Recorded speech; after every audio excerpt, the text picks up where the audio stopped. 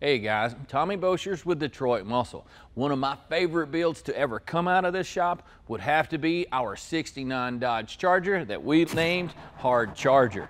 Now that car ended up to be one spectacular piece, and check out the full build. You're watching PowerNation.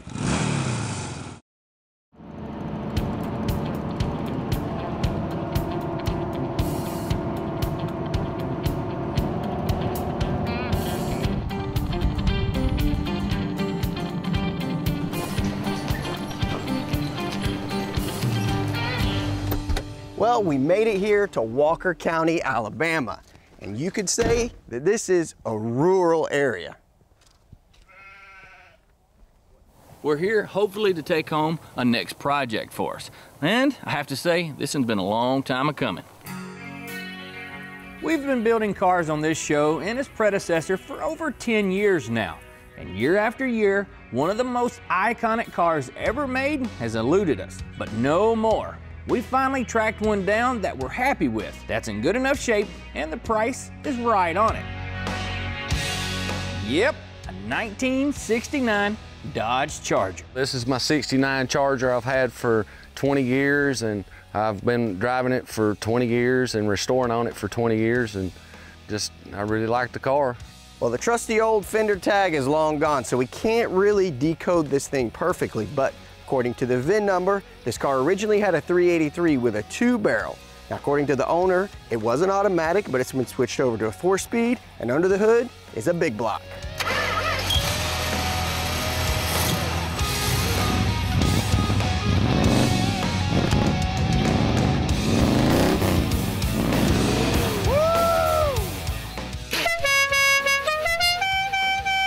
Whoever put the RT badges on it also upgraded the rear to the beefier 8 3/4 version, so that's nice. And the sheet metal on this thing is as good as any car that we've ever bought. This is a pretty good indication of the original color. It's like a brownish gold looking color, not that blue.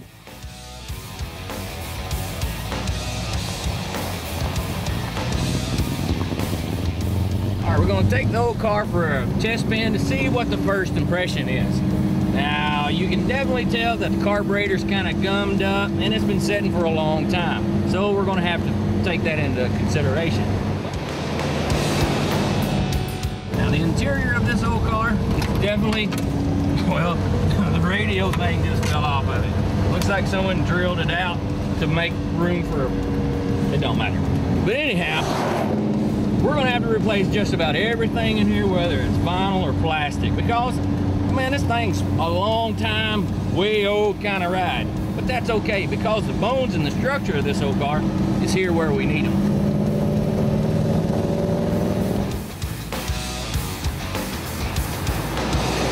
Another thing that this car has, which is a very rare option, and that is the accelerator sensitive rear view mirror. Because when you get after it, oh yeah, it kicks back so you can see if that police is chasing you.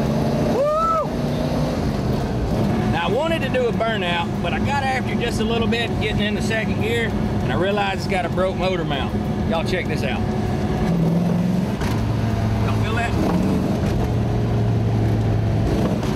Hear that thump? That motor's going ka-ba-ba-doom. We don't need to chance it. We're going to break something.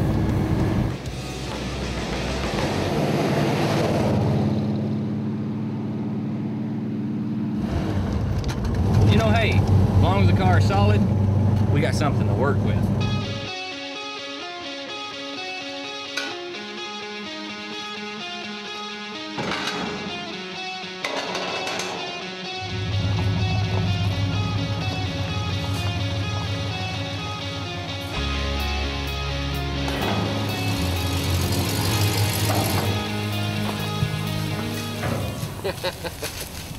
You can see my face was sad, couldn't you, Chief?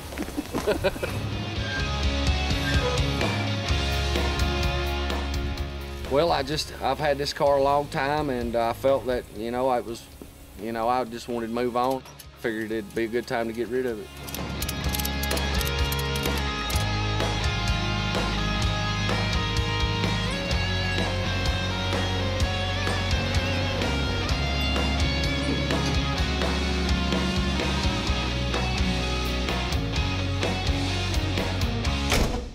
Well, we got our Charger back in the shop and it's time to start working on it. We've got some really big plans. Yeah, we're gonna do something a little bit different with this car than like the other ones that we've done in the past. Now, normally we tear them all the way down and then build them all the way back up to the finish line, if you know what I mean. But this particular car here, it's a running and driving vehicle, and we're gonna try to keep it that way through most of the build. Now, a few of the things we're going to address today is what's going to be our gotta-do list, because we want to get this thing back out on the road and enjoy it for a little bit.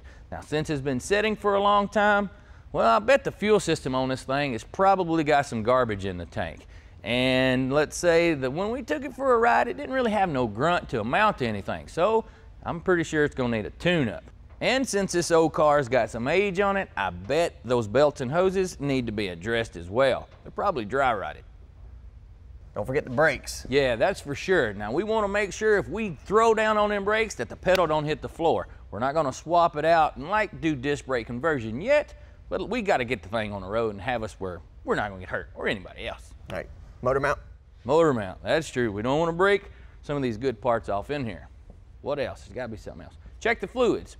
Kind of do a once-over all the way from front to back because you're buying a car that somebody else has worked on. You don't want something bad to happen because you just didn't take the time to look at that.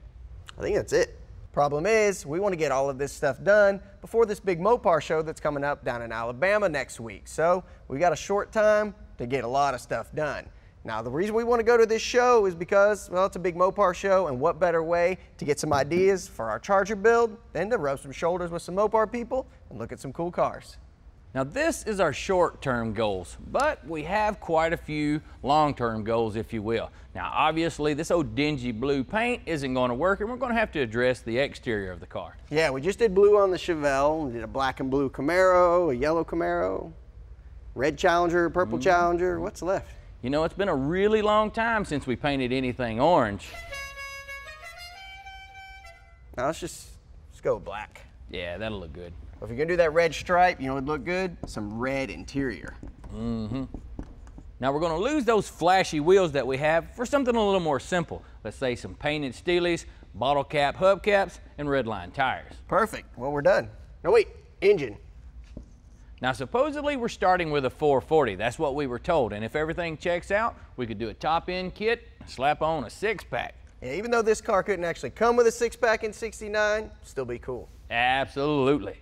Now, as for transmission, we already have that groovy 4-speed, but running back through it and making sure it's up to snuff would be probably a pretty good idea. And we've got an 8 3/4, so putting in a pause unit, maybe upgrading to some bigger axles, that sounds like a good idea. Yeah, and that'd be a good time to do disc brake conversion as well. Yeah, that's for sure. But we've got a lot of work to do, and you know, I guess it's time for us to quit squawking and get dirty. Coming up, we want to get our big old Charger ready for a road trip, so come along while we do some quick and dirty repairs to get her ready. All right, guys, the first thing we're going to do today is address the brakes on our old Charger here. Now, we don't want to spend a whole lot of money because later down the road, we're going to swap this stuff out. But we do want to make sure that we're riding around in a safe car. Now, since we're on a time crunch and we hadn't torn into our Charger yet, we ordered a bunch of brake parts from rockauto.com that we figured we were going to need. We got a whole bunch of OE parts like hardware kit, brake shoes, a master cylinder, and even hoses and wheel cylinders. Now, normally we wouldn't order a whole bunch of parts not knowing what we needed, but since this stuff is so affordable, we went ahead and got everything, just use what we need.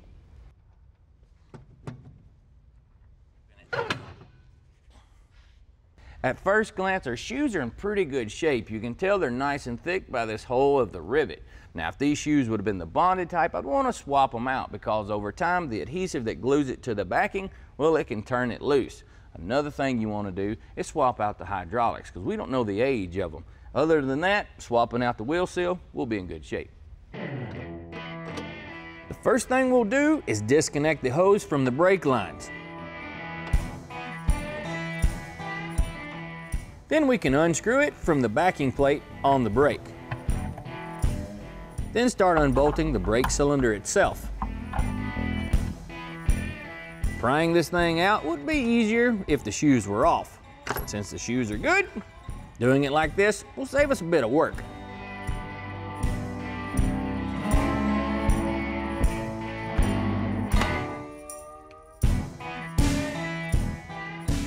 While the drum is off, we're gonna re-grease this bearing, as well as replace this old seal.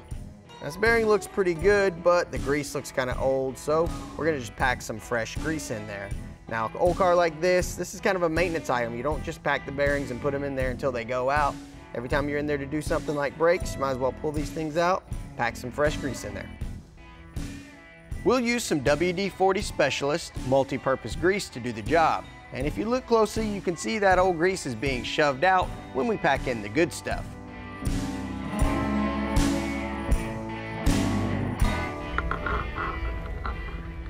We'll also dig out the excess grease that's down inside the hub. Then, replace that freshly packed bearing.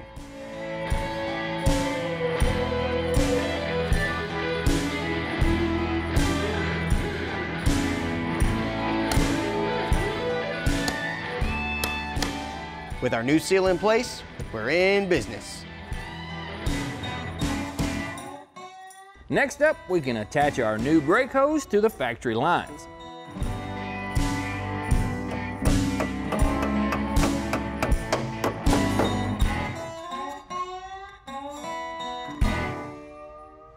After removing that wheel cylinder, you can see some of that old rust and grime fell on top of the spindle, so make sure to wipe that off and clean it well, because you don't want to run all that through your bearings.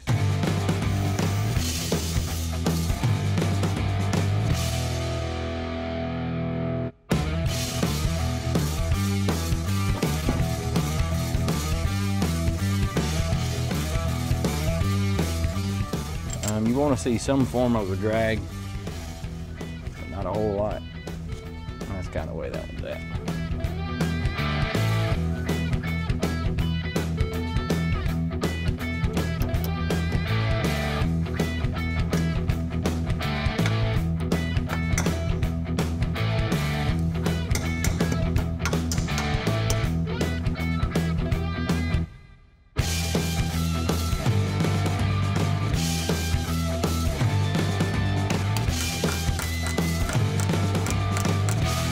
Well, that pretty much does it for that one. We got 3 more to do, and we'll see y'all here shortly. Stick around while we wrap up our speedy fixes to make our Charger run like a champ. Hey guys, welcome back. Now we finished doing all of our brakes underneath and installed that new master cylinder, topped off the fluid and got the brakes bled. Now it's time to move on to under the hood. Now while Tommy's doing the tune-up, I'm gonna try to figure out what exact engine this is. We were told it was a 440 out of a 71, but who knows? We know there's a stamping under here where this coil is, so we're just gonna take this bolt out, move it to the side and see if we can see it.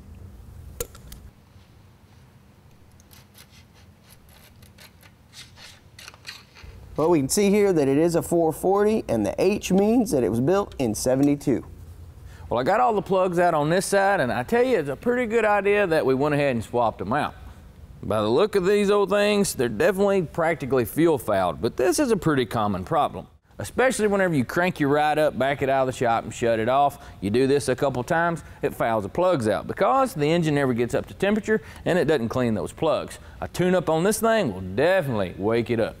To get our Mopar dialed in, we went to rockauto.com and got us a few pieces. We got the standard tune-up pieces and a set of motor mounts to help keep that engine put. Now, a few of you boys may be sitting back there going, what the heck, man, you don't have any points. Well, luckily for us, somebody's done converted the Charger to electronic ignition. So now all we gotta do is get these parts on.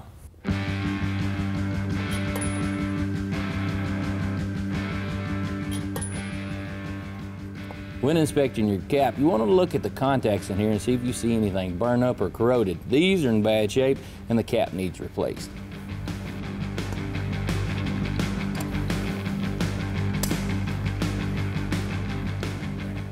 Now we can get our new plug wires installed on this old 440. We'll also go ahead and swap in that new fuel filter, then head under the engine. With this screw jack, I'm going to put a little pressure on the motor to see what the mount does. And it pretty much just gives way right off the bat. So that mount is bad. So we're going to crank it up pretty good. We're going to take out this bolt and see if we can wiggle most of that mount out.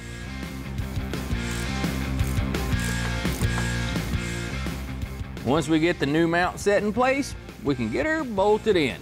And we've just solved our problem of not being able to do any burnouts.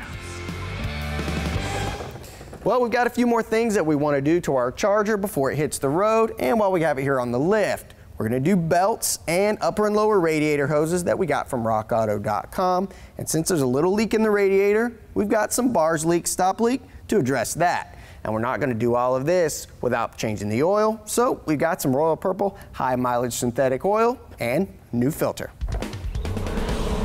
Still ahead, hop in with us while we head to Mopar's at the museum.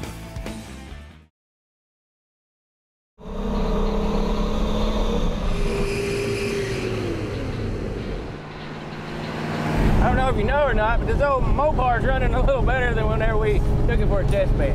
Yeah, I noticed.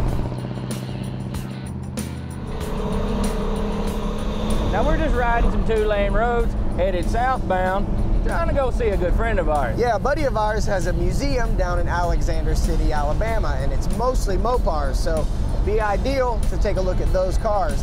And the special event he's got going on is called Mopars at the Museum. I think that's the perfect place for us to take this thing. There's going to be a bunch of people there with their Mopars, so we can look at those cars, talk to those people, get some inspiration from them and their cars. It's going to be exciting.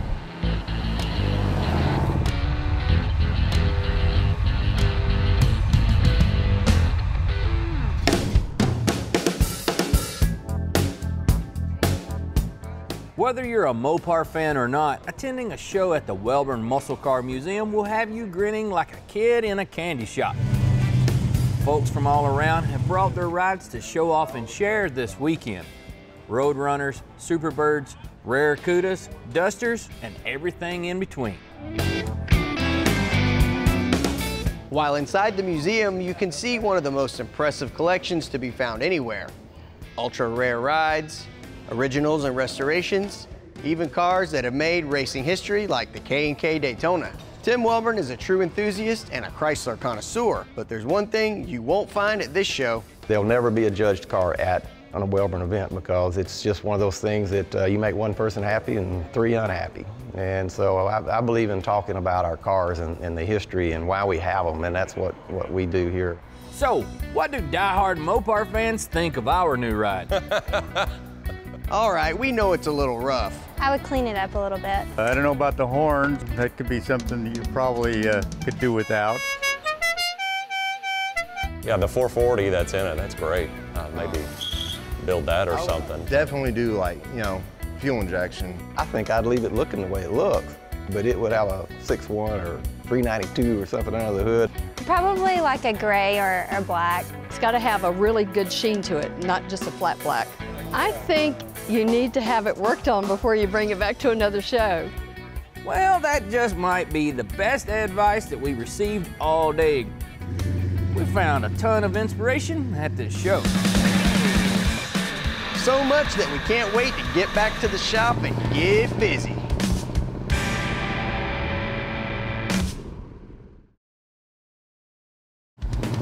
Today on Detroit Muscle, Project Hard Charger, our 69 Dodge is back in the shop, and she's in need of some serious metal work. We'll do some automotive archaeology to see just how unkind Father Time has been to our old Mopar.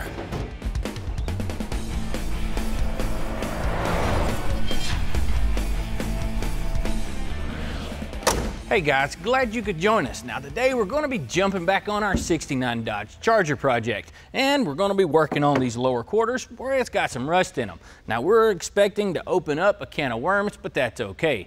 Now with this project, we're trying to keep it running and driving as much as possible, but sometimes we're not going to be able to. That's right, and while Tommy's doing that, I'm going to be back on our big old Mercury here. I'm just going to give it a once over since it's been out on the road, and there's a couple of loose ends that we didn't get done before its maiden voyage. Now, while we were down there in LA, lower Alabama, we saw some telltale signs that this thing looks like it had some rust in it. And then there's another one back here on the back toward the lip. The next thing, I'm going to use a very complex tool, a piece of US currency, tap on the panel. Now, up here, sounds like metal. As you get over here, sounds a little bit like plastic. Either way, a repair needs to be made for the type of car that we're putting together. So we're gonna dig it out and see what we're working with. I'm gonna take this grinder and run right across the top of those little bumps, and let's see what's in there.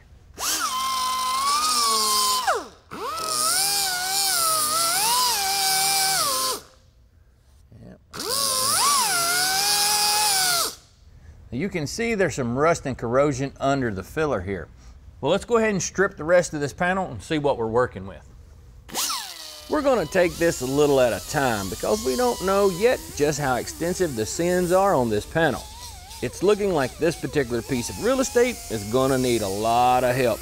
With as thick as this mud is, you're really not supposed to go over an 1/8 inch most of the time, and we're way past that. Well, this old car's got quite a bit of filler in it down here, so we're gonna have to change our plan of attack and strap on one of these masks. The further I go with my grinder, the more filler I find on this thing. Looks like the whole panel has been mudded up. Well, it looks like all of our panel up here is good. It just had kind of a poor patch back here in the back.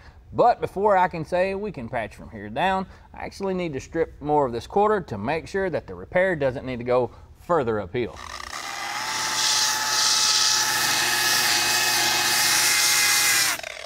Well, we're gonna have to keep chasing this filler because we wanna make sure that we do the correct repair. Now, somebody put filler on way too thick, and we gotta make sure there's no hidden sins under all of it.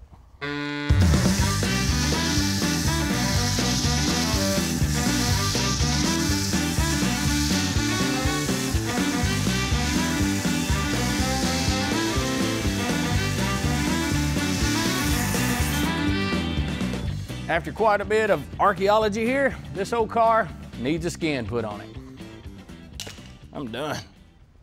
The amount of filler hanging off the side of this car, you could say, would be a little bit excessive. And a pretty good indication of that is this mountain of dust here in the floor. And all that came off of just one side. Now, after getting it all stripped down, we noticed that this car's had a couple of primitive repairs done to it. And down here on the bottom, wherever they welded it in, they warped the heck out of the panel and then took a hammer and beat it all in, trying to make it better.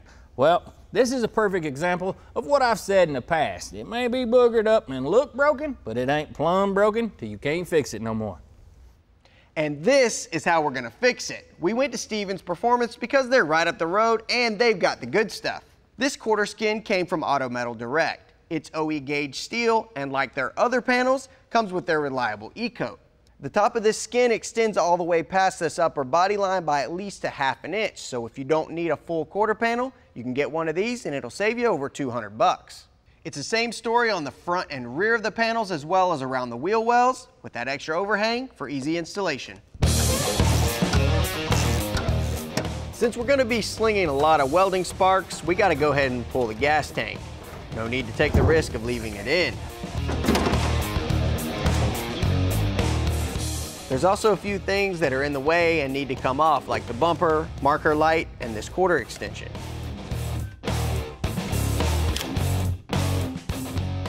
We're pretty much ready to start throwing some sparks, and the first incision we're gonna make is right here on the top side of the quarter panel, about 3/16 up. And then we're gonna come back with that big old grinder and whack off the majority of this quarter to get it out of the way, and then follow up with some drill bits and that kind of thing to get the rest of it off. That way we can cover quite a bit of ground pretty quickly. First things first, gotta make some marks.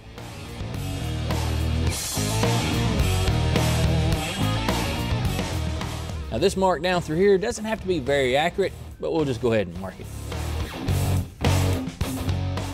Some welding paper is a good idea to protect your glass from all of those cutting and welding sparks. Now we can bust out the cutting wheel and start getting this quarter off.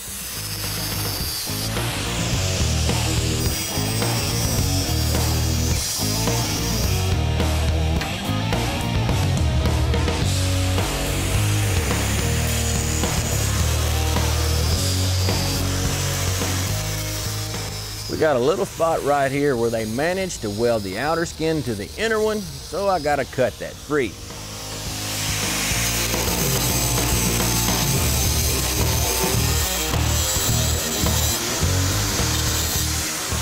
And when you pull the panel off, Don't let your grinder cord get caught on its way down.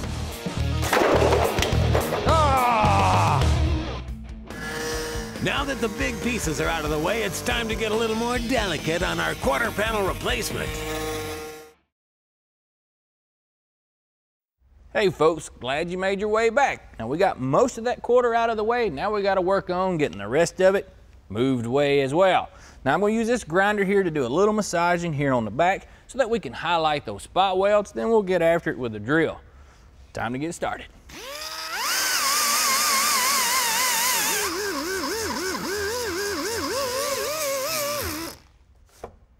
Well, it looks like we got a spot weld here, probably one there, right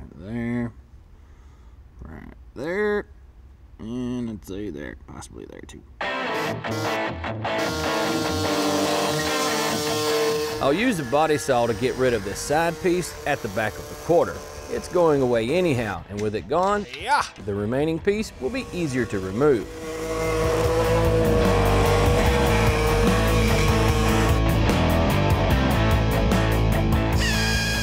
Now we can just bust out the spot weld driller and get busy on this tail piece. You can do this with a drill too, but it takes a little more patience. When you go to separate the pieces, you might find one or two more welds. Just take care of them if you find them. Well, you guys got to see the technique that I've got to apply all the way down, forward, around the fender well, and up to the door. So, it's time to get busy.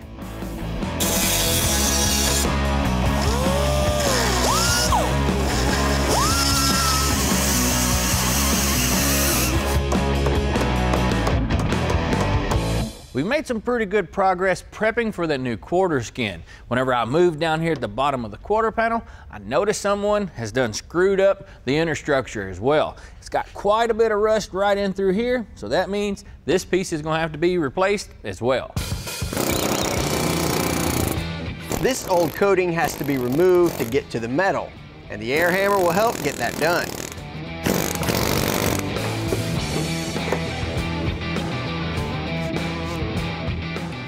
Then it's more quality time with the body saw. If you're going to be doing much panel work, one of these saws like this one from Matco is just about the handiest thing you could have. Going this deep into the repair is a necessary evil because you don't want to build a house on a bad foundation. And if we just replaced metal over top of this stuff, this inner metal will continue to deteriorate. Well, with that old piece off, that exposed some more bad news, but that's all right. We're gonna have to just keep digging on this old car until we're standing on solid ground.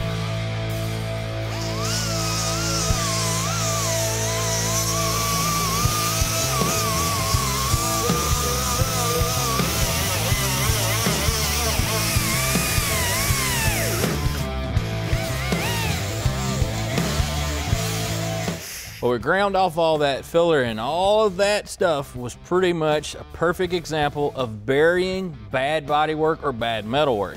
There was really no reason for that stuff to be that thick if it'd been done properly. So what we're gonna have to come back and do is cut across here right behind this bad patch and then kind of move forward from there. There's no real reason why to replace this entire tail panel whenever we can make a correct panel repair right here and then add in that new corner.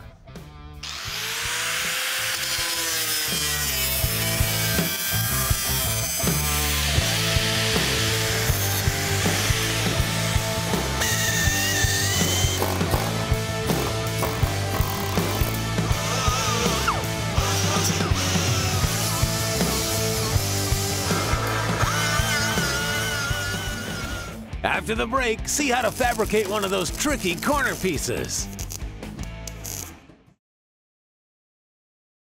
Hey guys, welcome back. We're making some pretty good progress on our old Mopar here. We started off by cutting off a majority of that quarter panel and then come back and got rid of all the trimmings. Now as we were doing that, we noticed that this trunk pan extension wound up having some rust in it and somebody had boogered it up during the repair. And then we wound up finding back here on the corner, somebody tried to bury a whole bunch of bad decisions. Hey man, I thought you were supposed to be putting parts on the car. Well, I've been trying to, but I keep finding bad spots here and there, if you know what I'm saying. Yeah, well, it's getting there, I guess. How's that Mercury coming? It's coming, you know. Got a lot going on. The wobbler shaft is loose, the giggling pin's misaligned. I just got a lot going on, man. I think I'm picking up what he's putting down, and it's cool. Go ahead. I'll do this sheet metal work that I know you don't like. It's Thanks, all man. good. He's one of those. The next repair we're going to have to make is this little corner down here, because if you notice, it's kind of rusty and that edge isn't existing anymore. So we'll just fab that piece up, no big deal. We also noticed whenever they made that repair way back when that they slice into the center rocker, so we'll have to weld it up. No, we're not going to cut up this new quarter yet, but we are going to use it for a tool to help make this patch for this piece. So what we're going to do is lay it up here, and if you notice, since that piece is rusty, we got to make sure that we have an accurate patch. So first things first, piece of paper. You want to make sure not to slide the paper around so that your line is accurate as possible. It should get us what we need. I'm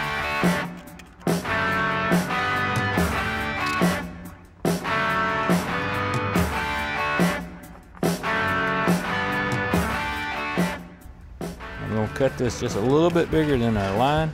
That way I can file it down the size when we go to put it in place.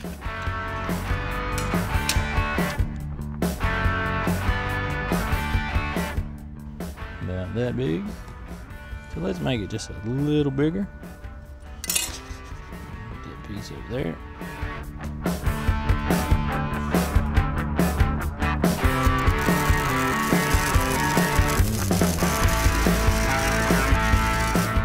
We won't be able to make the entire thing out of just one piece, since the curved part of the lip will have to be done separately. But in the meantime, we'll make as much as we can out of this one piece. We'll stick it in a vise and use a body hammer to bend this part of the lip down where it needs to be. Now to make this piece match this old piece, it needs to have, I gotta flip it around, right? Yeah, a little bit of a curve into it. And to do that, we're gonna keep using this vise.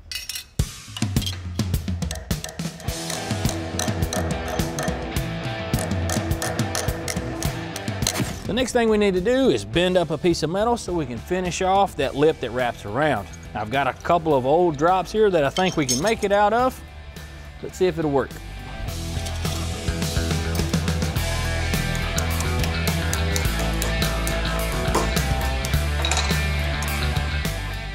What we'll do is shape it a little and trim it a little and go back and forth, doing that until we get where we want it to be.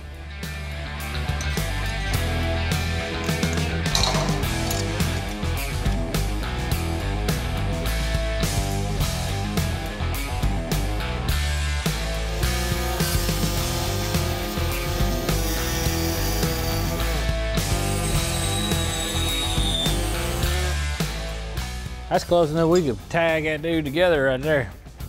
Our ESOB welders are gonna see quite a bit of action today, and this is just the first bit of it.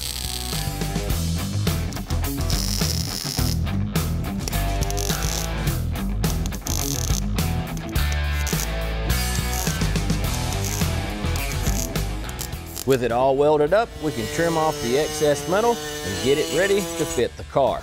We'll also grind it down to make it look nice.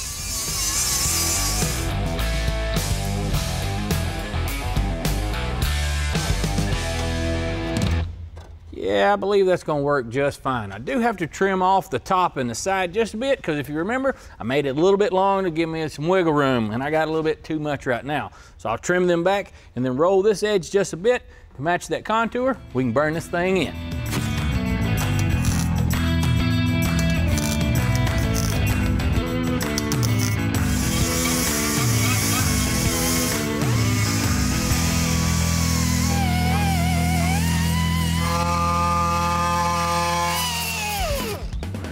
Still ahead, we're ready to start burning this baby back together.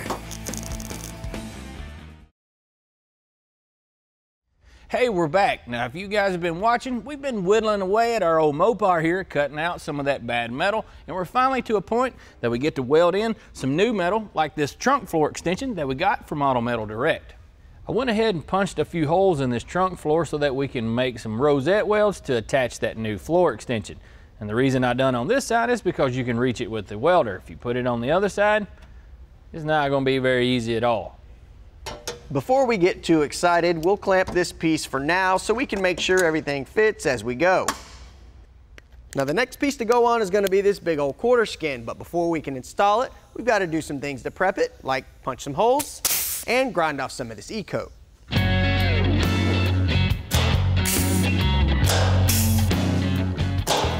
Of course, these holes are going to be where we weld through the skin to attach it to the car. It's as close as we can get to the factory spot weld method. And this E-coat goes away to give us a clean surface to lap weld this upper lip.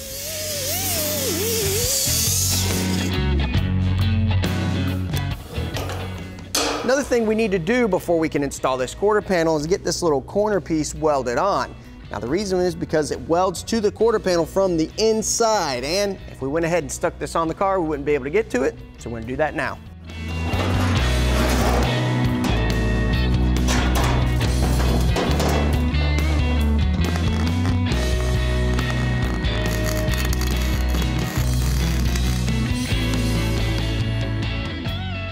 With that piece welded on, we can get our skin on the car and clamped in place.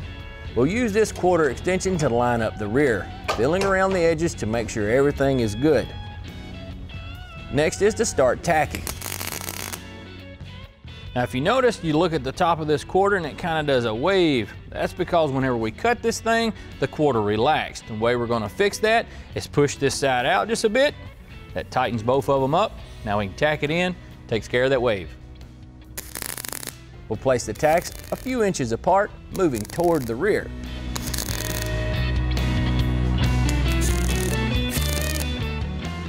The far back bit is still bowed up just a little, so we'll gently move it into place with a body hammer. Better.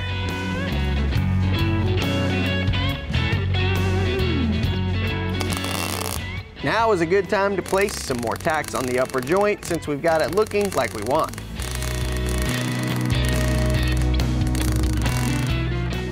We can start moving around the panel, pushing and clamping the metal where we want it to be in each area, then making our rosette welds. We've got our ESAB Rebel in Smart MIG mode, which automatically sets up the welder for the material we're working on.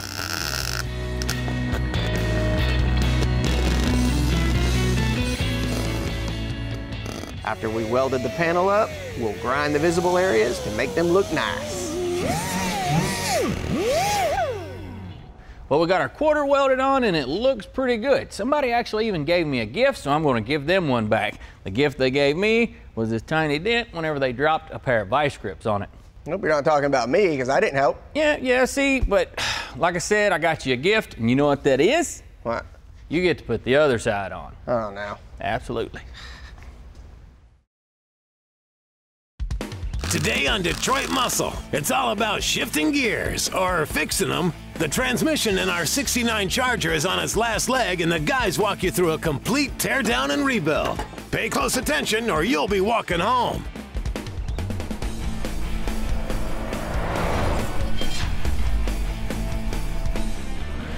Hey guys, we're back working on our old Mopar here, and I've done snatched the transmission out of it. Now the last time we drove it, it didn't shift the greatest, but it didn't shift the worst. And it's pretty obvious that this old thing's got some leaks. And since we're going to be doing some work to that engine, now's a really good time to get this thing all cleaned up and fixed up and ready to send some more power through it. Now Mark, if you don't mind working on this tranny here, I'm going to work on getting the engine out, you know, just so that we can both stay busy. Sounds good. Well, the first thing we need to do is get this thing drained, and maybe it wouldn't be so heavy if Tommy had done that first. This thing weighs a ton. With the drain hole hanging off the table, we can pull the plug and let it drain. Ooh. Well, look at that right there. This drain plug has a magnet on the end of it, and it has collected some shards of metal here. That's a good sign. There's some worn components inside there.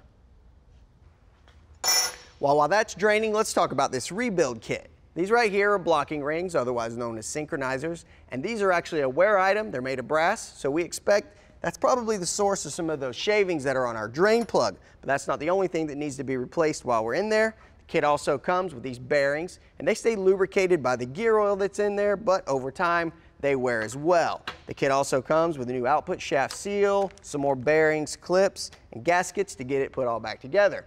Now, we got this from Stevens Performance, and all we really needed to tell him was that we had an A833 Mopar transmission, which is what we've got here. He needed to know the count on the input spline as well as the output shaft, and he needed to know the date code right off the side of the case there. But we gave him all that information, and he was able to tell us exactly which kit we needed.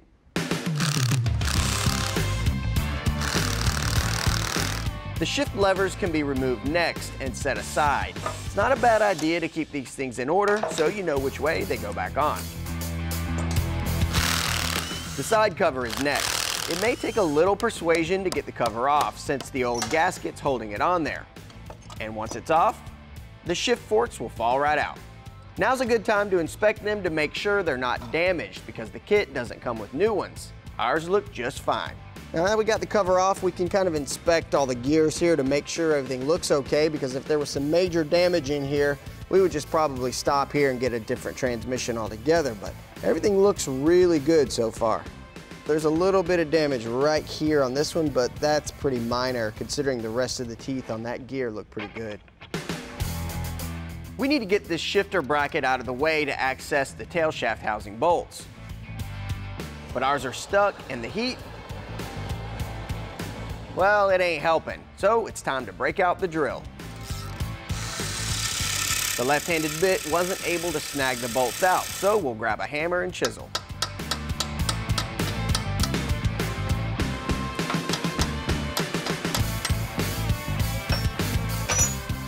Then we can drill some more so we can get the rest of those broken bolts out. There it is.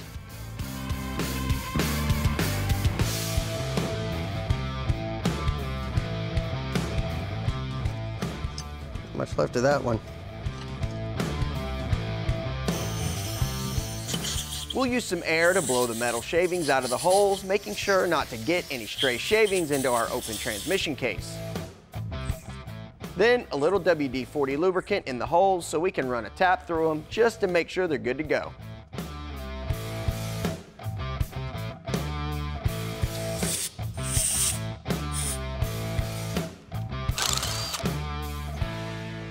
The tail shaft housing bolts can then come out, as well as the speedo gear. A little persuasion will help get that whole tail shaft housing and output gear cluster out of the case.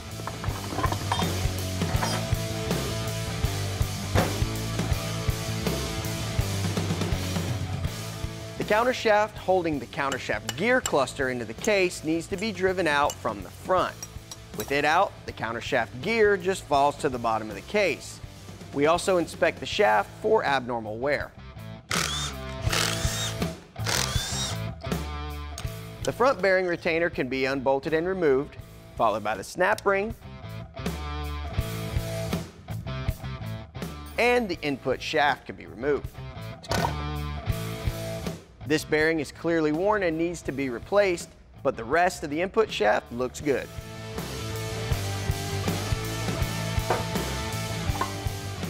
The counter shaft gear can then be removed from the rear of the case, along with all of its bearings. And the case can make a trip to the parts washer. Still ahead, our teardown continues with a few pressing matters. Organization is key. Plus, a few cans of paint can get you a transmission transformation.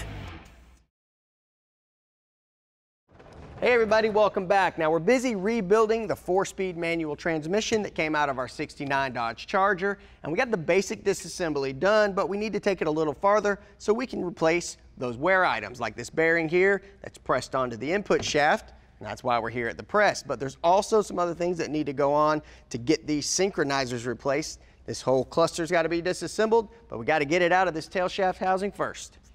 With the snap ring spread open, the bearing may need to be pried from its home in the housing. But once it's out of there, we can send it over to the press.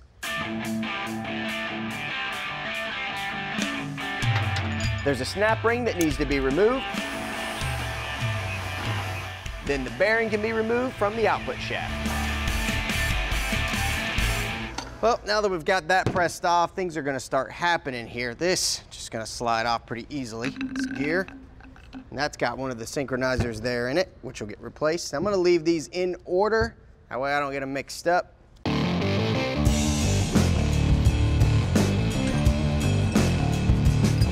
Another synchro. There's one more snap ring here that needs to come off, and the output shaft is completely disassembled.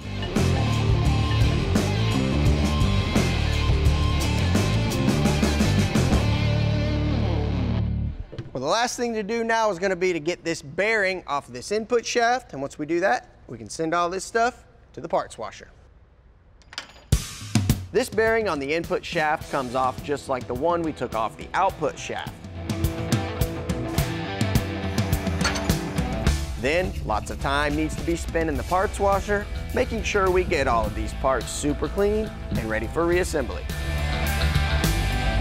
We're using some VHT cast iron paint to give the exterior of our housing a nice look, as well as a layer of protection from the elements.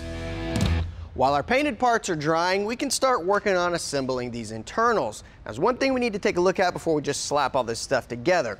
These landings here where the synchronizers grab, well, sometimes they'll get glazed. If that happens, you just take a little bit of fine grit sandpaper and give it a little tooth. But ours are fine, so we can just start putting it together. This gear goes on first. A little WD-40 helps everything slide on nice and easy. And before we put these little detents into place here, we need to make sure that synchronizer gets lined up. There's a little groove there in it. And when we get that lined up, put the detent right into place. There it is. Now this next synchronizer needs to go into the grooves the same way here. Well, now it's time for the bearing to go here, so we just need to go over to the press.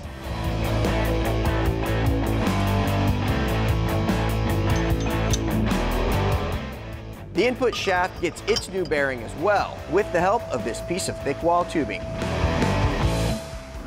Want to learn a trick to get those needle bearings in? Stick around and we'll show you.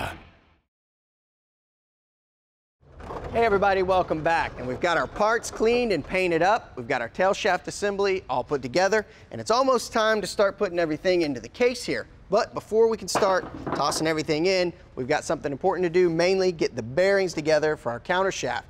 Now this isn't bearing assemblies that goes in there, just these roller bearings here that are loose in this bag, so we got to figure out how to get them in there so they stay in, and we can get it in the case without them falling out and going everywhere. It's going to be fun. So we're going to use a little bit of grease and this wooden dowel. We're just going to put the dowel in first and then the spacer, and this thing just goes in here and spaces out the bearings toward the ends here. Once that's in, we can start putting the bearings in.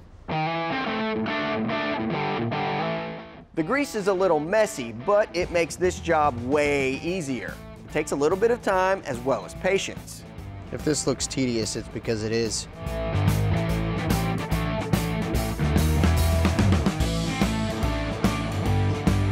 The spacer goes in next, gets pushed in, and is followed by another row of roller bearings.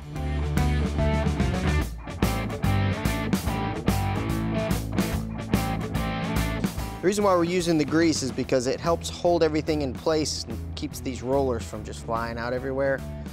But also the reason we use grease is because once we get everything assembled and put fluid in here, the grease will just melt into the gear oil, and then the gear oil will eventually take the place of this grease and keep everything lubricated. The grease is just needed for assembly. Now we'll put this other ring on here.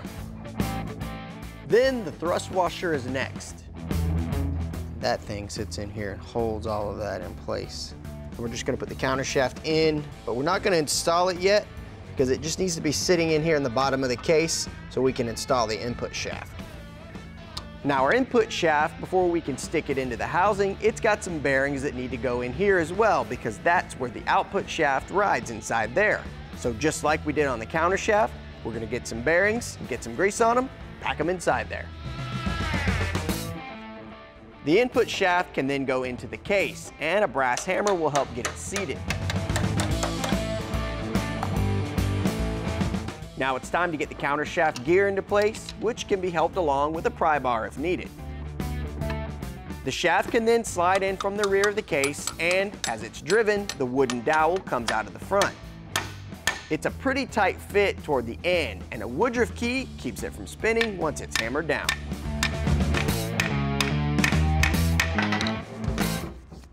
Well, now that all those bearings are safe inside the countershaft and the countershaft's mounted in the housing, we're in good shape. Now we do need to get some more assembly done, and what we're going to start with is this tail shaft housing and this seal. We made this handy seal driver out of a scrap piece of exhaust tubing. Well, now would be a really good time to start talking about how this thing actually works. The power is sent into the transmission through the input shaft, and anytime it's spinning, so is the countershaft. Each gear on this shaft has a job to do and is the counterpart to one of the gears on the output cluster. And which one of these is in play depends on which gear we engage on the other shaft. And speaking of that other shaft, this is our output shaft gear cluster here. We've already established that the countershaft is always spinning anytime you're sending power through the transmission, and because these gears are constantly in mesh with that countershaft, they're always going to be spinning as well. And when you're in neutral, they're just going to free spin. But when you go to grab that gear shifter and put it into gear, this is what happens. Let's assume you're shifting out of first gear and into second. This is the 1-2 collar here, and what we need to do is engage it into second here, but that's where the blocking ring comes into play. It'll grab second and allow you to shift that collar in. Now the power is going to be locked onto this gear, through the shaft, and out. Well, you do see 4 gears here on this shaft, these 4 here, but this one looks a little bit different. That's because it's reverse, which begs the question, where is 4th gear? And that's where this transmission gets super cool. The really cool thing about 4th gear, to me, it's my favorite gear because it's so simple. This is the 3/4 shift collar, and this is its neutral position. And to shift it out of 3rd and into 4th, you shift it forward here, and it just moves this way, but there's nothing here for it to grab. That's because it's going to grab the input shaft inside the housing here. That connects the input shaft directly to the output shaft, which is direct drive and a 1-to-1 gear ratio. Now, we just got to finish getting this together. Next thing is going to be get this cluster into that tail shaft housing, so don't go anywhere. We're about to hit the home stretch. Stay tuned to see how everything ties together. Welcome back, folks. We're well on our way to getting the 4-speed out of our '69 Charger rebuilt, and we're ready to start plugging the main pieces back in. We're going to start with the output shaft. The shaft slips in and the bearing slides into the housing. The snap ring needs to be expanded while the shaft and bearing are hammered into place. The snap ring can then get slid into the groove on the bearing. The 3/4 shift collar detents need to go into place, followed by the 3/4 shift collar. What's cool about these gaskets is that they don't require any sealant at all.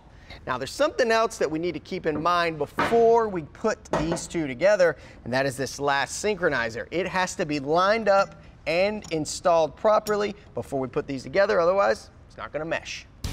Remember, the front of the output shaft has to ride on those bearings inside of the input shaft, and when it lines up, it all gets cinched down.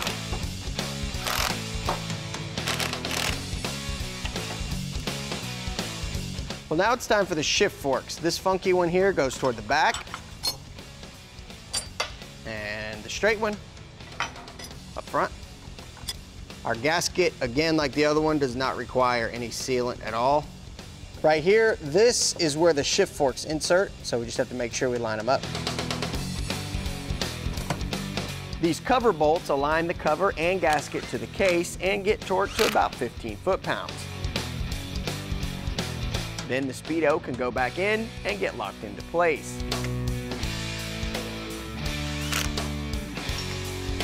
Followed by the shifter bracket and some new shiny bolts. The shift levers are next, and we just put them back where we found them, along with some new hardware.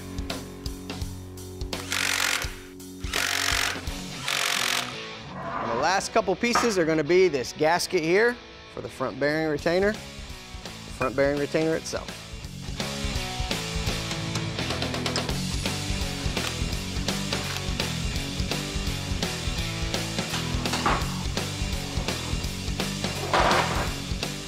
Well, that's all there is to it. So when we're ready to get this thing back in, we'll be good to go. But first, we've got to get that engine all fixed up. Today on Detroit Muscle, we're gonna go all the way on a motor rebuild for our big block Dodge Charger. At first, it was a quest for a little more power, but after we find a few gremlins in there, then there's no need to hold back. From the crank to the carb, or should we say carbs?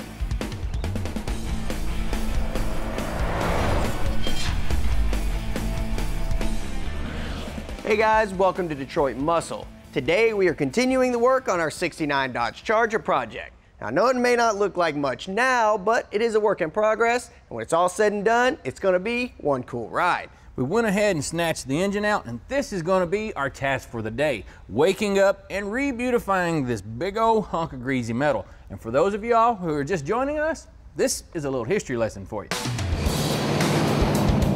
We picked up our 69 Charger in Alabama, and so far she's had some sheet metal swapped out along with a top to bottom rebuild of that 4-speed gearbox so that it can hold up to some engine upgrades.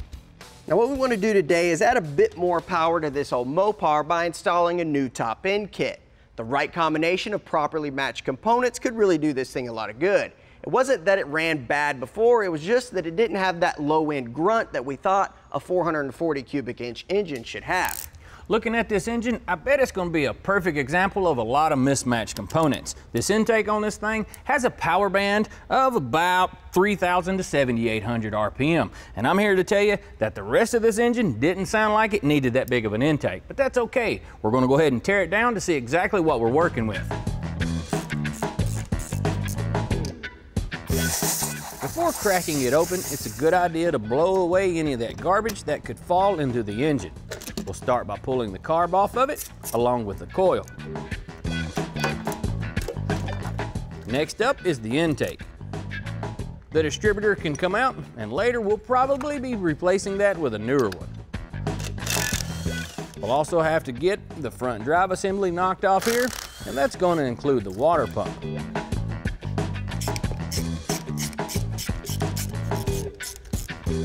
The crank pulley comes off with a few bolts,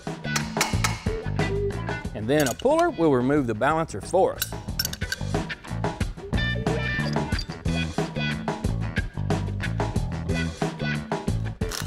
Now let's get this timing cover off and take a look at the chain.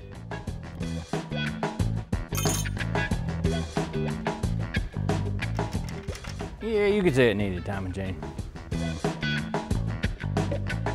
Time to get the valve covers off, and we'll pop off this valley pan while we're at it.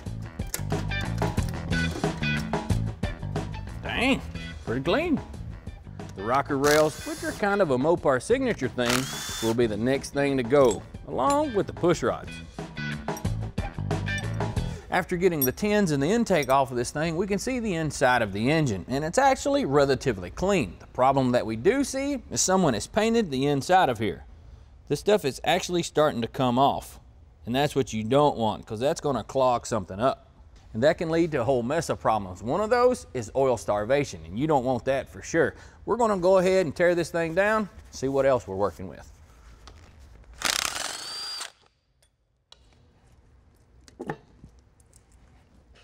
Well, we've got some bad news. After getting the cylinder heads off, we found another problem. So we've got the paint peeling issue, strike number one, and then we can tell here inside the cylinder wall it's really worn. It's a good sign that it's been a long time since this thing's been rebuilt, and it's pretty much used up. Another problem is this timing chain, another good sign that this thing's worn out and needs to be rebuilt. So we're not going to take it any farther now. We're just going to send this thing out to a machine shop to have it rebuilt. Once we get that block emptied out, we're headed to Nashville to see Shacklet Auto Machine. They do some machining for engine power, so our 440 is in good hands.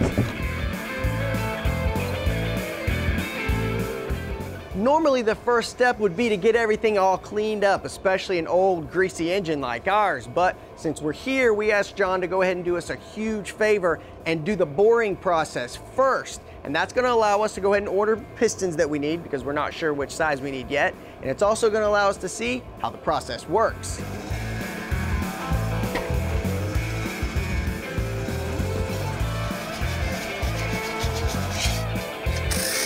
With the main caps pulled off, she's ready to go onto the boring machine.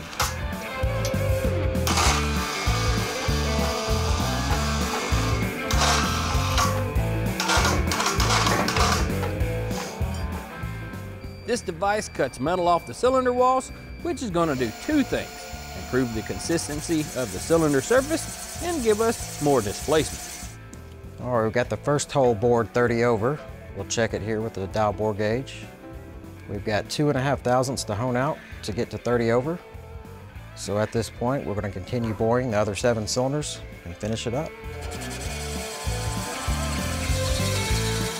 This is going to change our cubic inch displacement from 440 to about 446. Now that may not be a huge leap, but we're not building a monster here either. Well, they got our engine all punched out, and the next step is removing a few of these cam bearings, the pipe plugs, and the freeze plugs. Then they're going to send it back there to the furnace and cook it at 750 degrees for 4 hours.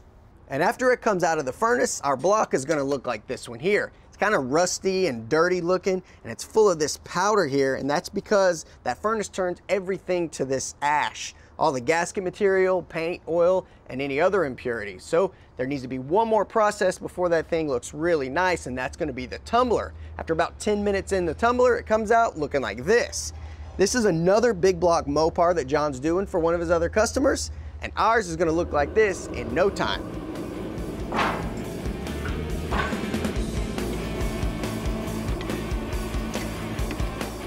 Well, she's machined down and cleaned up, so what's gonna make our motor work? Up ahead, we begin the rebuild with the rotating assembly. Then later on, see what kind of bump stick, heads, and other goodies we're gonna throw at her. Hey, we're back from the engine shop, and I know it doesn't look like it, but this is actually the block that we sent over to Shacklets to get cleaned up. All the machining processes are done and it's ready for assembly, and when we got it back here, we put a couple of coats of OE style paint on it to protect it. Now, since we had those cylinders bored out, we needed new pistons, so we went to Summit Racing for these 30 over pistons, but it also came with a full rebuild kit. New pistons need new rings. We also got cam bearings, rod bearings, and main bearings. The kit also comes with new freeze plugs and pipe plugs for the block. Now, as for the rest of our rotating assembly, the rods are actually in good shape, but the crankshaft we found out had been machined before and it needed it again. It was probably close to its tolerance, so we decided to replace it. Thankfully, the guys down at Engine Power had this stock 440 crank, and it had never been machined, so we took it down there to Shacklets and they took a look at it, said it was in good shape, so all they did was polish all the bearing journals. It's ready to go. We'll start our rebuild by replacing the freeze plugs that were removed at the machine shop, and we'll slide the new bearings into the main caps.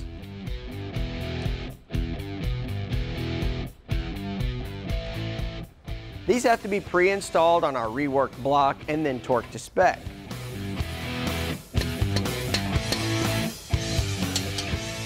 We'll do this so that we can check the clearance on the crank journals and make sure that everything is within tolerance. First, we'll measure the diameter on the crank. All right, we're just gonna check for main bearing clearance here. We're gonna go for the lowest number here, which is 2 thousandths. So we got 2 thousandths clearance, that's good. We'll use some Royal Purple Max Tough Assembly Lube on these main bearings. Then we can stuff that crank into our old big block.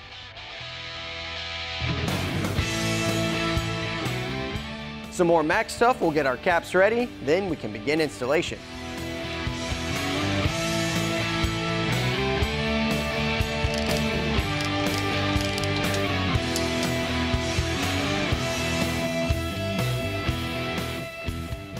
We'll wrap this part up with the rear seal and get it cinched down. Well, we're just about ready to install our rings onto our pistons here so we can install our piston and rod assemblies into the block. A lot of you at home have seen these rings before, but each ring has a specific job. These three here work together and they are the oil rings. They're at the bottom of the piston near the skirt and they sweep all the oil off of the cylinder walls and keep it down in the crankcase. These two are the compression rings, and there's a lower and an upper, and they each have a tapered edge, and there's a little dot here that tells you where they're oriented.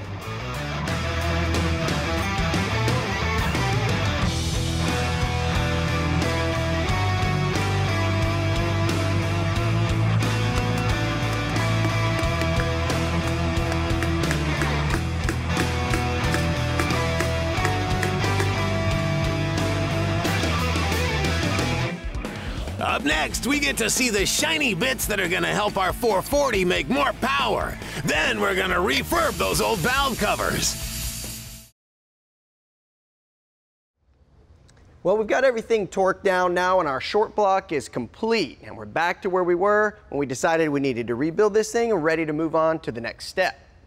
We went to Edelbrock for this complete top end kit, which comes with a pair of E Street heads, a cam, lifters, timing set, a water pump, and all the gaskets to get it installed. These aluminum cylinder heads have 210cc intake runners as well as 214 intake valves and 181 exhaust valves. The combustion chambers are 75 cc's, which is going to bump up our compression ratio from 8.0, which is stock, to around 9.2 to 1. That's going to increase drivability as well as performance, but it's going to be safe enough to drive around on pump gas. This hydraulic flat tappet camshaft is from Edelbrock's RPM series. It's designed specifically for high-performance street applications and has a 1,500 to 6,500 RPM range. And the first thing we're going to install is going to be that bump stick.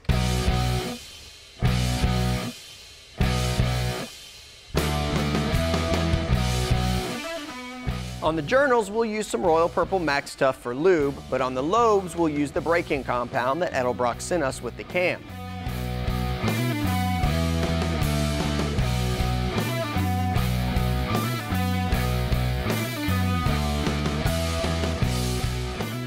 With the cam in, we can plug in the new timing set, a big improvement from that sloppy one that was in it. Next up is the lifters, which have been soaking in oil to prime them up. Looks like we're at a good spot to get this thing ready for heads.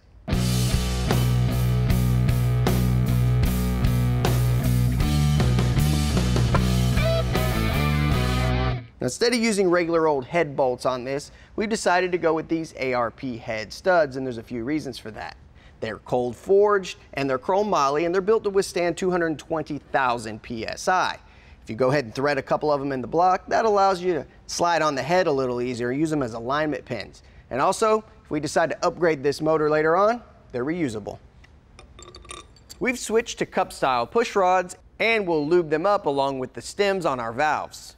The reason for the cup style rods is we got this set of Harlan Sharp adjustable roller rockers from Summit Racing. These roller tip rockers are cool because they're going to free up a little bit of power. We'll adjust the lash on these, then move along. Next up is the valley pan. Now, the icing on the cake on our 440 is going to be this 6-pack intake manifold that we got from Edelbrock. Now, what's really cool about this is even though our 69 Charger was never equipped with a 440 6-pack, ours is going to have one. One more thing we want to do for our 440 here before we wrap it up is these valve covers. Now, these are the ones we took off of the engine before, and they've seen better days. They're a little dirty and dingy looking, but structurally they're really good. So we want to clean them up and, you know, breathe some new life into them. First things first, we'll work on getting the big goobers cleaned away. We'll also need to get rid of any old gaskets or sealant that we find. These things have probably been on that motor for at least a couple of decades, so there's plenty of that kind of stuff to be removed.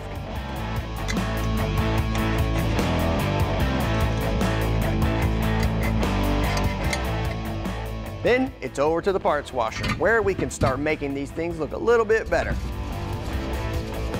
Another reason we do this is because you don't want all that gunk getting into your sandblaster because you'll never get it out. From just this little bit of washing, you can already see a huge improvement in the way our covers look. Check it out. You can see the color they were supposed to be.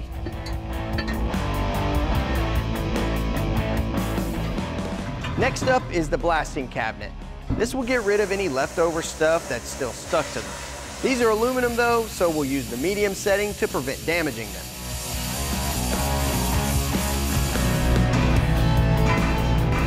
Well, those look pretty good now that they're bare aluminum. We could probably just run them like this, but I've got something even better. We'll bust out the buffing wheel and grab a little bit of polishing rouge.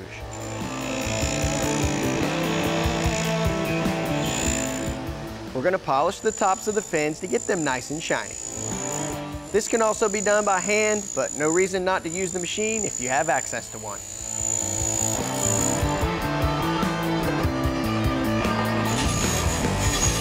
Well, now that we've got a nice polish on the ribs and the logo on our valve covers, we can take them over to the booth and get some paint on them.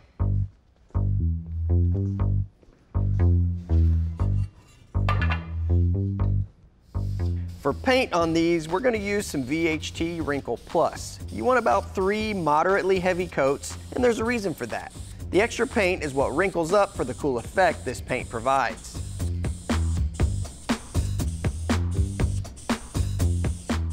Now that we've got our 3 coats of Wrinkle Plus on these valve covers, we're going to use the heat gun to speed up that wrinkling process. Now you could let this cure on its own and it would give you the same effect, but we're impatient, so the heat gun will speed things up. After about 10 minutes of heat, they're all nice and wrinkly.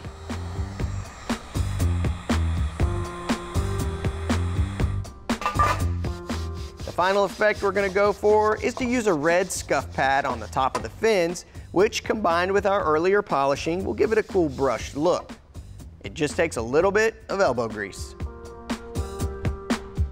That's it.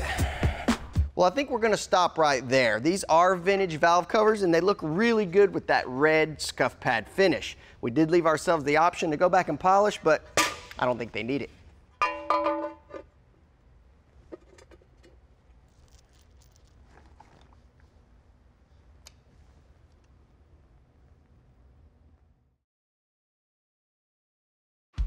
Today on Detroit Muscle, learn how to rebuild the front suspension and steering to factory finish on an iconic '69 Dodge Charger. And while we're at it, we'll also upgrade our old school drum brakes to some discs so that big Mopar can stop a little better.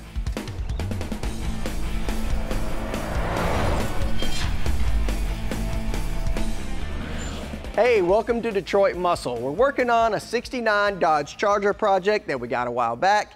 And to say we're excited about it, well, that would be an understatement. Well, we've been making some pretty good progress. We hung some sheet metal on the side of it, rebuilt the transmission along with the engine. And it's time to do some other things mechanical while we've got that stuff out of the way and we've got some room to work. What we're going to do today is tear into the front suspension and steering components and replace them with some new stuff, and that's going to give our Mopar a lot better handling and drivability. While Mark's busy hammering on that old Mopar, I'm gonna get to scratching on this old Chevelle. Now this is gonna take, I guess you could say, several minutes because this bodywork stuff, well, it's kind of a labor of love. And just so you guys know, the people that you see on the PowerNation, well, those are the guys that get to work on these things. There aren't a second or third shift here, it's just us. This ain't gonna be fun. Meanwhile, back at the shop. With the wheel and tire out of the way, we'll start disassembly by removing the dust cap. The cotter pin comes out next, followed by the hub nut retainer and the nut. Then the old drums and bearings can all slide off at once. We can go ahead and disconnect the brake hose from the hard line and unclip it from the bracket. This clamp will help prevent losing a bunch of brake fluid and making a mess. The 4 bolts holding the brake assembly to the spindle can be loosened and the brakes can be removed as one unit. All right guys, this is a really cool place to stop here and check this out. The ball joint is actually part of this steering arm here that bolts to the spindle and also to the tie rod end. Usually the ball joint's part of the control arm or attaches to the control arm in some way, but this one's actually part of the steering arm. It's kind of unique. They may have done that because the control arm's stamped and it was easier to put the eyelid on there, or maybe it was just 2 cents less per car. Either way, all this old stuff has to go. We'll get the tie rod loose from the steering arm, and that funky lower ball joint can hit the scrap bin. The sway bar links are next, and though these don't look too bad, we're gonna go ahead and replace them anyway. This Charger, like all Chrysler B-bodies, is equipped with a torsion bar style front suspension. The tension on the torsion bar must be removed by loosening this bolt under the lower control arm. The lower shock bolt can be loosened and removed. A roll pin acts as a keeper for the nut that mounts the radius arm to the K-member. Once it's out of the way, the nut can come off as well.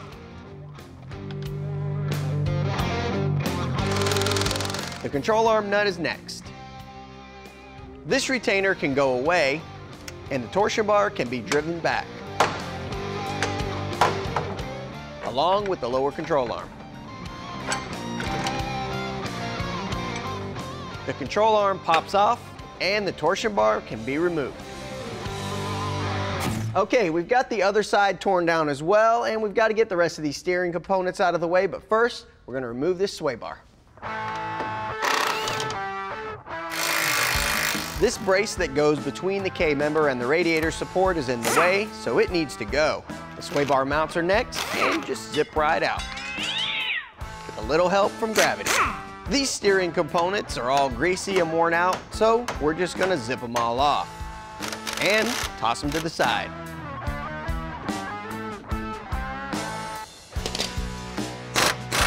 The K-member is next, and with the 4 bolts out, can be separated from the car.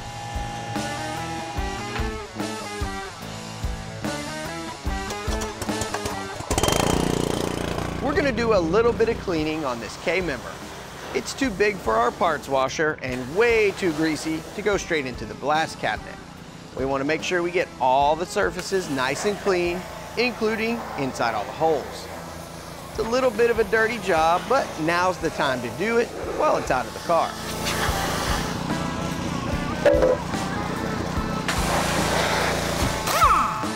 The shock can go away next, and with it out of the way, we can work on getting these upper control arms out.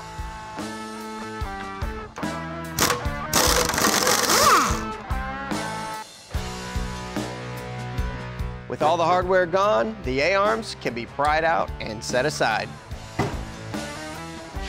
After some time in the blast cabinet, our K-member looks a whole lot better. We're using some VHT high-temp roll bar and chassis paint to protect it from the elements and keep it from rusting.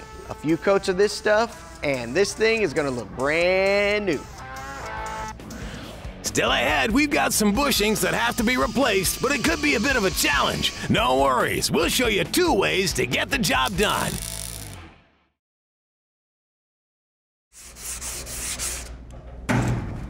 Hey guys, welcome back. Now I sure hope Mark is making a whole lot better progress than I am. I'm still scratching on this thing. Y'all go check him out. Meanwhile, back at the shop. While you were gone, I went ahead and got this freshly painted K-member bolted back up into the car and cleaned up the rest of our suspension mounting points and put a fresh coat of paint on those as well. And we're ready to reassemble, but we're not just gonna throw all that old stuff back on. We've got something better. When it comes to front steering and suspension components, there's a lot of moving parts and therefore there are a lot of wear items. So we went to rockauto.com for all new stuff. We got a pair of those funky lower ball joint steering arms, upper ball joints, inner and outer tie rod ends, as well as a full set of press-in control arm bushings. We also got a pair of shocks, sway bar bushings and end links, tie rod adjusters, and an idler arm. Here's something really cool. This is an option for your upper control arm bushings. These are offset bushings. You can see the hole is offset compared to like a stock bushing here. This is allowing you to add in some more adjustment on camber and caster if you're doing high performance driving or racing or something like that, but we don't need that for our car, so we're just gonna go with these stock bushings. The trusty old press is needed to get those old control arm bushings out of the way. And that goes for both the upper and lower arms. Some more time with the blaster will get the parts that we're reusing looking good again. And then they can get a few coats of that chassis paint as well.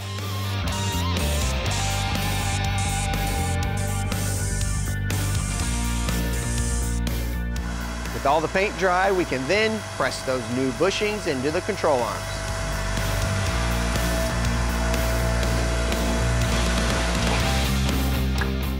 The upper ball joints are next, and just like the stock ones did, these just screw right in.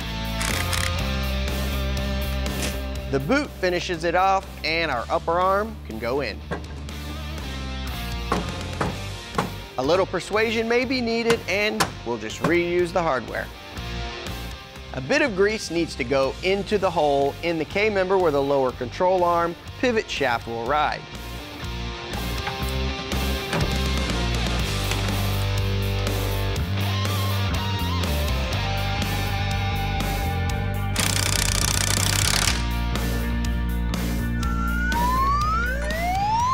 The torsion bar can slide back into the control arm and be driven home with the hammer.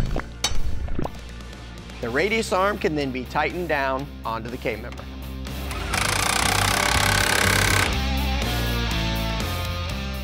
The shock can go next, followed by the lower ball joint and a cotter pin. Well, it's time to install our spindle, but we're going to stop right here because we're actually going to use this new spindle that comes with this disc brake kit that we got from Classic Industries. It looks better, it's going to stop better, and be safer for our B-body. This is a complete kit, so not only does it come with everything from the spindle all the way out to the dust cap, but it also comes with the most important thing when you're switching over to a disc brake kit, and that is the correct master and proportioning valve. And since this is power brakes, it comes with a booster as well. This spindle just bolts to the lower ball joint using the hardware that came with the kit. And it attaches to our new ball joint on our upper control arm at the top. Stick around and learn how to replace some super stubborn sway bar bushings. Hey, welcome back. We're chugging along on our '69 Charger, and we're well on our way to getting this old Mopar to stop, steer, and handle a whole lot better. We've already cleaned everything up and installed some new bushings, ball joints, and spindles. But we've run into a bit of a snag. These original sway bar mount bushings are captured inside the mount itself. The bushing right here is actually the part that we want to replace, but it looks like when they built everything, they encased it completely in this mount and welded it together. Well, there are two ways that we could attack this. One, we could cut the bracket, open it up, remove the old bushing, put the new one in, close it back up, and re-weld it. Or we could drive out the old bushing and then reinstall the new one with pressure and patience, but there's only one way to find out. I'm choosing a drill because most everyone has one, starting with a smaller bit. This rubber has lost all its will to live, it's very brittle, and no longer acting as an insulator. With a larger bit and a chisel, I'm able to knock out all the chunks and slide off the bracket. Now I can clean them up and remove any sharp edges that I may have created. The bar gets smoothed over as well, and some paint to prevent rust. This will also help with the next step, reassembly. These are the new bushings that we got with all of our stuff from rockauto.com. They are polyurethane, so they're quite a bit stiffer than the stock rubber ones. Hopefully that will allow us to jam them in there a little easier. But to help, we're going to use this silicone lubricant that came with them. The bushing has to first slide over the end-link eyelet. Then it can be slid down the bar to near where it's going to meet up with the bracket. A little more lube is definitely going to be needed here. It takes quite a bit of elbow grease to get the bushing into the bracket. And it doesn't look like this way is going to work. We'll put the top in first and try that. An extra set of hands is needed at this point. Finally, it goes in.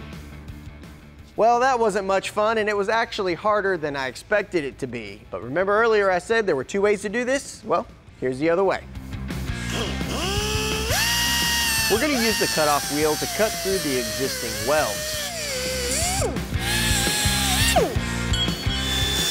A little work on the belt sander will clean up our cuts and ready the pieces to be welded back together. With the bushing in place, we can install the bracket and clamp it on with a C-clamp. This is where the bushing gets compressed, so it takes a little bit of patience to get it all lined up. And then we can tack them in place. A series of small, quick tacks is all we need to weld up these seams because we don't want it to get too hot and melt the new bushing. Well, we've showed you two ways to get those bushings installed, and I like this way better. It's a lot easier. Just need to get a couple of coats of paint on these welds, get it installed. After the break, we'll top off our steering swap with a fancy new gearbox. Hey, while you were gone, we went ahead and got this sway bar mounted and installed those new end links. Now, we've done a bunch of new suspension components here on our '69 Dodge Charger, and it's time to move on to the steering. One of the major problems we were having with the steering system on our old Mopar was this leaky steering box. It's got fluid coming out just about every single seal. It's got an original date of January 68, so it's probably the one that came on the car, and it looks like it's never been touched. So we went to Summit Racing for this quick ratio box. It's a 14:1 ratio and has 3.5 turns from lock to lock. It's a good upgrade for a stock piece, but it's also a great conversion box if your car had manual steering. Best part about this though, 10 pounds lighter than that stock piece. We're using the original bolts to get our new box onto the K-member. We'll just snug it down for now because we'll need to loosen it later to install the new universal joint.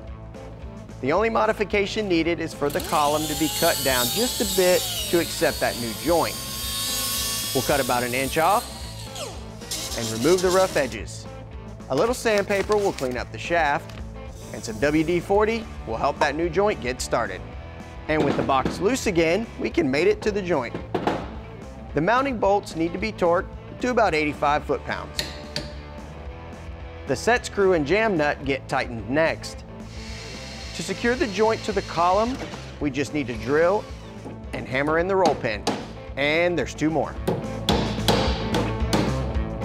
The pitman arm can then attach to the new box, and it gets torqued to 120 foot-pounds. The new idler arm can then bolt to the K-member. The center link, which we're reusing because it's not a wear item, can then be attached to the pitman and idler arms. It gets tightened and secured with cotter pins. We're pre-assembling our tie rods using the new inners, outers, and adjusters.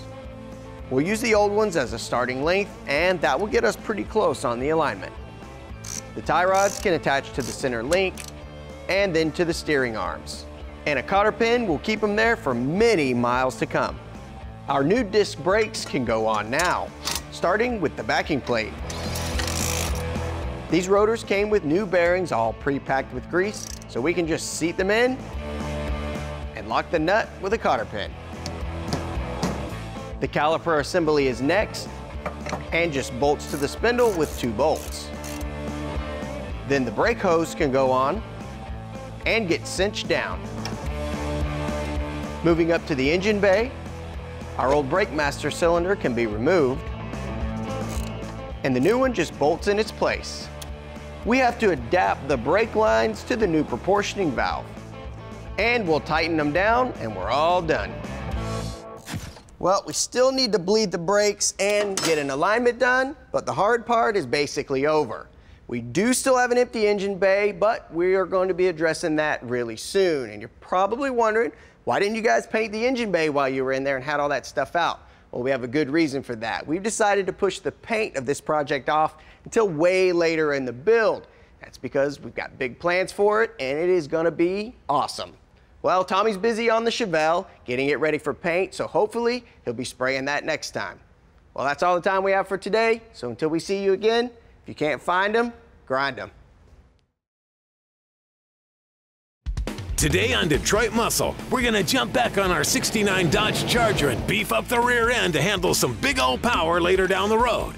Learn how to rebuild a Mopar 8 3/4 rear from gears to seals so it can plant your ponies.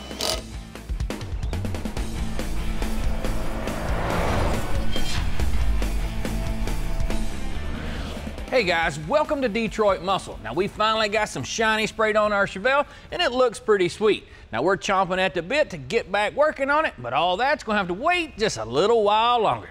And recently we picked up this 2005 Cadillac CTS-V with some LS power under the hood, but that's gonna have to wait as well, because today we're gonna jump back onto our '69 Dodge Charger and we're gonna break into that rear end.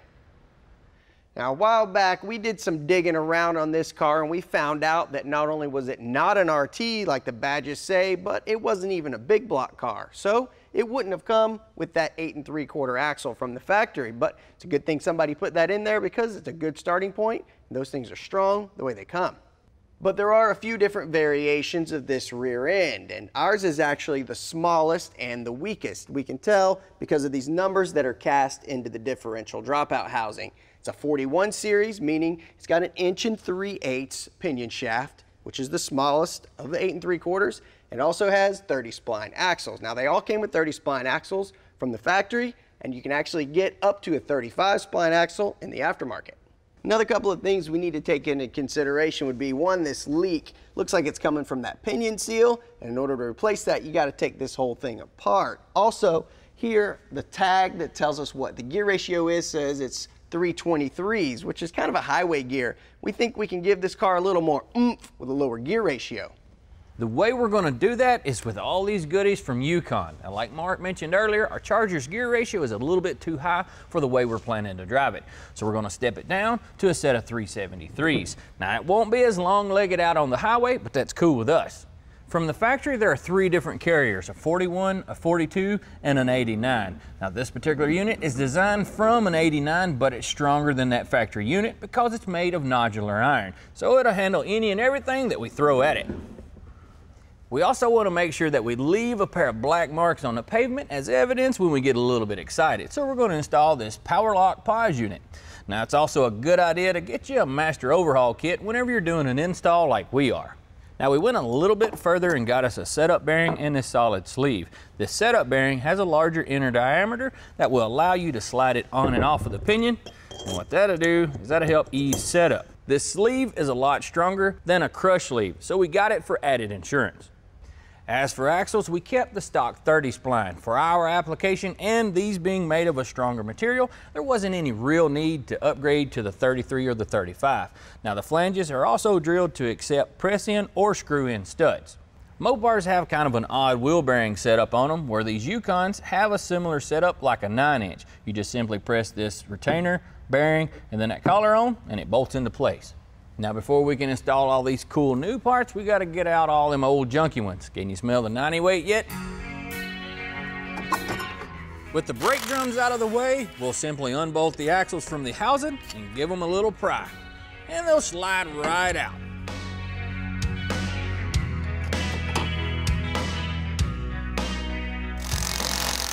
The center section is next. The 10 nuts that hold it into the housing can be removed, and a little pry will break it free, along with that old 90 weight. And the center section can be removed.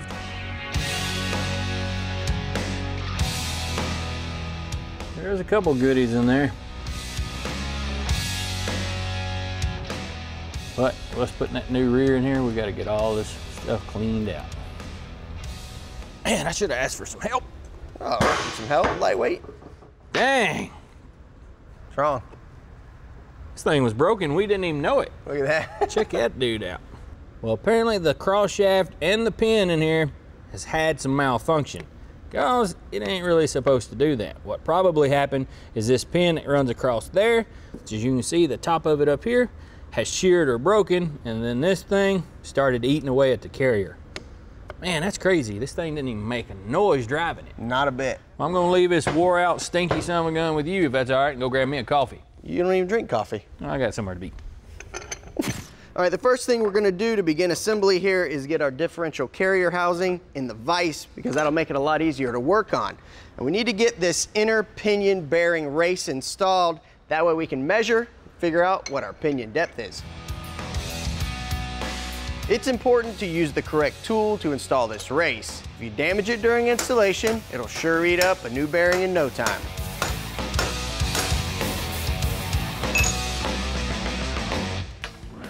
Up next, shims, micrometers, and pinions, oh my! Setting your pinion depth can be intimidating, but no worries, because we'll show you how to get her lined out.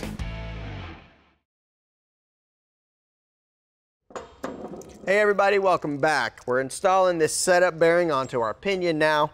What that's gonna allow us to do is put this bearing on and take it off as many times as we need while we're measuring and get everything set up, figure out exactly how many shims we need. Then we can press on the real bearing for final assembly. We'll set up this pinion depth gauge, and that will help us find the measurement for our shims that we need to get everything lined up just right. This magnet sits on top of the end of the pinion head, and the dial indicator reads off of it. Once we get the measurement, the tool can be removed, along with the rig that holds it in place. The pinion also comes back out so we can add the shims. A little bit of math using the specs of our rear end minus the measurement we just took will give us the number we're looking for. 48, that's what our shims need to be. So we'll gather up 480 worth of shims, slide them on the pinion shaft,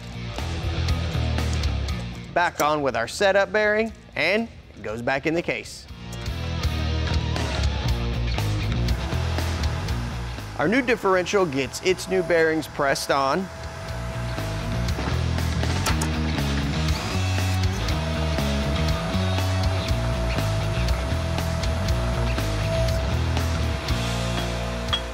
And we can prep our ARP ring gear bolts with some thread locker. The ring gear can slide onto the diff and get bolted on. Lefty tighty, righty loosey on these. Those get torqued to 55 pound-feet.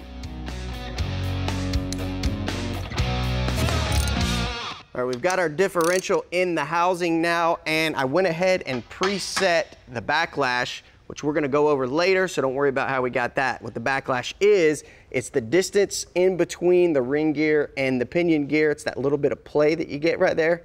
We'll show you how to do that later, but now we're actually gonna manually check our pinion depth. And to do that, we're gonna be using some of this marking compound. We'll just brush a good coating onto the drive and coast sides of about 4 teeth on the ring gear. We'll give it a spin and let it mesh with the pinion gear a couple of times. Now this is what we're looking for. We want the gear pattern to be nice and spread even across the tooth. That way you don't break any teeth or create more heat than you need to. With our pinion depth just right, we can take it back apart, starting with the main caps and the differential. The pinion comes back out as well, and that setup bearing can be set aside.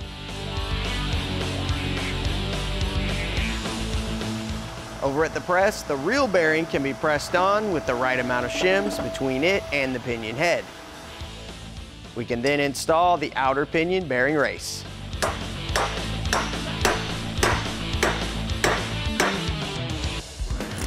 Stick around and find out how things come together if you're not using a crush sleeve. Hey everybody, welcome back. Glad you could join us. We're getting dangerously close to getting final assembly done on our 8 3/4 rear end that we're putting in our '69 Dodge Charger. And now we're at the point where we can start doing final assembly on the pinion. We've got the bearing pressed on with the correct number of shims in there, so that's done. We don't have to worry about that anymore. And it's time to install what would normally be this crush sleeve here, especially in a stock application. That's what goes in here. Goes in between the bearings, and what it does is as you put this yoke on here and tighten it down, the bearings press on that crush sleeve and crush it down. And what it does is it keeps tension on both bearings, which is called preload. Now the problem with that is over time, if you've got a lot of horsepower and you're really driving it really hard or on the track, what'll happen is that crush sleeve will crush even more, and that'll trash your bearings or possibly even your ring and pinion. So Yukon makes this solid spacer here. The good thing about it is it's not gonna crush too far like that crush sleeve could. The bad thing about it is you can't use it to crush to set the pretension. So instead, got these shims. We're just gonna start with a small assortment of shims as a starting point and go from there. The pinion goes into the case, followed by the outer bearing, then the yoke. Once it's tight, we'll give it a spin. See how that spins real freely once we got everything tightened? That tells me there's not enough pretension on those bearings, meaning we've got too many shims in there, so we need to take it apart, take some shims out.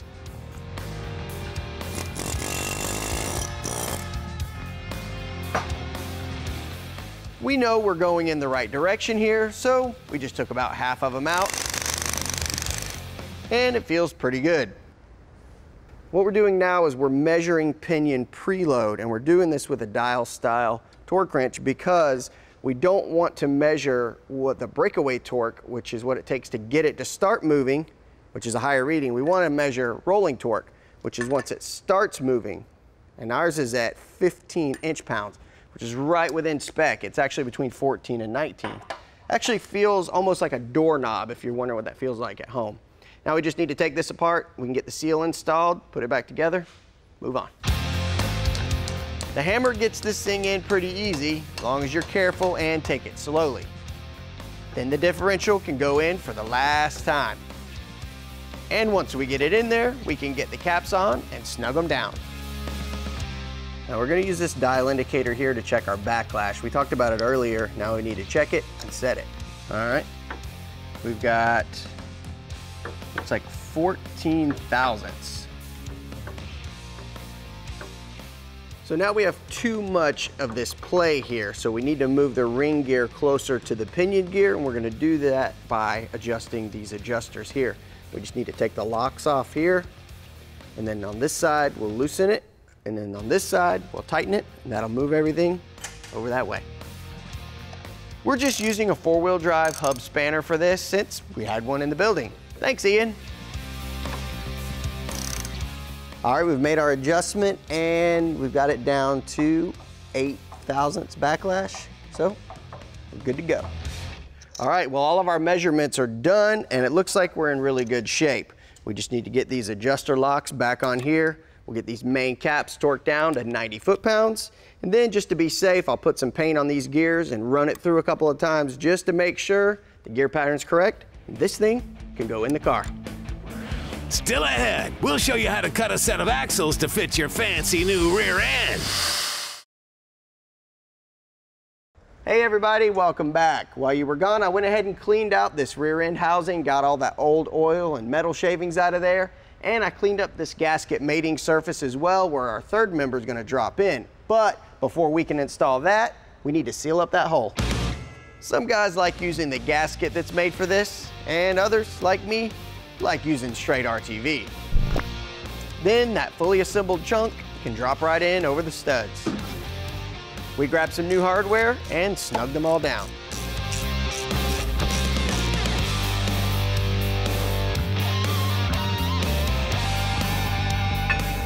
Well, we're at the point now where we can install our axles, but we need to do something first. These are actually cut to fit axles, so we knew this going in. But in order to get the measurement we need to make that cut, we need to get these bearings pressed on first. The bearing presses on first, flange side out. Then the retaining collar can be pressed down to mate with the bearing. The axle can go back in the housing, and using our micrometer, we can measure the distance from the brake backing plate to the inside edge of the flange. We'll lock down the mic and set it aside. The axle comes back out and gets locked into the vise. We'll transfer that measurement onto the axle and mark it. Masking tape will help make a straight line all the way around. Now it's time to cut. A regular old saw blade won't cut these things, so we have to use an abrasive disc on a big grinder.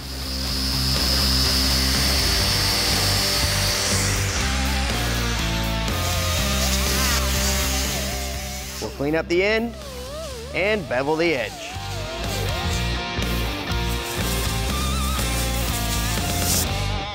Well, we're almost ready to get our axles into our '69 Dodge Charger, but there's one more thing we need to do. That is install the lug studs. Well, we could go with an OE style set, but we've got something even better than that. We went to ARP for an assortment of wheel studs. All of their stuff is 8740 chrome moly, and it's heat treated to withstand 200,000 PSI, which means they can handle just about anything you can throw at them. They offer a bunch of vehicle-specific studs as well as universal kits. We've got a small assortment here, like these 5/8 diameter NASCAR studs. They're gray because they've got a dry lubricant baked on there, and they've got this little offset here. That way when you press them in, they don't spin in the hub. These are specific for C5 Corvettes. You just press your stock ones out, press these in. These are actually a good replacement for our stock ones here. They're just a little bit longer, and they've got that rolled edge on the tip. Make your lug nuts go on a little easier, but we're actually gonna go with this thread end style, which is made specifically for aftermarket axles like ours, and they got that nice CAD plating. These are a breeze to install. Just thread them in and cinch them down.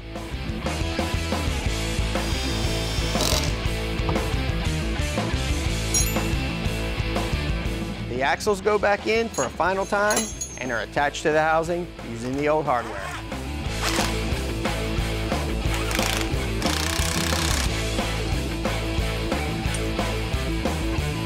Well, the last step, of course, like always, is gonna be to fill the fluid. So we got a few quarts of this Royal Purple Max Gear synthetic gear oil. We're gonna put about 2.5 quarts into here, and that's gonna keep this thing happy and healthy for a long time. Today on Detroit Muscle, our 69 Charger project needs a new floor, so it's time to bust out the torch.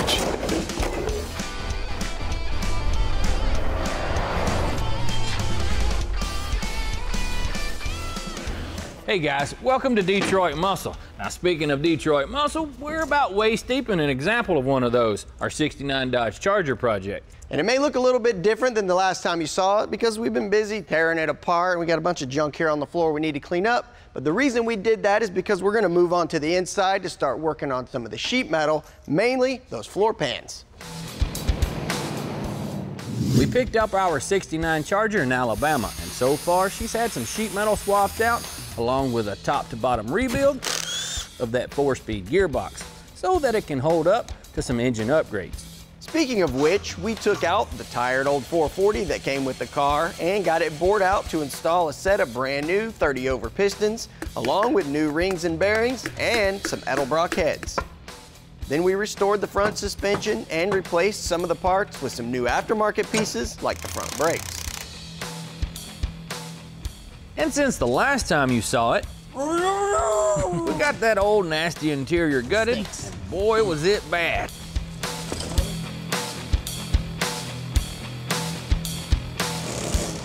We also stripped off some major components like the front bumper, fenders, and doors.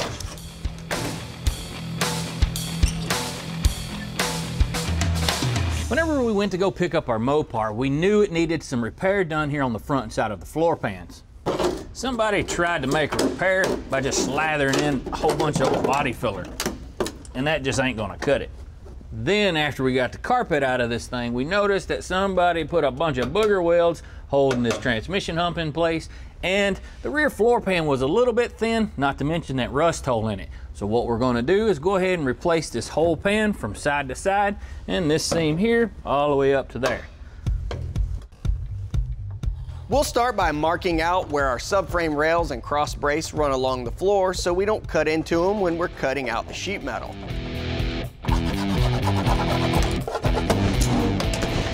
We need to get that plastic body filler out of the way since the plasma cutter doesn't like dealing with that stuff.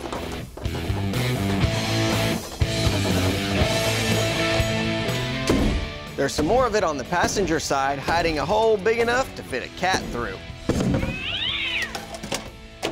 Now before we can just go cutting on that floor, we want to brace this thing up a little bit because this is a unibody car and the floor is part of the structure, so I'm going to run over to XOR, see if I can borrow some metal.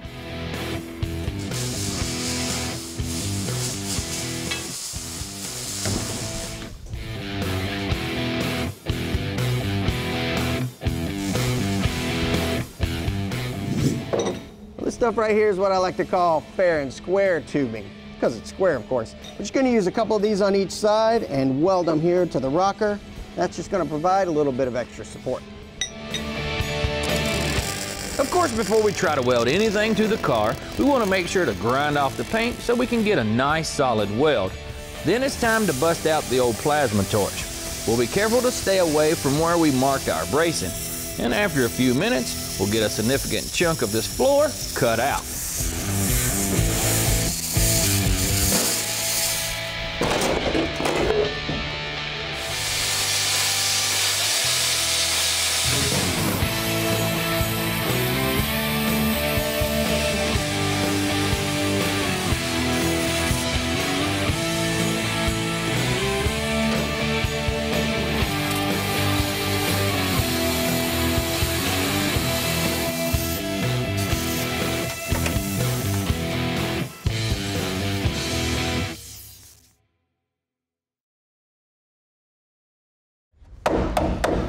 Hey guys, welcome back to the shop. Now we've got the majority of our floor cut out, but the next process that we got to do, well, it's a lot of work, plenty noisy, and a whole lot of dirty. That's right, we're gonna start with this rock wheel right here. That's gonna make a lot of noise, but my favorite, gonna be a little later, that's gonna be this air chisel. You could use a drill bit or spot weld cutter here, but we found a good old abrasive like this wheel can get the job done faster. Another tip is to use an air grinder to chew away at any rust, paint, or body filler to reveal the spot welds. With the spot welds cut, it's time for that air chisel. This thing chews through sheet metal like a tornado in a trailer park.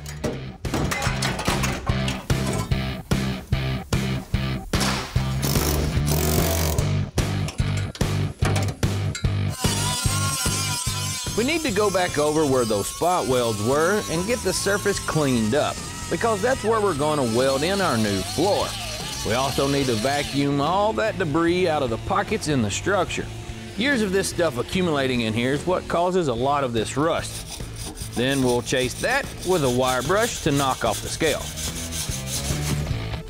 Well, we blew all the dust out and wiped it down, and it's pretty much ready to go. So we're gonna treat the rust inside of that rail, and what we're gonna use is this product from Loctite. It's called Extend Rust Treatment. It's super easy to use. You just simply brush it on and let it do its thing. This converts rust to a neutral surface, which will prevent any further corrosion from taking place once we've entombed it with our new floor pan. You want to make sure to cover all of the surface area completely, and it doesn't hurt to be generous with the amount you use. Now, in order to fill that big hole we just made cleaning out all that rusty sheet metal, we decided to go with this full front floor pan that we got from Auto Metal Direct. This is for all 66 to 70 B bodies, and it is a Mopar authentic restoration product, which means it comes with the OE thickness steel, and it comes with all the brackets you need to get it installed, like the parking cable bracket and this one here for the speedo cable. One thing this did not come with though would be this hump here. This is for the 4-speed. Just need to get it installed right there. It's a two-man job to get this thing in place since it's so big and awkward. Once we've got it where we want it, we can mark where we want to make our holes for our new spot welds, along with marking where we need to grind off the E-coat. Then we'll get it out of the car.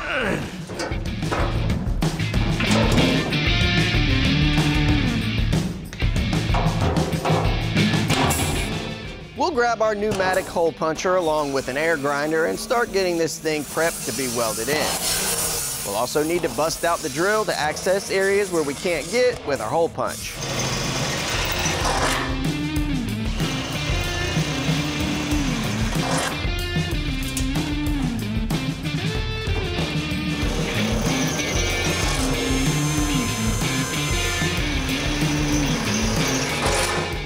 With the pan back in the car, we can start clamping it into place. Then it's time to burn some wire. That did it. We'll start in the middle and work our way out to prevent any bowing of the panel.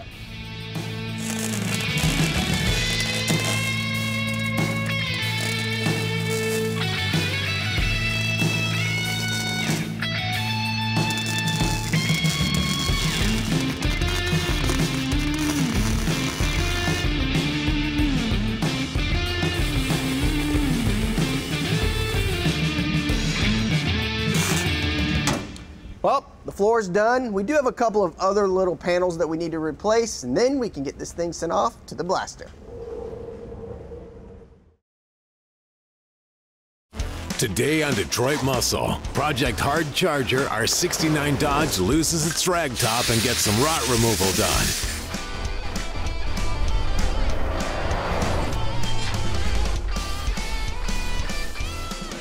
Hey y'all, glad you came to see us. Now we've been making some pretty good headway on our old Charger here, but we got a bit more to do. We're trying to get all the rust cut out of this thing so we can start doing some of that body work. But before we can do all that, we got to do a little bit more stripping. That's right. These things are prone to rusting out here at the bottom of the back glass, so we want to make sure we don't have any major problems there. But to get there, we need to get this vinyl top off, and get that glass out, some of this trim. So we need to just get busy tearing that off. The first order of business is we're going to be trying to get this trim off around the back glass. Now it can be a little bit tedious, but you know, it's pretty important to do it the right way. Now you can do it with some very basic tools, or you can buy the little special one out there that makes the job a lot easier. What you don't want to do, and what oftentimes guys do, is grab this ginormous screwdriver and go to prying, and what that usually does is just destroy some good trim. So let's show you guys how to do it properly. What you want to do is take this little trim tool here and actually use this hook onto the clip that's up under here. You'll have to slide it up under there, kind of wedge it in there, and then once you find the clip, you'll actually rotate this thing around, and that will pull the clip to the center of the glass, releasing the chrome. Now we don't know exactly where them clips are located around the perimeter of the glass, so we'll just dig around a bit, see what we can find. I usually like to start either in a corner or at the end of a piece of trim. You're feeling for a clip to release some of the pressure, and once you find one, just keep working on it until it comes loose. You can lift up on the trim, but don't get all He-Man with it. You don't want to damage it. It's the same method on both sides and all the way around.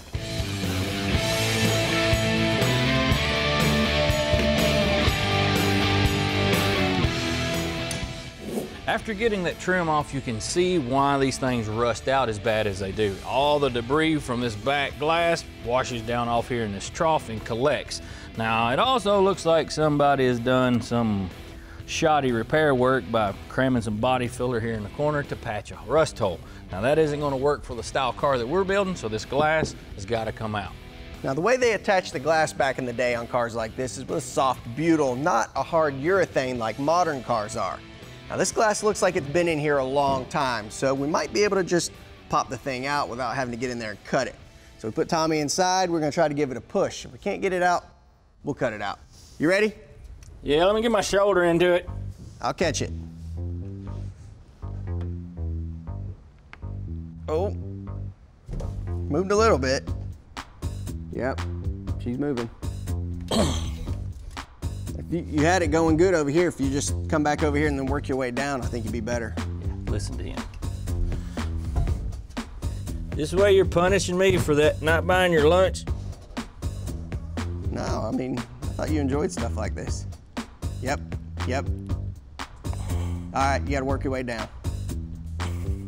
Or not. It's coming. That's you now.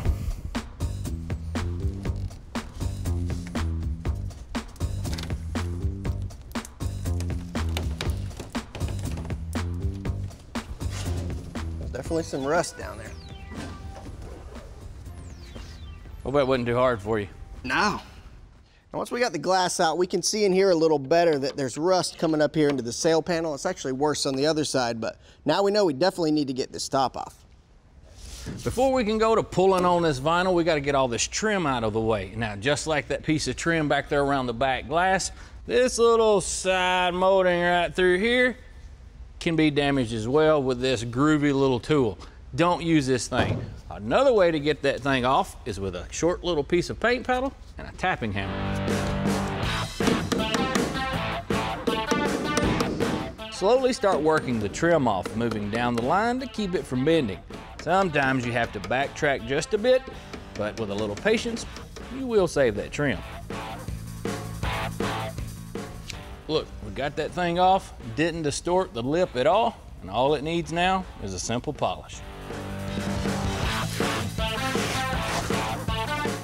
What do you think we're gonna find? Bad decisions. I think those are inside the car.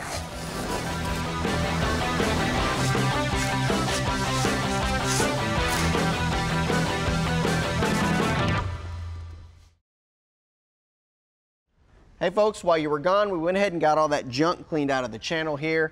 Got a better look at what was going on. Scraped away at some of that body filler that was there, and we found out that this panel, which is called the trunk filler or the deck lid filler panel, needs to be replaced, or at least part of it does. This looks straight, but it's actually curved this way, and the glass is curved as well. Even though it's just a little bit, it is a compound curve. So it might be a little difficult to make that piece and the glass fit properly. So I sent Tommy out to go get a new panel, and then we'll either replace the whole panel or just that piece. We'll decide once we get in here. Let's go ahead and remove the trunk lid to get it out of the way. 4 bolts is all it takes to do that.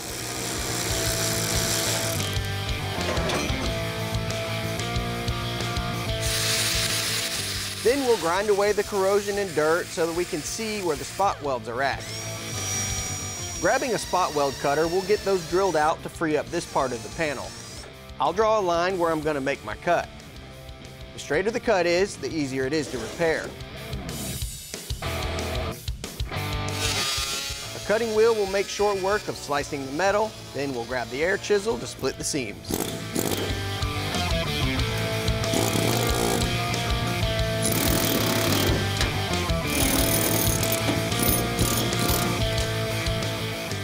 Bad news, we've got a rat's nest in here, which could mean that the metal underneath is severely corroded. Well, we went ahead and just cut that little strip out because that was the only part that was rusty, hoping that we could just take a piece of the new panel and patch it in here. But once we got down in here, we could see all that rat's nest, and where it was, there's a bunch of rust in there. So we need to go ahead and get this panel off so we can get that rust cleaned up.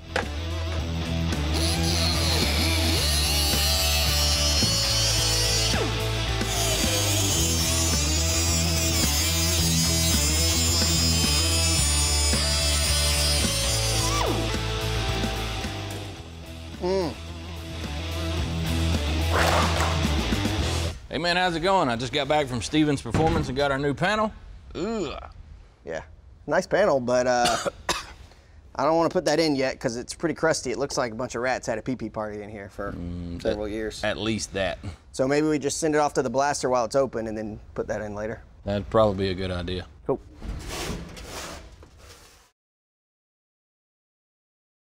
Hey guys, what we're going to be doing today is replacing the trunk pan inside of our old Charger here. Now we're not going to be replacing the whole thing because, well, it's extra work and it's really not all that bad. We're going to do just primarily here in the center because that's where most of the rust is at. Well, when I say most, where the holes are. And first thing we got to do is mark this thing off, then we can get to cutting.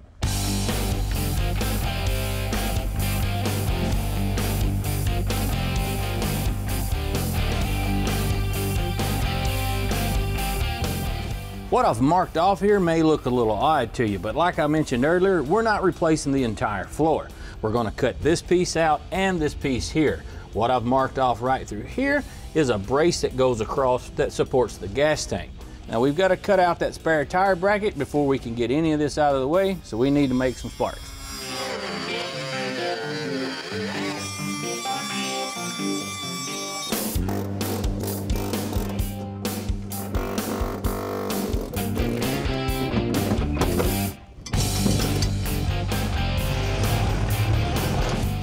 Next, we'll drill a few starter holes for the body saw. Then it's time to start slicing.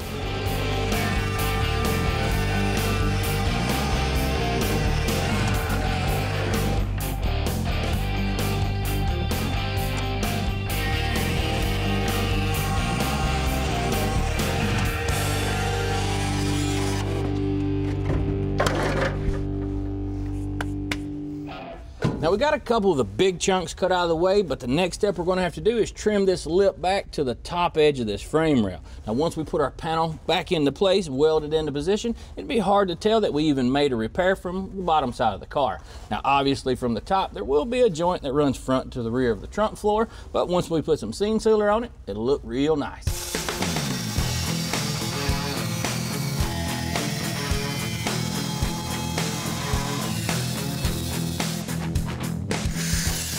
With it cut, we'll take a grinder and make sure those two surfaces are nice and flush. With that done, we can start cleaning up the area where we're going to be welding the new panel in. That includes scraping off this old coating, followed by some grinding.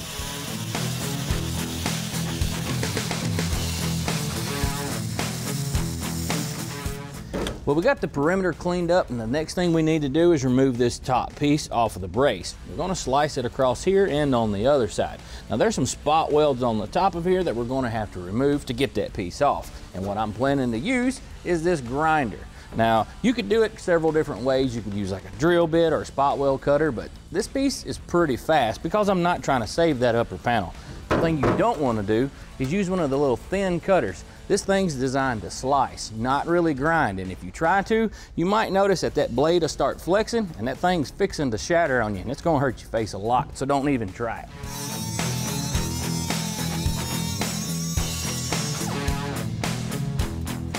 With that edge sliced open, we can start prying up the metal and work towards those spot welds. Then we'll bust out that grinder we talked about to cut the weld.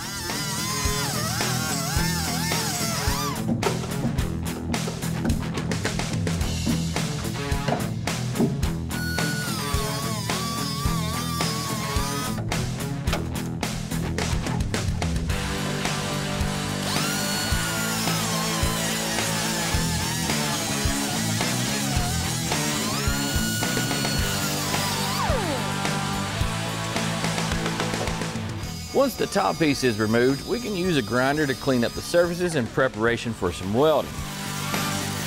And we'll also clean up the channel with a wire wheel just to get rid of any rust. Ta-da! Up next, it's time to put some new metal into the Charger and get it sewed up. Hey guys, glad you made your way back. Now we're just about ready to burn some wire on the trunk panel replacement on our 69 Charger project. Now we got this panel from Stevens Performance and I've got it taped off where it needs to be cut down to. Hey, I'm sick of working on that motor for that Mustang. Can I give you a hand? Sure, if you'll grab a body saw, I'll let you cut this thing up.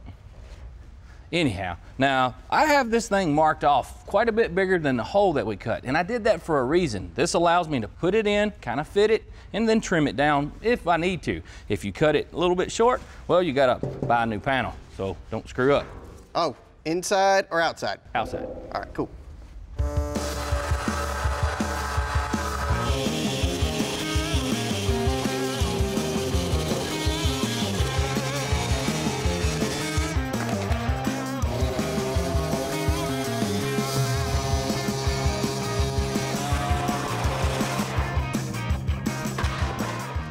With it sliced down, we can test fit it and see how much it's going to need to be trimmed.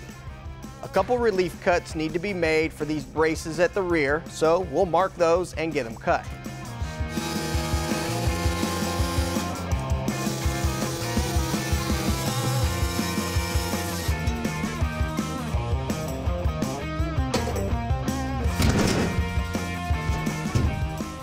Now that the panel sits down where it's supposed to, we'll figure out where the edges need to be trimmed and get some marks laid down, then pull it out of the car.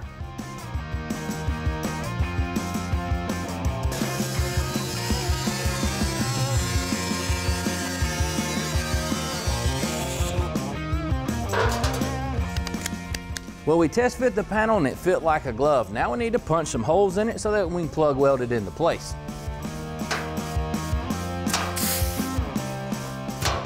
This hole punch makes the job a snap, but you can use a drill if you need to.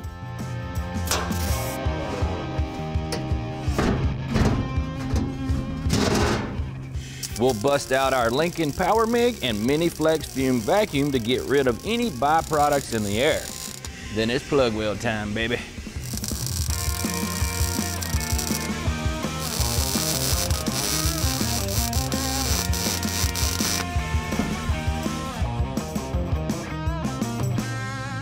Tommy, that looks good. Better than putting the whole panel in, huh? Yeah, it saved us quite a bit of work. And you know, we're getting pretty close to the end of the rope whenever it comes to the sheet metal repair. About all we like is, you know, fitting that front stuff. Send it to the blaster. That's it, man. Well, for more tech like you saw today, go to our website at PowerNationTV.com. We'll see you next time.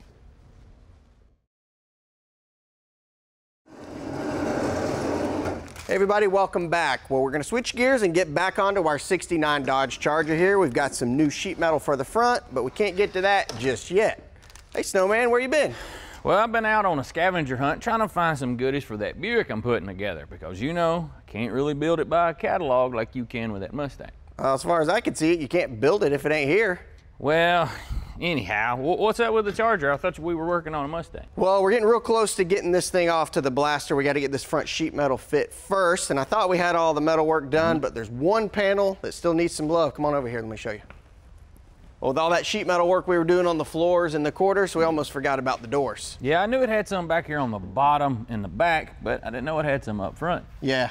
It's not that bad, actually. I ground it down just to see. I thought we'd have to put door skins on them, but yeah, looks like they're fine. Looks like you could just put a patch on the front and back and be all right. Yep, I'm gonna do that. Get busy. I'll go let you at it. We'll start by grabbing a grinder to knock the rest of the paint off here where we'll be working. Now I am gonna cut a piece of metal out here and patch it in, but before I do that, I'm gonna weld this piece in here across. That way when I do cut the metal out, this part doesn't relax and fall down into a dip.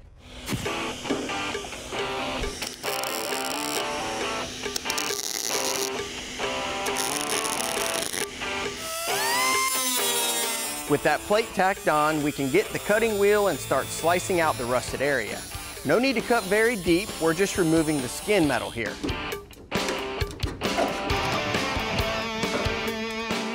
Well, this is the piece we cut out, and as you can see here, it's rusting from the inside out. And there's even some spots like this one right here that haven't rusted through yet, but it definitely would have rusted there, so we know we're good because the area of the scab is contained in this piece we cut out.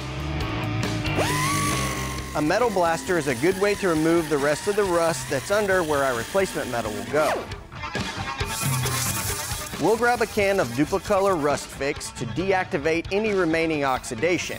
It works by using a chemical reaction to prevent the rust from spreading any further. Well, now that that's cured, I'm going to spray some Duplicolor Weld-Through Primer.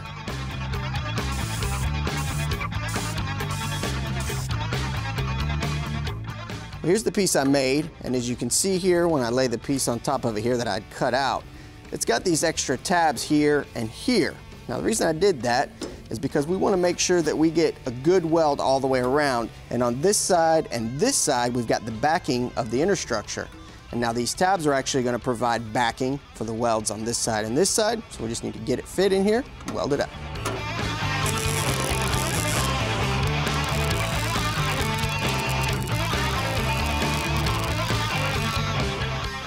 Once she's welded up, we'll grab a grinder and smooth it out. Then, on to the other patch.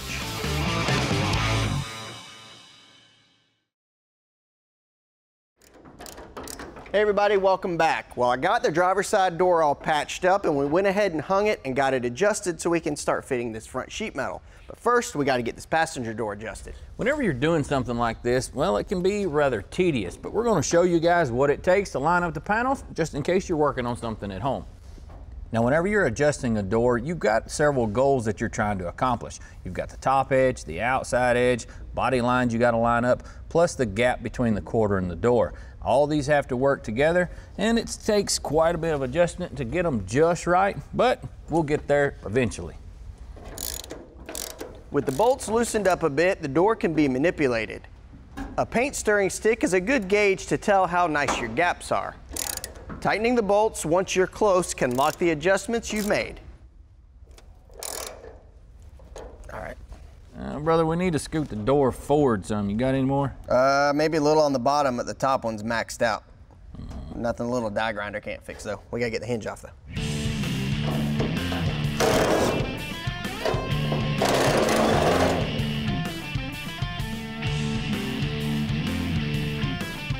A die grinder will let us extend the size of this hole so that we can move the door just a little bit further to get it straight. With the hinge done, we'll repeat that procedure on these two holes in the jamb. Then we can reattach the hinge to both the body and the door.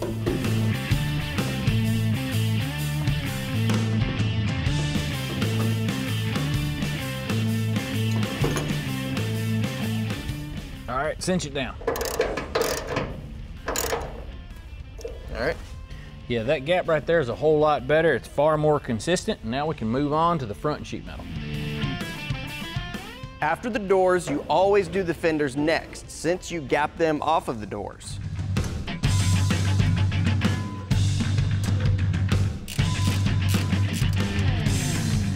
Our fender's a little lower than the cowl, but adding a shim will put it where it needs to be.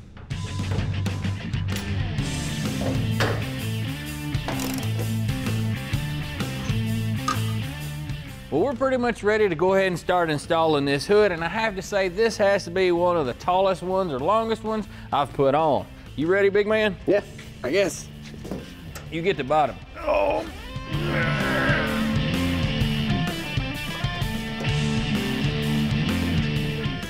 See where we're at. A little wide over here. Well, we're actually hanging over. This one is easy. Loosen these 2 bolts and slide this side forward a bit. It's better here. Looks like she lines up real nice. Oh yeah. That good? Mm-hmm.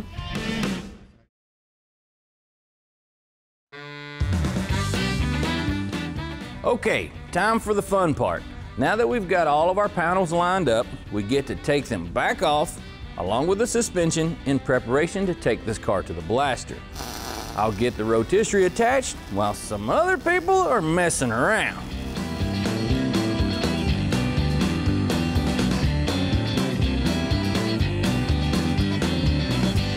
Well, there's one more thing that we need to take off here before we can send this car off to the blaster. That's our horns up here.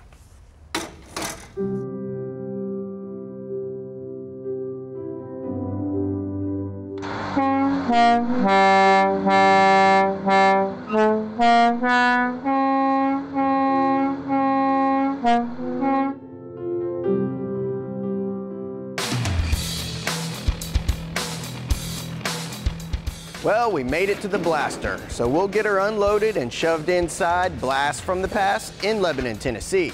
We trust these guys to do most of our blasting.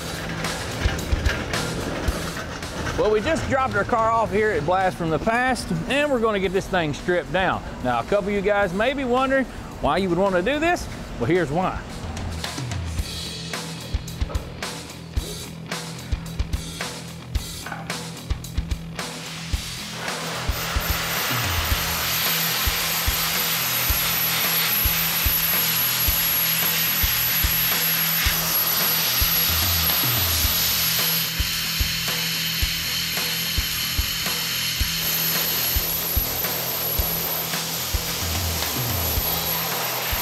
Now he had to stop just for a few minutes to refill the hopper, but this gives us a good opportunity to show you guys some of the advantages of doing it this way.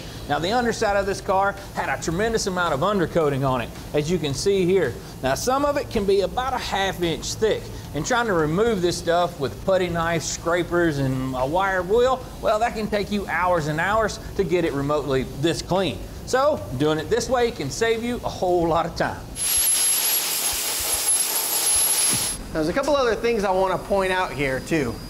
A lot of these areas are really difficult to sand, like Tommy was talking about earlier underneath. Down in this drip rail here, a lot of times these cars have seam sealer down in there, and that's hard to get out. I mean, you can chisel it out of there, but that blaster will get it all out. Another thing too is that seam sealer gets old, it'll crack, and that'll allow water to get in there and rust. Can't really see it until you clean it out real good, so sandblasting will get all of that out of there.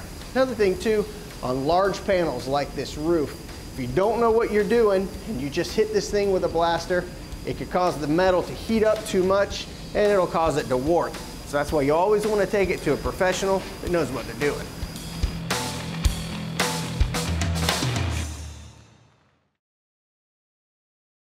Today on Detroit Muscle, it's time to grab the sandpaper and get to scratching. Project Hard Charger is ready for body work.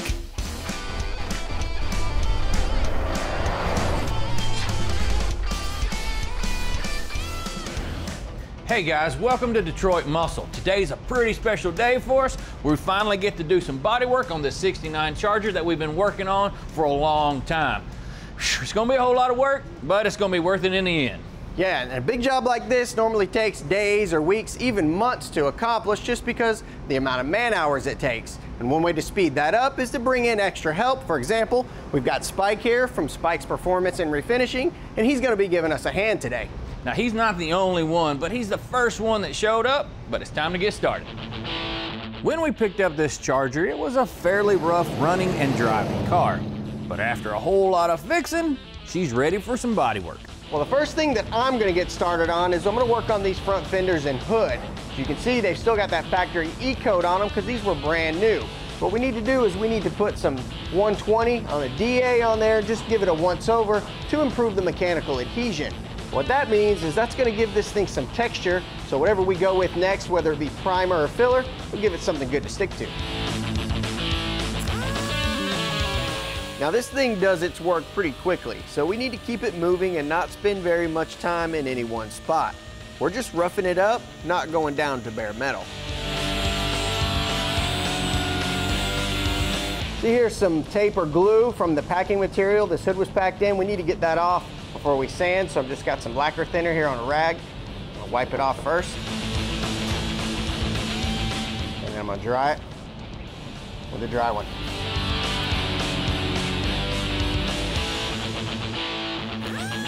With that done, I can finish roughing up these new panels.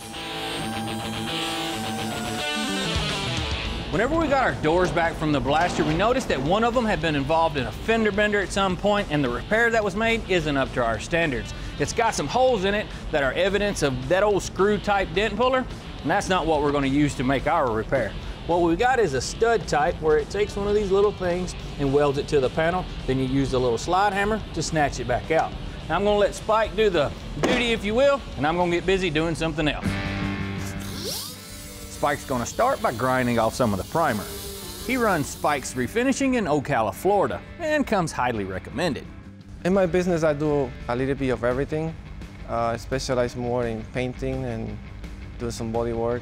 After we got this process down and grinding, now we're gonna use the studs so we can remove the dent.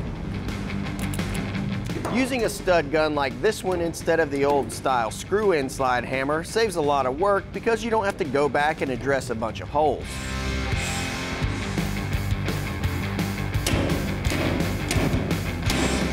With the studs attached, Spike can go back and pull out this long, narrow dent with the special slide hammer.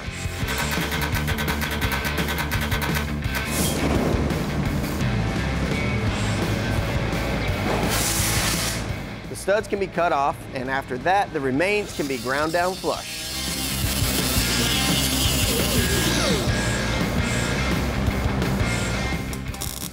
There are a couple of holes to weld up from a previous repair, which also need to be ground down.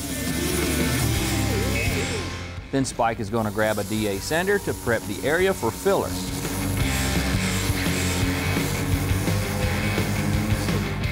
These cars have a pronounced body line in the form of a simulated scoop on the door, which is a hallmark of these second-gen Chargers.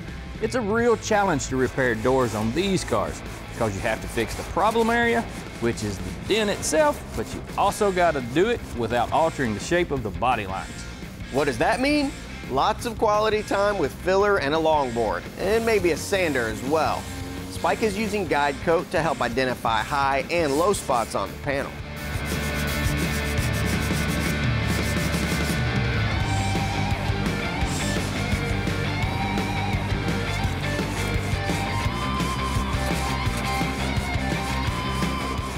We still got some more work to do, but it's gonna look great. Well, we're ready to start filling this factory joint where the roof and the quarter panel meet up. What I'm going to be using isn't just the standard run-of-the-mill type filler. It's actually an aluminum reinforced filler, and it has a couple of benefits to it. One of them, it's a lot stronger than that standard stuff, plus it's waterproof, and with it being really close to the strip rail, that's a big benefit. One thing to keep in mind whenever you're mixing your fillers is make sure to use it on a surface that isn't going to wick your fillers or your hardener. Now, a lot of times I've seen guys use something like cardboard, and really and truthfully, that's just practicing to screw up. Something like this, it's a good idea to kind of smush it into that crack or that crevice.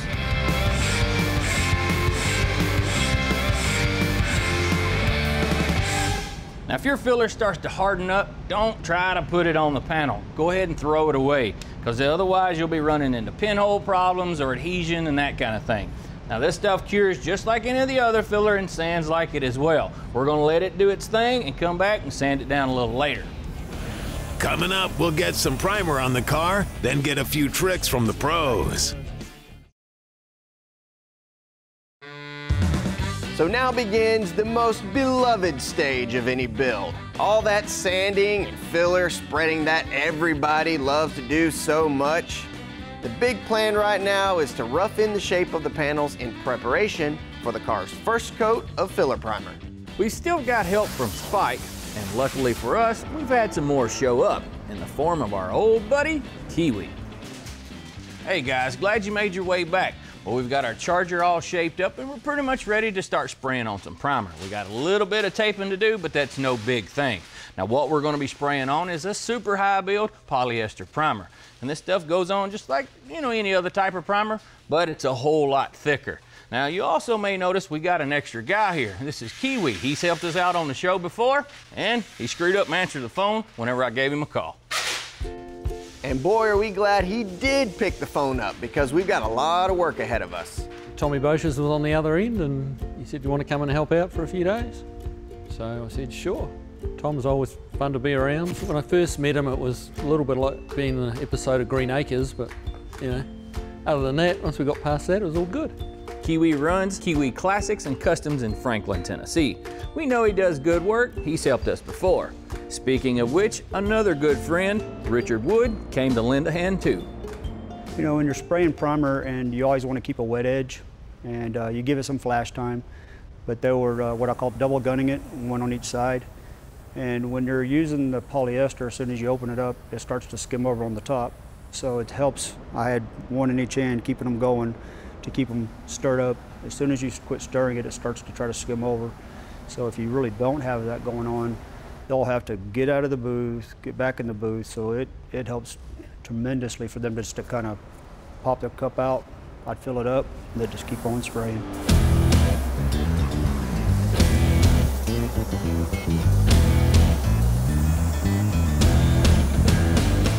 It's looking good. We've got you know, a good layer of high build primer on there. Got to let it cure for overnight and then start block sanding. It was a big challenge, but I think we did pretty good. Well, it's the next day and our primers had time to cure. We went ahead and let Kiwi and Spike take a break, but we kept Richard on and he's gonna give us a hand blocking the car. Now, I'm not really sure how to do this. It's a little out of my wheelhouse, but he's gonna give me a few tips. All right, Richard, I've got my block here, ready to start blocking, right? Okay. Thank you, I'll take that from you. All right, so what do we do? Well, first thing we're gonna do is Spike did a really good job of straightening these panels out. We don't want to, well, first of all, we don't want to mess up what he's already done. Right. So we put a line out here to save the body line that he's already created for us. And we take some guide coat. I like using powder guide coat, not like spray can guide coat and stuff, because when you spray can, it goes, kind of zebras it a little bit. So just kind of smear it on. If you see little lines like this, you want to stay away from these because Spike took a lot of time to put these little those in here. So you definitely don't want to dig in with a sanding block. But don't really want to pinch it because if you pinch it, you dig in. Right. So sand down to the line. And what that tape's doing is saving what he has done. And you can sand up. So what the guide coat does is kind of shows you the high spots, the low spots. And so we'll continue to sand this until we either hit a good substrate, which hopefully we won't hit bare metal, but we may. And we just stop sanding and go from there. So my 36 is no good? No, sir. It's a little aggressive.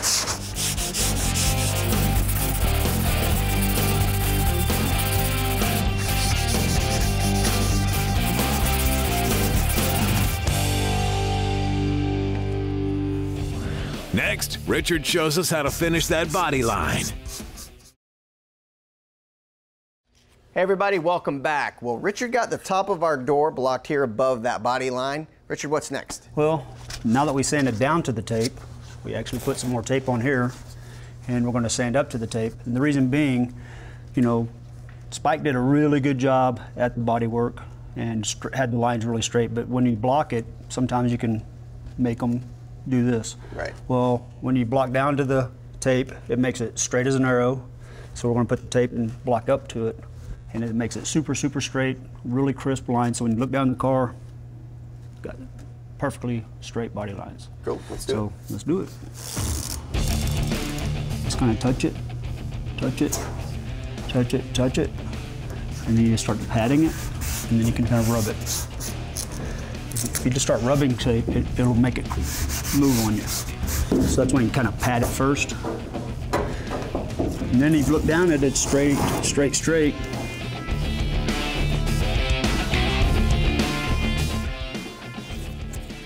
With the old tape removed, some guide coat can be applied. Let's do a little spot here.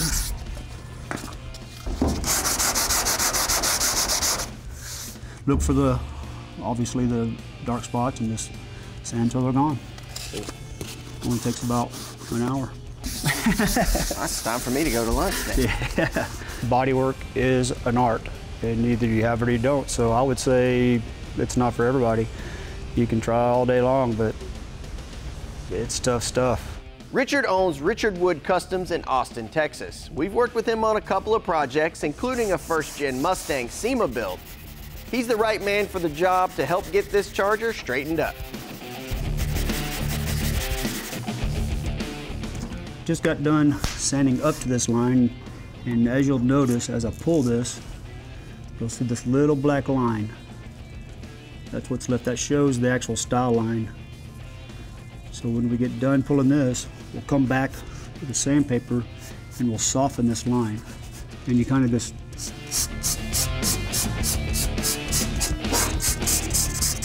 and as you can see, that softens the line just enough to where it's not too sharp. And you just kind of chase it all the way back.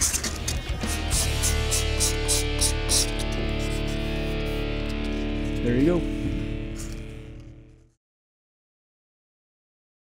Today on Detroit Muscle, our '69 Charger project finally rolls into the booth for some shiny black paint.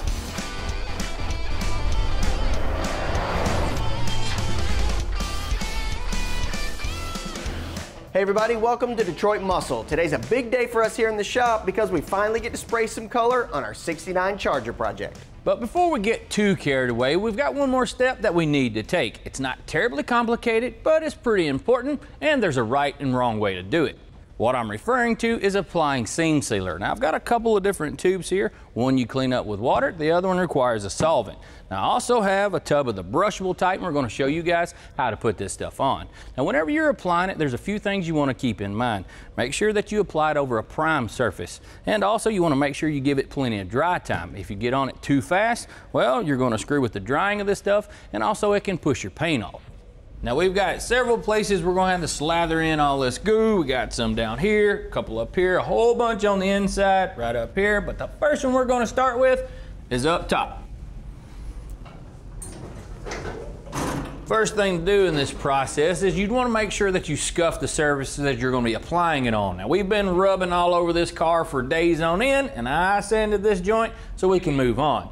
The next thing you want to do is use a clean towel and some form of some solvent to make sure everything's all nice and clean.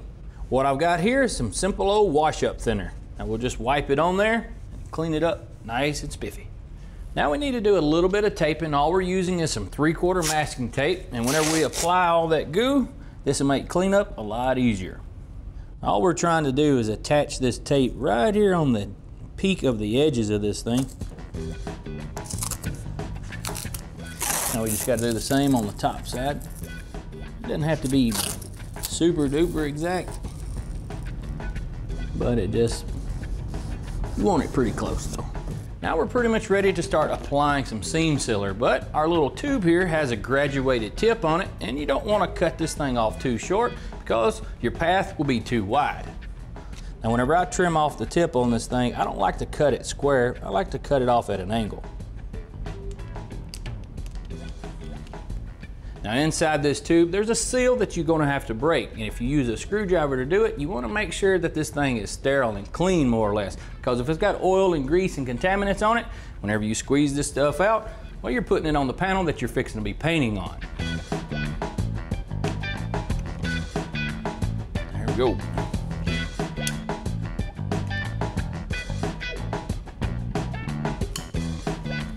Tape pulled up a bit. Now with some thinner and a pair of gloves, dip your fingers in there. That'll help lubricate them, and you can slick that stuff way off.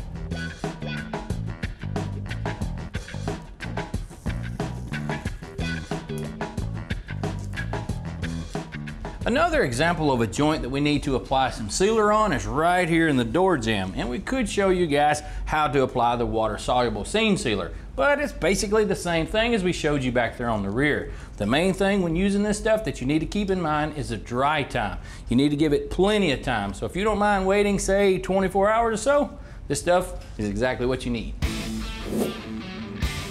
We're gonna switch it up to the big can of sealer here on the floor. This surface won't be seen once the car is assembled, so it's not as important to make it look good. But you do want to squish it into the cracks and smooth it out a bit. It's almost like the crappier you can make it look, the more accurate it would be to the restoration. Because you know, there was this old boy working at the plant that pulled one of them all-nighters that was working on a 69 Charger at one time that said, "Whew, man, I'd call in sick, but hell, all I do is squirt on seam sealer."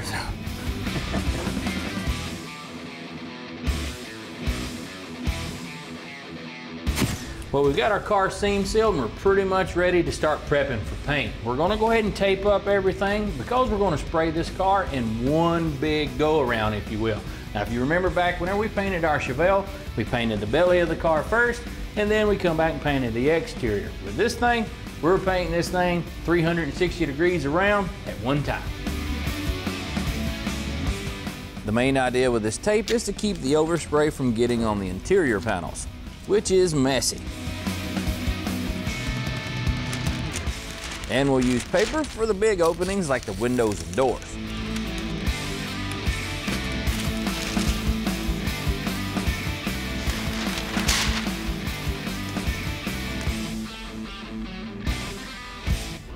Coming up, it's time to finally get that Charger painted.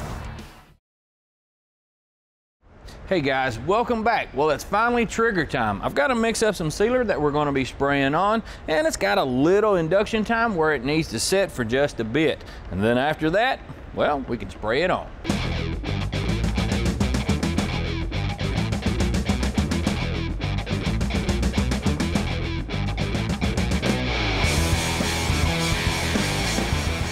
The point of this sealer is to provide a uniform substrate for the entire canvas. And you'll notice that this sealer is black, because whenever your base coat is dark, you want a dark sealer. And likewise, if you were painting the car light color, we'd use a light colored sealer. Now we got our sealer on and it's all flashed off and it's ready for some paint. Now what we're going to be spraying on is some base coat. 9700 is the code that we're using. Now this is just simply black. It doesn't have any red, blue, or nothing like that in it. And this stuff we got from Single Source. They helped us out with all of our material that we're using on this thing. But that's enough talking. Let me do some mixing and we can get to spraying.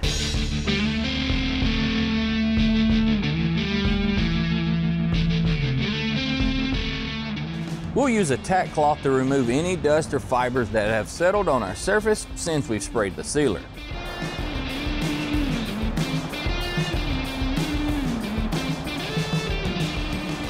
Time for base coat, baby. We're using a 1/3 tip on our gun with approximately 15 pounds of pressure. I'm spraying it at about a 50% overlap to make sure we get full coverage.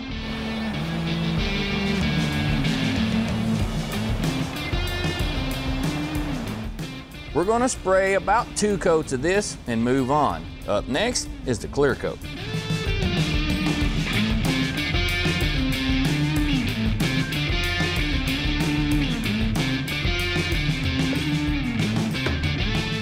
Some of you guys may have noticed that we didn't spray any base coat on the roof, and that's because we're planning to put a vinyl top on it. However, we are going to be clear coating it. Now, whenever we're spraying our clear on, we're going to kind of stack them around a little bit odd because we're not going to put all the coats on all the panels, because basically we're wanting to put 4 on the quarters, we're going to put 2 under the bottom of it, and 1 over the roof. Now, with spraying the clear coat, we're using a different gun, but it's basically got the same setup on it. Since the car is getting sprayed pure black, we can do it on the rotisserie while it's completely disassembled. If this was a metal flake or a pearl paint job, we'd have to shoot the car with all the body panels installed. Notice we've based and cleared the floor to give the car a higher end look. We could have hid some mistakes with some undercoating, but the finish on this car doesn't require that. By the time it's all said and done, we'll lay down 4 coats of clear. Well, the old Charger turned out pretty slick, and I still got a few more panels that I'm gonna have to final sand and get them back in the booth so that we can spray on some more of that shiny black paint. It's really cool to see that car back shiny again, and that means it's one step closer to being back on the road. Hey folks, welcome back. As you know, we recently got the paint sprayed on our '69 Dodge Charger, but getting that base and that final coat of clear sprayed is not the last step of the process. So you guys know what that means. It's time for us to give that Charger just a little bit more love. Now it looks pretty good right now, but this next step is going to take it to a whole nother level. And we brought in some help. We've got Rob with Sonax, and he's going to help us shine this thing up. Now you've got a bunch of goodies here. What'd you bring us? We did bring an assortment of our products from Sonax. Today, to really bring out the shine, we're going to concentrate on the professional line, our polishes and compounds. Once we've sanded to remove the orange peel, the next step will be to go to our Cut Max, which is our cutting compound, and this is the first step to bringing back the luster and the gloss of the paint. Then we'll go to one of our two polishes. Perfect Finish is designed specifically to be used with a rotary machine, and our EX0406 is designed to be used with a dual action machine. So what's the benefit to your compounds? Well, one of the key benefits is it's water-based, which basically means that there's a long working window and there's literally no dusting, which helps in the cleanup process. Well, I guess before we can get to shining it up, we need to sand it. Let me grab some buckets and we can get started. Let's do it. We're just using some good old high-quality H2O and some sandpaper. The idea here is to cut the grain out of this thing so that we have a nice, true, flat surface that we can polish to a high shine.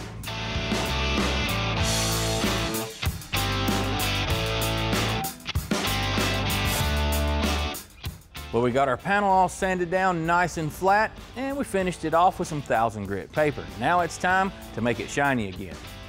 Yeah, we'll start out with the Cut Max, which is our cutting compound, along with a wool pad and a rotary machine, and really it's the first step in bringing back the gloss of the paint.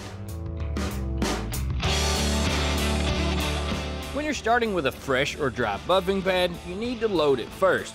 You just squirt on some of the material and rub it in. Then you can add a few dollops to give you some compound to work with. The real beauty of this product is that it contains diminishing abrasives, meaning that the abrasives in the compound gradually break down into a smaller size while retaining their cutting ability. This makes buffing super easy because it eliminates several steps. You don't have to switch pads and compounds to achieve the desired effect. The purpose of the Cut Max is to remove any major imperfections such as scratches, which it does on the front end. You want to work in really small areas for ideal results. As the abrasive breaks down, it takes on a polishing quality, and you'll start to see the gloss appear in the clear coat. Man, that looks good. So what's the next step? Well, we're going to switch now to the polishing stage. In this case, I'm going to switch to a DA machine in the EX0406. So how does that compound really work? Well, it'll pick up where the Cut Max left off with the diminishing abrasives. It'll continue to remove the minor imperfections that are still in the paint, but it'll leave a really, really nice polish at the end. So you're telling me it's just these two compounds and these two pads. It ain't 4 or 5 other steps? That's the beauty of Sonax. The technology behind these products, it can help eliminate at least 1, maybe 2 steps. Well, I'm gonna let you get at it. Since this pad is new, we gotta load it up as well.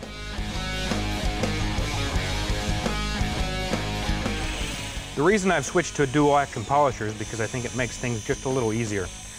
It might be a better choice for a DIY guy because a DA is much more forgiving with a lower learning curve.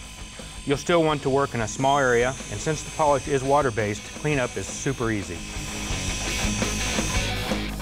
We're gonna keep working this quarter panel one small section at a time until it's done.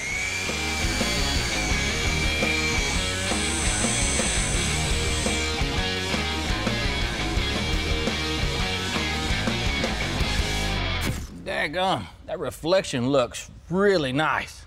Yeah, it does. It looks really good. That compound you brought us really does the job. Rest is up to you. Still ahead, installing a vinyl top. Hey folks, welcome back. We're plugging away on our '69 Dodge Charger here. We got the quarter panels all buffed out real nice, and during the break, we got her back on her feet. And we're getting ready to start installing this vinyl top. We got ours from Classic Industries, and I've heard these things can be a little difficult to install, so I brought in some help. You guys meet Mark Coates. He's with ABM Restorations. Yeah, Tommy, these things can be a little bit of a pain sometimes. We'll see if we can get this one on right. To bring you all up to speed on Mark's talents, he does some serious concourse restorations, specializing in Mopars, and sprinkles in a hot rod every now and then, like this beautiful shoebox Chevy. So what's this first step you're doing? We're going to mark a location of the trim clip holes so we can find them after the top is installed. What's next after that? We're going to find center of the top and center of the car. All right. After finishing up marking those holes, we'll use a seamstress tape, 52 inches, to find the middle of the car. On the back, this car actually has a notch that tells you where the center is. We got to find the center of the top, and Mark's got a simple way to do it. We're going to fold this over and line up the seams, clamp them in place. It makes a real simple way of finding center.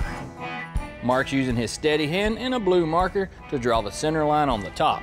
Then we'll use a string to pull a line between the two marks we made and draw along it with a silver marker. Then we simply line up the two center lines and lay the top out flat with the help of some magnets. Now it's time to glue it down. We're just applying a strip of glue along the front portion of the roof to get us started. This is a special vinyl top adhesive, which needs to be applied on both surfaces, the roof and the vinyl top. With both of the center lines lined up and stuck together, we can flip the rest of the top over and apply more adhesive on both of our lines.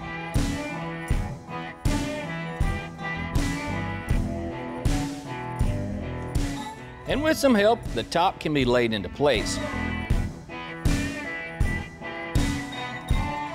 With that done, we're going to mask off the car because we're getting ready to spray some sticky stuff to speed up the process.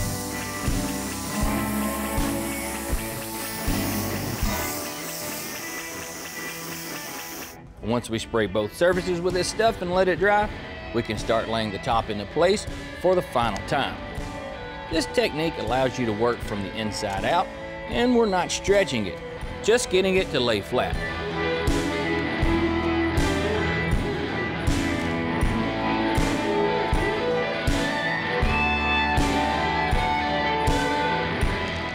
Now it's time to go back and glue the edges, work them tight into the drip rail, and trim off the excess.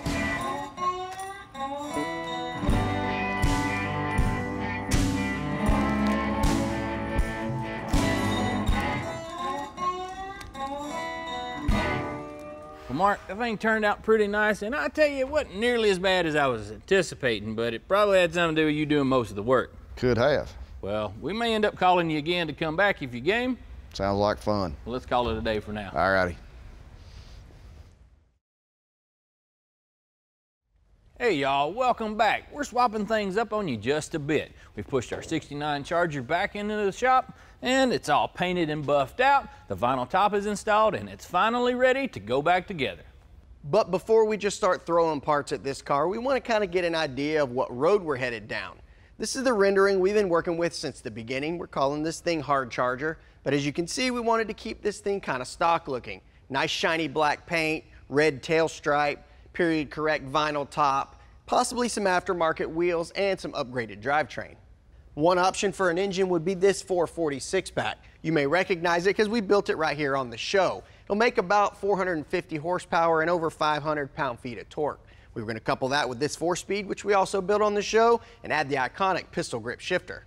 But we talked about taking it a step further than that even, and it just so happens this thing has recently fallen into our laps. This is a big block Mopar as well, but the guys down in Engine Power built it. It's now 512 cubic inches. It made 664 horsepower, 646 pound-feet of torque on the dyno on pump gas. Now this thing is a beast, but the car would require some other modifications to make this one work. So we've got a few options on the table whenever it comes to the direction of the build of this thing. So we brought in an expert. This is John Crayman with Mecum Auctions. And you can say this guy's got his finger on the pulse when it comes to the trends of the day. Resto mods continue to be a very popular part of the collector car world. Really like what you've done with this build. Very high quality, stock in the appearance of it, but it's really the power plant that determines the personality. And I'm really anxious to see what you have in mind. So John, what do you think of our 446 pack? I think that's a great choice. It's always a safe bet. This is one of the legends out of the Mopar camp from the late 60s, early 70s. Pretty tough to go wrong with this one. Well, what about this big motor over here? Man, I'll tell you, strokers are the way to go. It's all about horsepower with this one. This would be a great choice with a couple of different carburation induction options. Electronic fuel injection would be good, or you could really keep it old school, put a vintage six-pack on there and dress the engine up to make it look retro. That would be an option too. Paint the engine orange? Yeah, you could still leave a lot of the stuff on it now. Just go ahead and put some of that classic Chrysler orange paint on there, and I think it would look great. You know, guys, in 2015, Dodge Challenger Hellcat came out, breaking new 707 horsepower. Recently, Mopar has released the Hellcat Engine, 707 horsepower in a box. I wonder if that would work in there. Yeah, you know, we did talk about putting one of them late model Hemis in that car early on. Yeah, we did, but you know, knowing now that we can do 707 horsepower with the Hellcat, you know, that might be something we could get on board with. Well, John, I want to say thanks for coming to see us and giving us some insight on this decision we're going to have to make. Well, my pleasure, guys. Always love talking horsepower. Yeah, but we're not sure which engine we're actually going to go with yet. That's going to have to wait till another time, so make sure you come back and see us. Today on Detroit Muscle, Christmas comes early for the boys as the engine arrives for Project Hard Charger. We'll look to improve the handling and performance of this old muscle car with new suspension.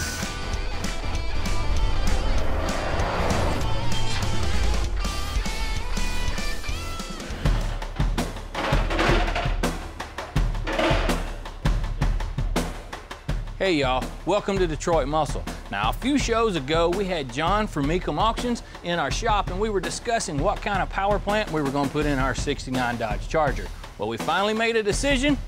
Can you guys guess what it is? Let's get this thing in the shop so you all can check it out.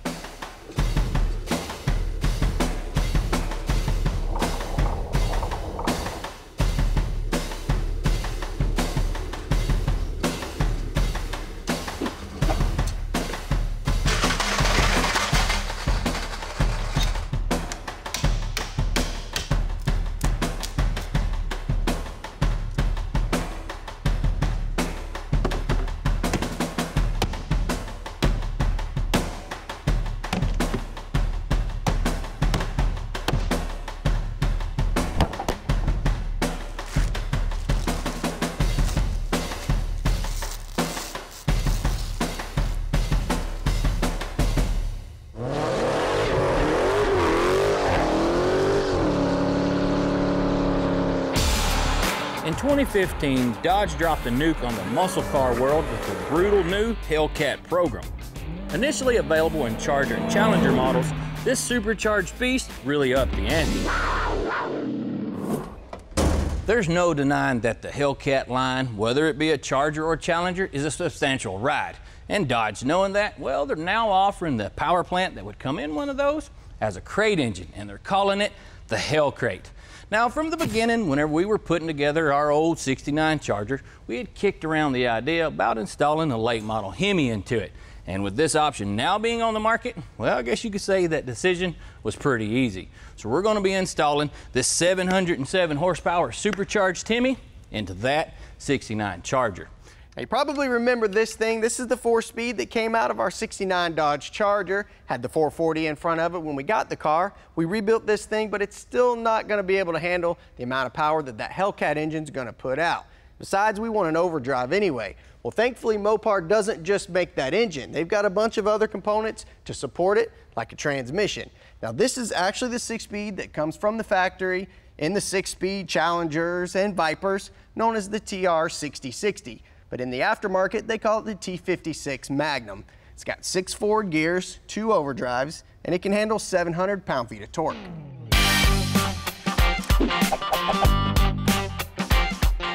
Of course, Mopar sent us a bunch of stuff to get this thing working. You need a bell housing and the bell housing bolts, this block plate, transmission mount.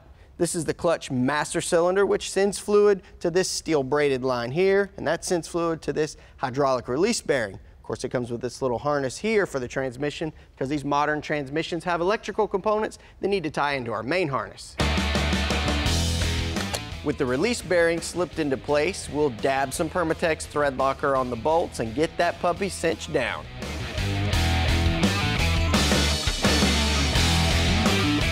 These bolts get torqued to 20 pounds.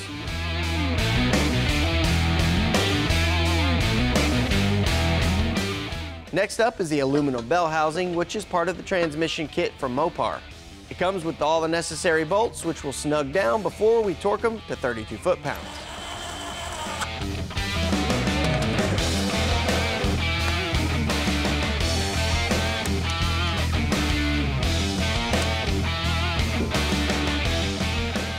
Then it's time to stick that sucker on a jack and get it married to that big old Hellcat engine.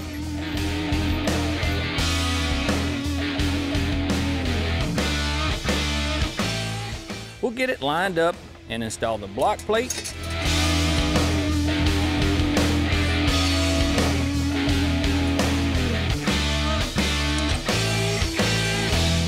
Then get them bolted together, 32 foot-pounds, and we're good to go. Next, Project Hard Charger gets a facelift with new front suspension that'll help contain all that power from that Hellcat engine. Hey y'all, welcome back. We've got our 6-speed bolted to our Hellcat engine and we're just about ready to slide this thing into our 69 Dodge Charger project. But I guess you could say we're in need of a metric shoehorn, if you will. Well, the metric shoehorn that Tommy's talking about is this stuff right here. We got a bunch of stuff from Riley Motorsports, and the centerpiece is this tubular K-member. It's a modern design. It bolts directly in the factory location with these holes right here. It's got provisions for a sway bar, provisions for a power steering rack, which is great. Get rid of that old steering box, but most importantly is it upgrades your suspension style. Short arm, long arm, A-arms, you eliminate that radius arm, but also it's got the provisions for coilovers so you can eliminate those torsion bars. Also has these little brackets here. These bolt to our Hellcat motor, attach right here to the K-member. Of course, Riley Motorsports sent us all the supporting components as well, like these upper A-arms that come with solid rod ends. They're adjustable and they bolt in the factory location. Comes with the spindles as well, and these are custom, but they've got Mustang 2 style spindles, so you can put on just about any brake that you can imagine. I mentioned rack and pinion steering earlier, and this is it right here. This is a quick ratio rack with custom valving for this application. It's got these solid in here, bump steer kit built in, and all the joints and shaft to get it connected to the factory column. The front sway bar is 1.25 inches thick and it's solid, and it comes with everything to get it installed, like these end links here and the mounts, and they've all got polyurethane bushings built in. Now they also sent us a bunch of stuff for the rear as well, but we're gonna have to show you that later. Right now, as you know, we gotta get the old stuff out to get the new stuff in. With the car up on the lift, we'll yank off the wheels and tires. This old K-member was good back in the day, but it's gotta go to make room for that new stuff. To install that K-member, we're going to have to remove these 2 bump stops. It's no big deal. We've got 6 plug welds. We can drill them out, a little bit of hammering, we'll be good to go.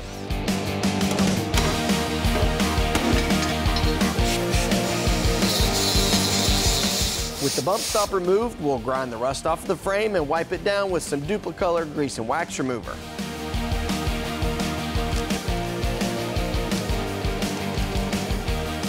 Then mask off around the frame and give it 2 coats of Duplicolor acrylic enamel paint and primer.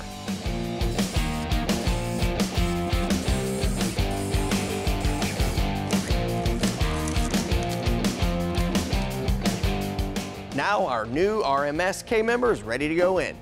Okay.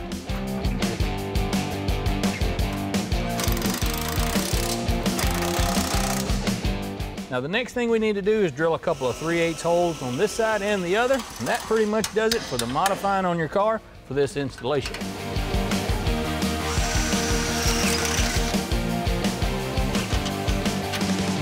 Just like that, the K-member's in place. Today on Detroit Muscle, the guys wedged their 707 horsepower Hellcat monster motor into the 69 Dodge Charger.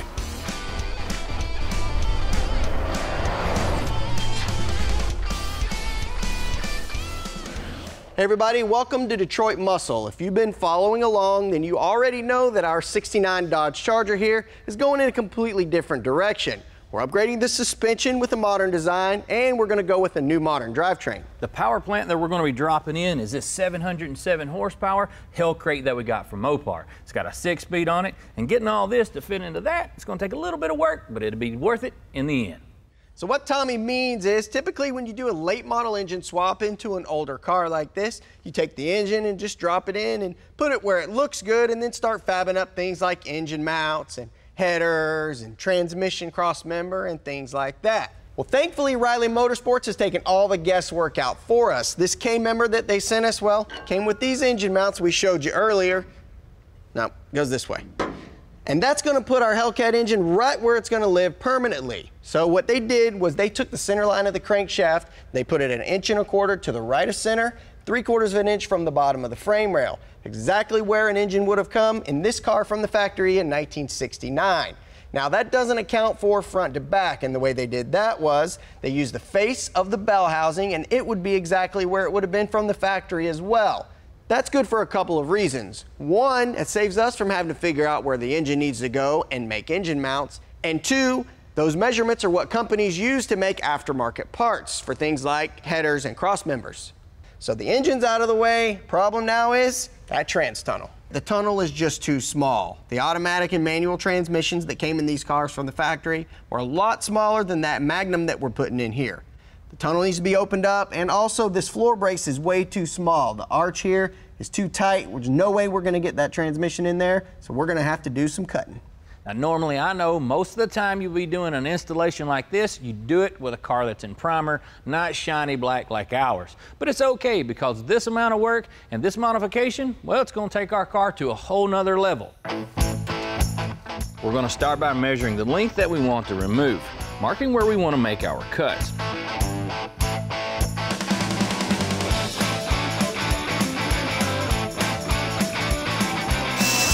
We'll drill a few holes so that we'll have a place to start our cuts. Because our car is already painted, we're going to use a body saw instead of a torch or a plasma cutter. We don't want to make a bunch of sparks, which could damage our fresh paint.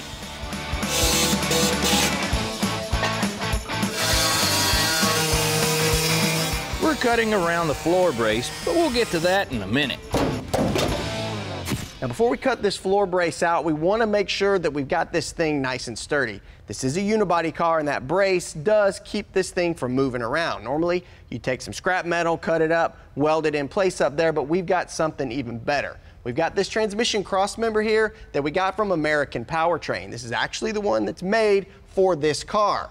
Now, we are going to use this one. It's going to bolt right in place here, and once we get it bolted in, it's going to keep that thing nice and tight.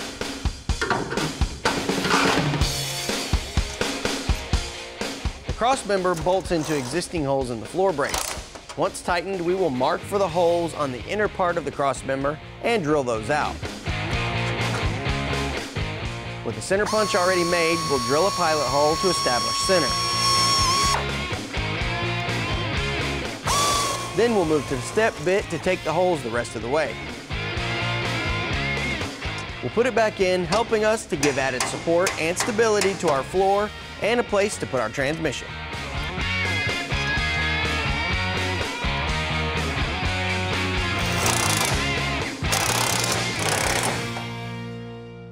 With that thing all braced up, now it's time to slice this little floor brace out of the way. I'll cut it out using a reciprocating saw, making sure to cut along the edge of our previous cuts. Look at that, nice and sturdy.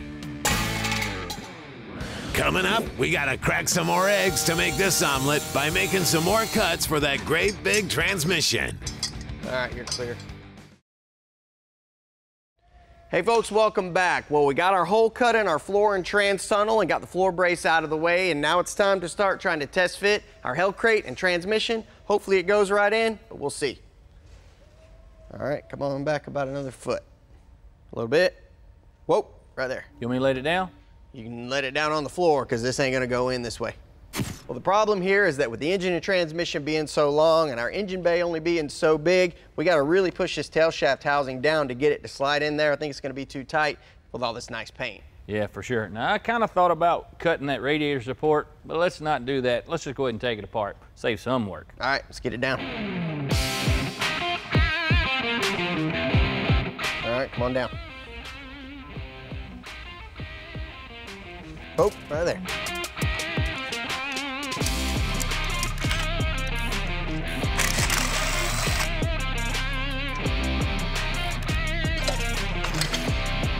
Does that look any better? Ooh, a lot better. Ease her on down a little bit. Keep it slow, it looks good. All right, stop right there. That's where I'd put it. Tommy, give me a hand if you would, please.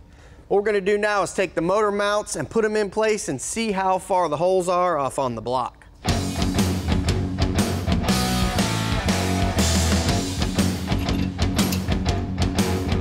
Looks like we're a little bit low and need to go back about 3 more inches.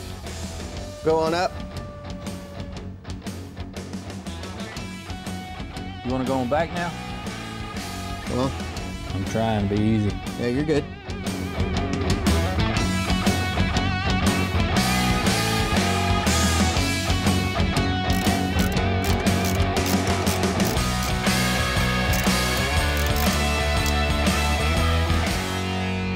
All right, the next task at hand is going to be installing the transmission, but I've got the bell housing and the firewall touching right here, so I'm going to trim that. That way we've got a little wiggle room with that bell housing. Like before, we'll mark the section we want to cut and use our body saw to trim it away. Now we'll have the room we need. A little bit more. All right, right there. All right, you're clear. With the forklift out of the way and the car in the air, we can remove the cross member and bring the transmission in. Even we thought, that's a big old hole, but as you can see, that T56 Magnum filled it up. And with it in place, we'll install a few bolts, get them just snug for now, and reinstall our cross member.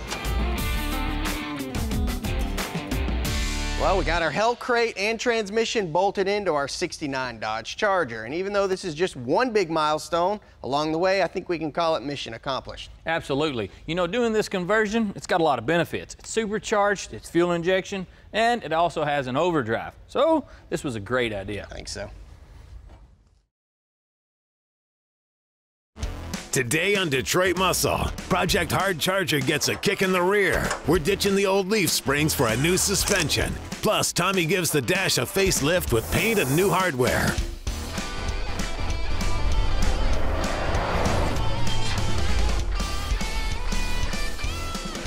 Hey folks, welcome to Detroit Muscle. Today we're going to be working on our 1969 Dodge Charger project. And recently we tossed up a couple of different engine options and went with the Hell crate, as well as a T56 Magnum 6-speed transmission. With this old Mopar having that 707 horsepower supercharged Hemi up front, we knew we needed to make some adjustments back here in the back. So we've got some big plans for the bottom side of this car. And you know, with this car also having all that go power, well, we're going to have to address the woe on this thing as well. And to get all that stuff done, it's going to take the components that you see around me here, like axles, center section, housing, brakes, and of course, the suspension. The reason we decided to ditch all of the factory stuff is because our B-body Mopar came from the factory with a leaf spring style rear suspension. That's great if you got a pickup truck, but it's really not known for being the best handling, not to mention it's heavy in weight. So we decided to go to Riley Motorsports for its Street Links kit. This is a triangulated 4-link design, which is going to provide better geometry, and that drastically improves things like traction and handling. The kit comes with everything you need to get it installed, including the control arms and the coilovers. And what's great about this kit is you don't have to do any cutting to get it installed.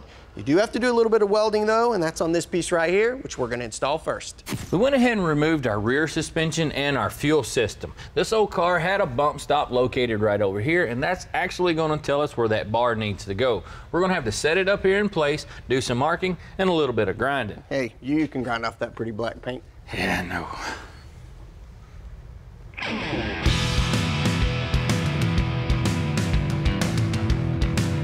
We'll temporarily put it into place, holding it with a couple of screws that will go in the forward mounting holes of the bump stop that I mentioned earlier.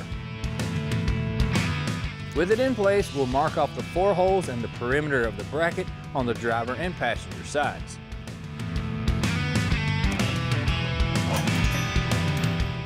Now we get to grind on some of that fresh paint. Luckily, it's black. Hey Mark, can you smell that fresh paint?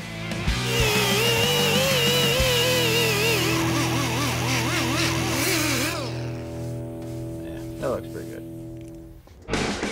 Now all we have to do is burn some wire using our Lincoln PowerMake 210MP. We'll dial in our settings and fuse some metal.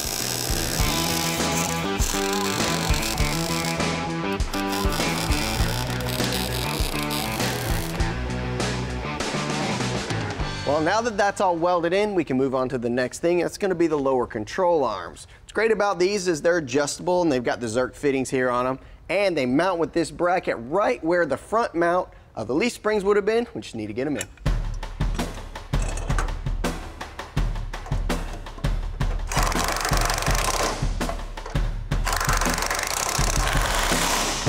Now the next step in our kit is installing these brackets onto our leaf spring pad.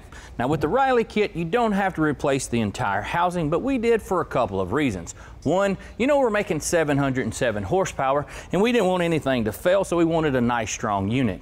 And, well, we're going to be putting some big gnarly tires up under the back of that Dodge, so we needed the rear to be a little bit more narrow. This is an all-new unit from Mosier Engineering. It comes welded up, ready to go. It's nice and heavy at a 1/4 inch thick, and whether you're running a stock or custom width, well, they have a 2-day turnaround, so there's no long wait. Now here on the bearing ends, we opted for an upgraded package because, well, from the factory, they have a taper bearing, and now we're running a sealed bearing. There's no adjustment, and these are leak-free. Now, as far as the axle shafts, these are 25 to 30% stronger than the stock units, so all these goodies put together are going to be nice and strong. We'll handle all the abuse that we can throw at it. Let's go ahead and get this bracket bolted up so we can move on. This step is pretty straightforward. The bracket mounts onto the pad just like the factory leaf spring. It comes with all new U-bolts, nuts, and washers, so there's no need to use any of that old rusty stuff. With everything finger tight, we can zip them down with the impact, and she's ready to slide under our Charger. Coming up, the guys have some more work to do upgrading the rear end. 4 links and shocks should make the Charger glide over any bumps in the road.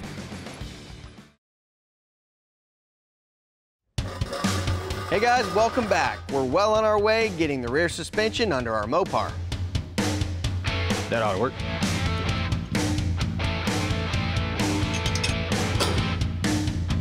Seems to be the holdup. I got it. After giving Mark a hard time about taking too long, we can slap our upper links in.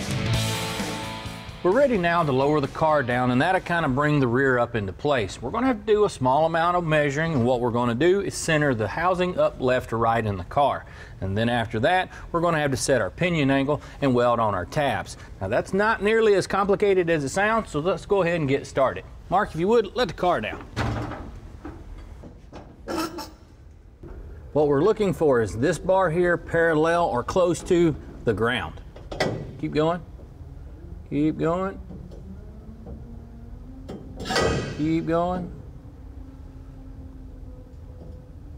All right. All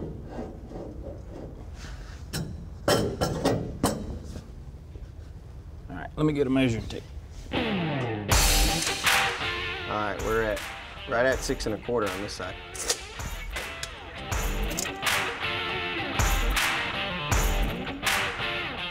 Yep, where we're at.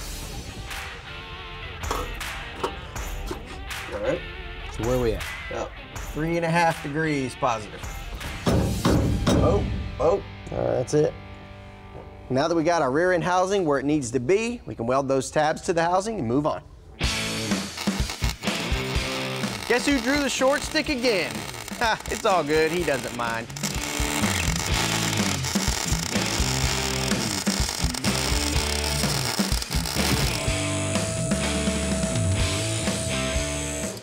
Well, now we're ready to start installing our shocks and springs. Well, we decided to go to Ride Tech for these coilovers. This is from their HQ series, and these are spec'd specifically for our application from Riley Motorsports. They are single adjustable, but they're 24-way adjustable on the rebound, so you can tune this thing to your liking. Another thing is, RideTech offers a 1,000,001 mile warranty, so you don't have to worry about these things failing. This lower coilover mount bolts to the lower control arm bracket. Then the coilover can be installed up top to our cross brace. We'll put pole jacks under the rear and lift it up until the lower coilover eyelet lines up with the mounting bracket. We'll start these by hand because these lower mounts are made of aluminum and it'd be easy to cross-thread these fine-threaded bolts. Once they're snug, we can remove the pole jacks. While Mark's finishing buttoning up the rear on our Dodge, I'm going to tell you about the brake kit that we're going to be using. This is the Wheelwood Super Light Big Brake Kit. It comes complete with 13-inch rotors, 4-piston calipers, brake pads with a high-performance compound, and all the hardware you're going to need to install it. Now, the first thing to getting this kit on, well, we got to bolt up our backing plates. So let's go ahead and get those in. Now, when installing aftermarket brakes, sometimes it can be a pain, but with Wheelwood, they've done all the hard work so that you don't have to, making installation a breeze. They make packages for most applications, and they look good to boot. We made some good progress today. We got our rear end and the brakes all mocked up where they need to be, but we still got to pull it all back out and spray on a coat of shiny. But I may let old Mark do that. Nope. Don't go away. Tommy gives that dingy Charger dash a facelift that Kenny Rogers would gamble on. Hey y'all, welcome back to Detroit Muscle. We're going to continue making some progress on our 69 Dodge Charger. What we're going to be working on is the dash. Now this came out of our car and obviously it needs some attention. We're going to change the color of it, swap out some of the components, but the first thing we got to do is strip it all the way down to the bare bones so that we can spray on some color. All of this old dingy stuff has seen its better days. We need to remove all the trim and hardware, making sure to get every piece out of the way that we don't want to paint. We're about there. The previous owner added some extra gauges that we won't be reusing, as well as leaving us his old smoke sticks in the ashtray.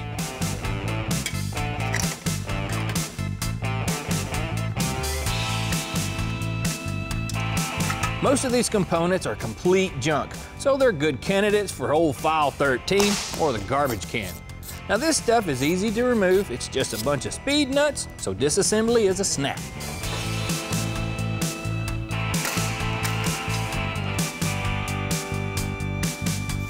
Now step back and hold your breath. We're gonna blow out 50 years of grime. With it down to the bare frame, we can clean her up with a little wax and grease remover. All right, guys, the next step to our process is the most exciting, the sanding. Now, I'm kidding about all that. What we're gonna be doing is using a DA here on the flat spots, and then all those nooks and crannies that we can't really get to, we're gonna use one of these scuff pads. Now, y'all just sit back and enjoy yourself while I do all the work. Using some 220 grit paper, which has plenty of tooth, makes sanding this old frame smooth an easy job. This paint is relatively thin. Sanding through is no big deal. We're just looking for a nice smooth surface without imperfections. What the old DA couldn't get to, we'll scuff down with a scratch pad, prepping our surface for primer and paint. Next, we'll mix up some epoxy primer, pour it into the gun, and we're ready for the booth. We've got our dash all cleaned up and we're ready to start spraying. Now what we're going to be spraying on is a couple of coats of epoxy primer first, and then follow that with some bright red paint for our interior color. Now from the factory, these old Mopars had a soft touch paint on it. Now we're not going to be spraying that on, but it's going to have that same kind of semi-gloss finish to it. What we're looking for here is a couple of nice even coats, making sure to cover all the cracks and crevices. Yeah, we know you won't see the backside of the dash, but heck, it sure does make it look a lot better. After a few minutes of flash time, we're ready to mix up some color. Man, that's red.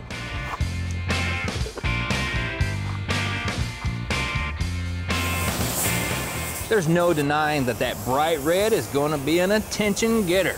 And up against that black paint, it's gonna look like $1,000,000. I can't wait to see it inside that mean Charger.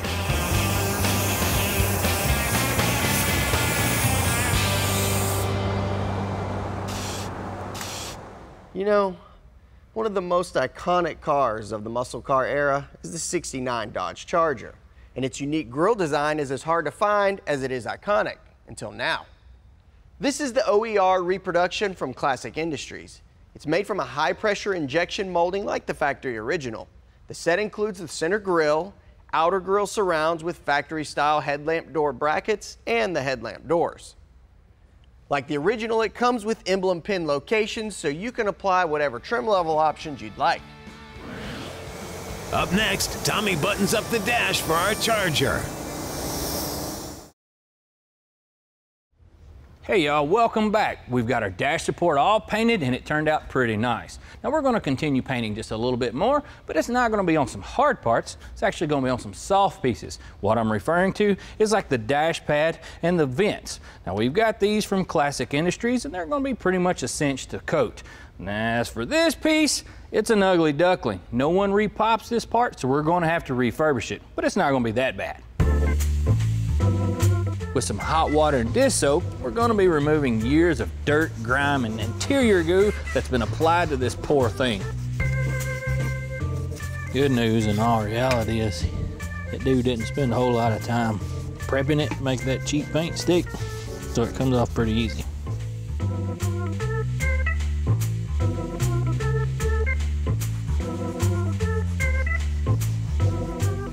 As for these new pieces, they usually have a release coating that needs to be removed. A quick scrub will do the trick. Next, a wipe down with some acetone will make sure that we got all the contaminants. And be sure to clean your edges and seams. With everything all clean and dry, we're ready to apply some adhesion promoter. We've got a wipe and some spray that we're going to put on. After that, we can get all these goodies in the booth and spray on some color. When painting interior parts like this, it's a good idea to use some adhesion promoter. With this product, all that is required is a single even wipe down followed by quick spray. Then we can move to the booth. We'll top off these parts with the same blood red paint that we used on our old dash frame. We're making some pretty good progress re-beautifying the dash in our old '69 Charger. Now, if you remember back when we were taking that old thing apart, it was in pretty bad shape. So we went to Classic Industries and got us several new items. Check out this new dash bezel. This thing is a work of art. We also got us a new lens for the gauges, a radio bezel. Heck, we didn't even have one of these. A knob kit, because you want all your shinies to look good. A radio, because you gotta have tunes in an old car. And a dash pad. Now they offer these in several different colors, and luckily for us, they had it in red, so all we gotta do is bolt this thing on. Now to put this thing back together, we followed the old textbook advice, and that is, just reverse the steps of disassembly for reassembly. Well, kinda. I forgot my textbook at the house, so we're just gonna wing it.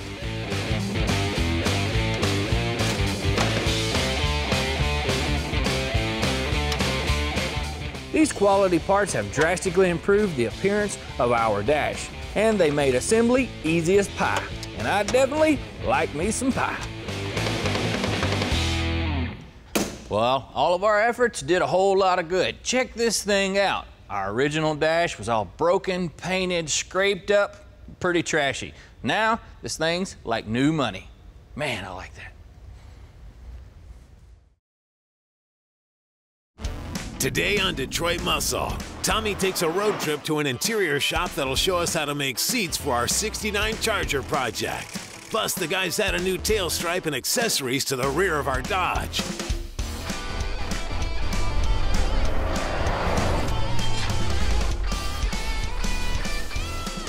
Hey y'all, welcome to Detroit Muscle. Today we've got some pretty big plans. I'm headed southbound to an interior shop, M&M Hot Rod Interior, and what we're going to be doing is sewing up a fancy new set of seat covers out of some beautiful red leather. Old Mark stayed back at the shop. He's making some preparations on our Mopar, and what we're going to be doing is adding some pizzazz to the backside of that Charger. Where we're headed is a small town that only a select few get to call home. That is Holly Pond, Alabama.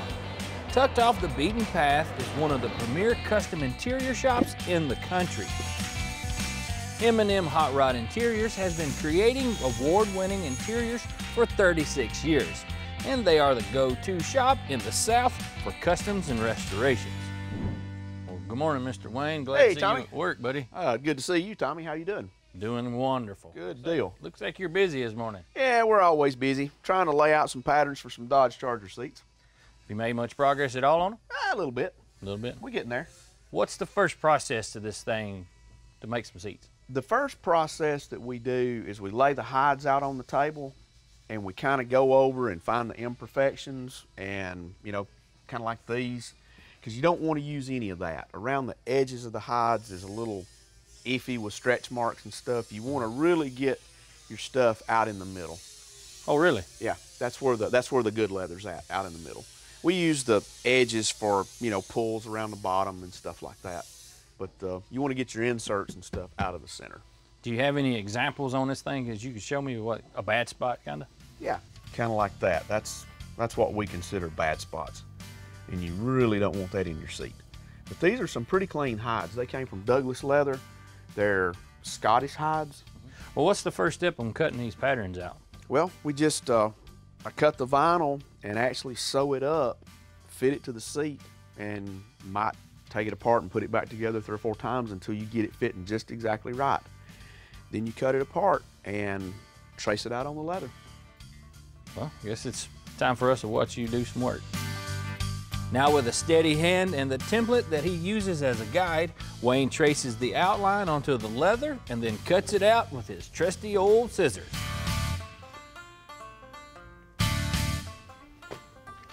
Now, all we need is foam glue to that. I'll go see Pamela. Go see Pamela. I was told I needed to come see you about some foam. Okay.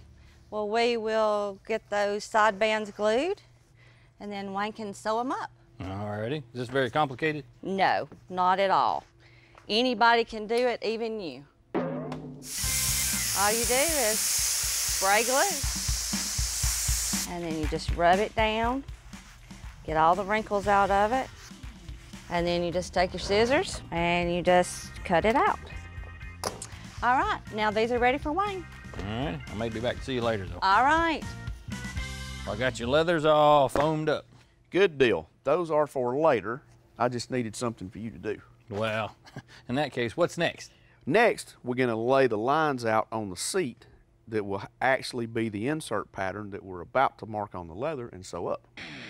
All we do is we draw it onto the seat. Then I will transfer it to the leather, get a piece of foam, and start sewing. So now what I'm doing is I'm stitching these lines that I drew on the leather, stitching it through the foam to give us that pleated look. And there we go. Don't go away. We'll button up the seats for Project Hard Charger. Hey y'all, welcome back. We're here at M&M. Wayne's got our seat all sewed together. It's time to see if this thing's gonna fit. What do you think the chances are? Hopefully they'll fit. Well, let's see what we got. All right, we'll do it.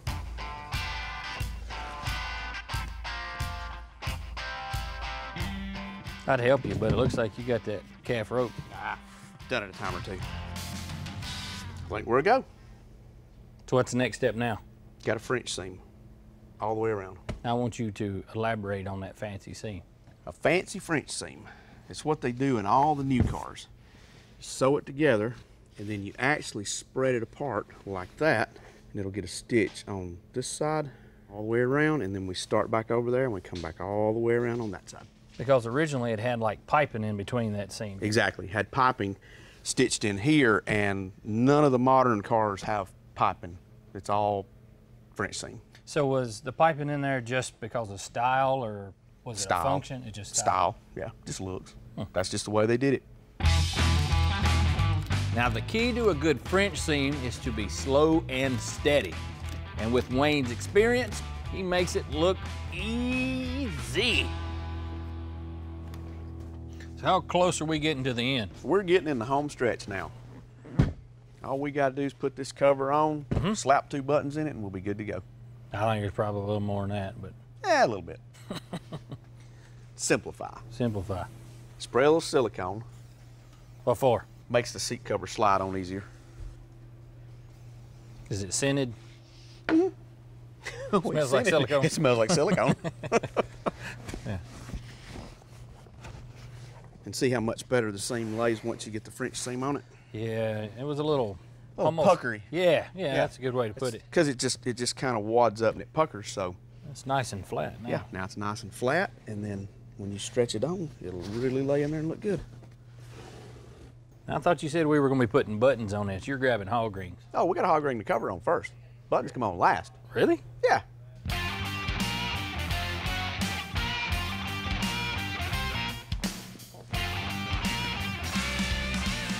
I'm supposed to see you about a button. All right. Now, it's very complicated. Yeah? Now, you'll have to pay a lot of attention. Okay, is it going to take very long? Not very long at all. That's it. What? Here's your button. Perfect button.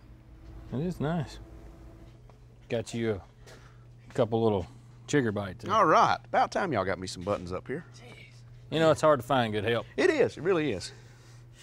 So what are we going to do here? I'm going to show you how to put these buttons in this seat. Needles make me a little nervous. Yeah, they do me too. But that needle goes right in that cross, and then you thread the button string in that slot.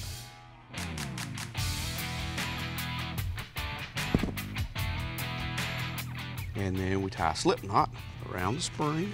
Mm-hmm.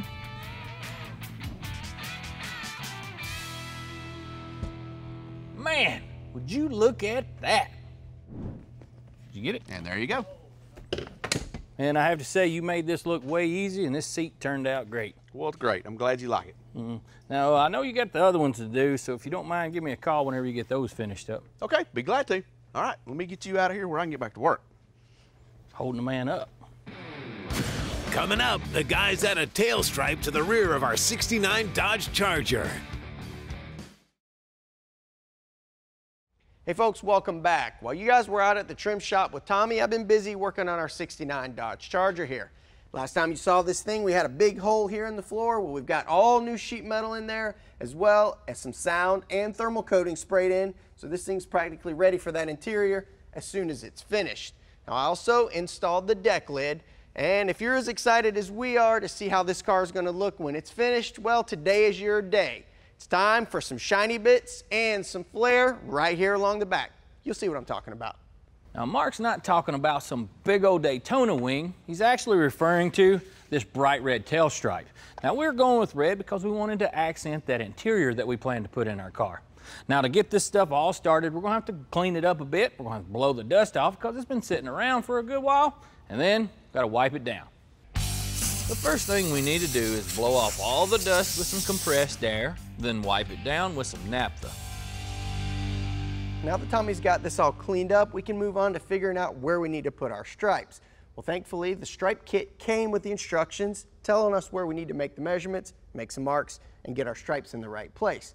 I've got a seamstress tape, and I've got some high-quality masking tape here, neither of which are going to damage our pretty black paint. First thing we need to do is pull a measurement right off this tail panel.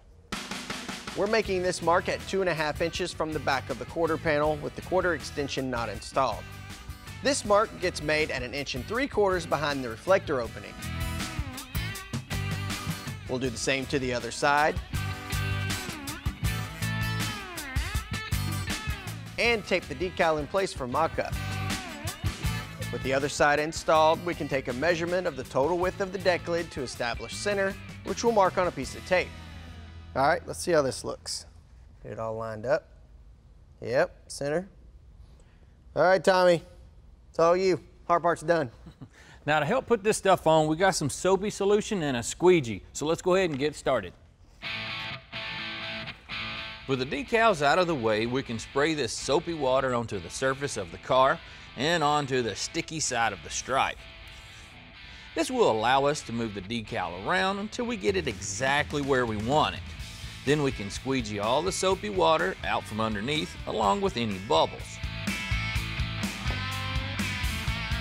Think that's good, we can move on.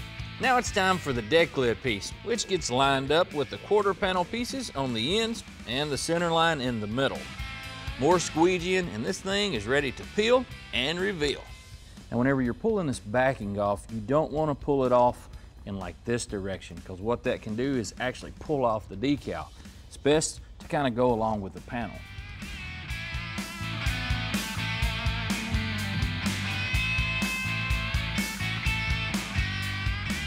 Oh yeah, and that looks great. Up next, we finish icing the cake on the rear of our Dodge. Hey y'all, welcome back to the shop. Well, we're making some pretty good progress dolling up the backside of our old Dodge. The next thing we need to do is refurbish our taillight assemblies. Now we're going to have to spray on a little bit of paint, and we're going to do all that over here in the booth. Our plan of attack on this thing is spraying the inside here a real bright silver, and that'll help reflect all that light on the inside all the way through the lens. Now back here on the back, if you notice, it's real inconsistent as far as the color goes. What we're going to do with that is paint it a little darker silver, and when we're all said and done, this is going to look like $1,000,000. With some rubber gloves on, we'll do final prep on the housings with some Duplicolored grease and wax remover. This will get any leftover contaminants off that may prevent our paint from adhering properly. Then we can spray. While the paint's drying on those tail lamp housings, let's take a look at the new parts we're going to use to get the back end of our Charger all dialed in. We got everything here on the table from year one, and they offer muscle car restoration parts for GM, Ford, and Mopar.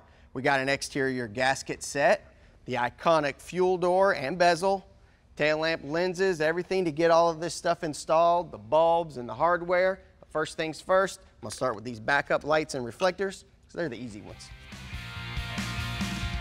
The reflectors just snap right in, and the backup lamps install with a couple of screws.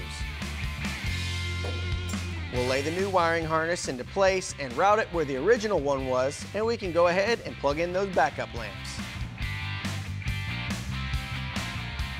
Got you a bumper. Oh, nice. You sure that's the right one? It should fit. Okay. That's it. With that bumper in place, we can tighten it down and move on to some more shiny stuff, like the trim and lock cylinder. Hey, big man, I got you some jewelry. Hope you like it. Oh, man, you're not proposing to me, are you? Proposing you get back to work. These refreshed tail lamp assemblies just slide right into place from the inside of the trunk and get fastened down with some new hardware. And we just couldn't resist that fuel door. That backside looks pretty good, don't it? You know, whenever you've got a project like our old '69 Dodge Charger here, there's a whole lot of time and effort that goes into them, making them nice. And if you got a fancy paint job like our old car, you know, protecting your ride is a good idea. So we went to Covercraft for one of its Weather Shield HP car covers. This provides the best all-around protection, whether it's outdoors or indoors. This special fabric lets heat, moisture, and condensation escape, but if you get water on it, it just rolls right off. It's available in a variety of colors, and it's easy to care for. You can just wash and dry it right at home. These things all come with a 4-year warranty, and you can even customize them with the name of your car or a logo like we got. It's pretty fancy.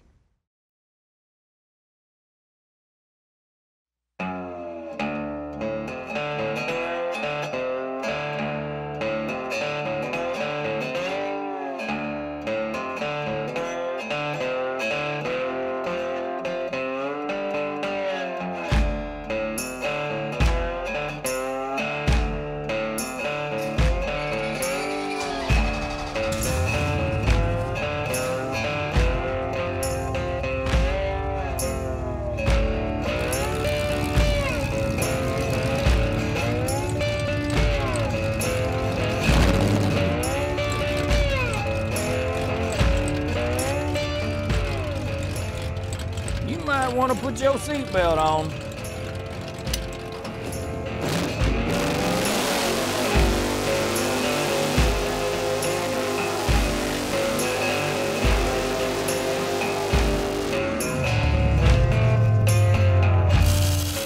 We brought this '69 Dodge Charger into the shop, tore it down, and replaced a bunch of sheet metal.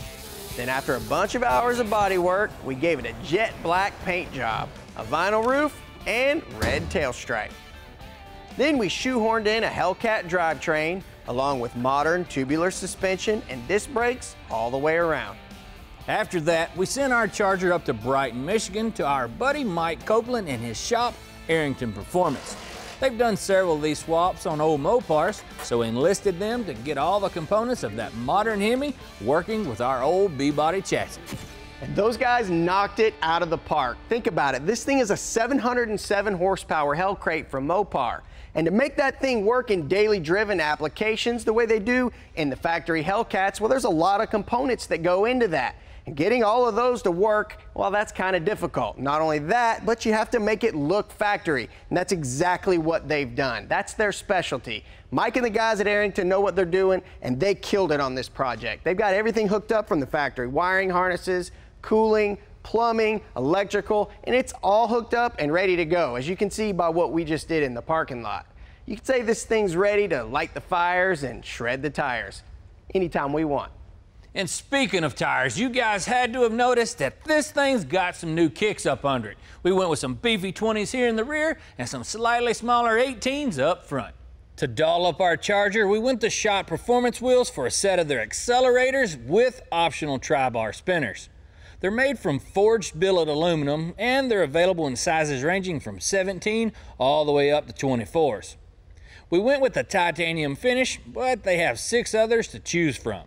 Then we wrapped them in a set of General G-Max RS Ultra High Performance tires. That way, if we ever decide to take this thing to the track or just cruise it on the streets, we'll be prepared. Well, I don't know about you, but with this thing finally having a pulse, I guess you could say it's kind of rekindled the fires for me. Well, for me, it's not so much the pulse of this thing, but my pulse riding shotgun with you doing that big burnout out in the parking lot. That was awesome. I mean, what's left on this car, it's the tedious stuff. It's not really my favorite, but I am ready to get this car done, and we are dangerously close. I guess you could say all we lack is finishing up. Don't go anywhere. Mark and Tommy start sliding into the assembly of Project Hard Charger.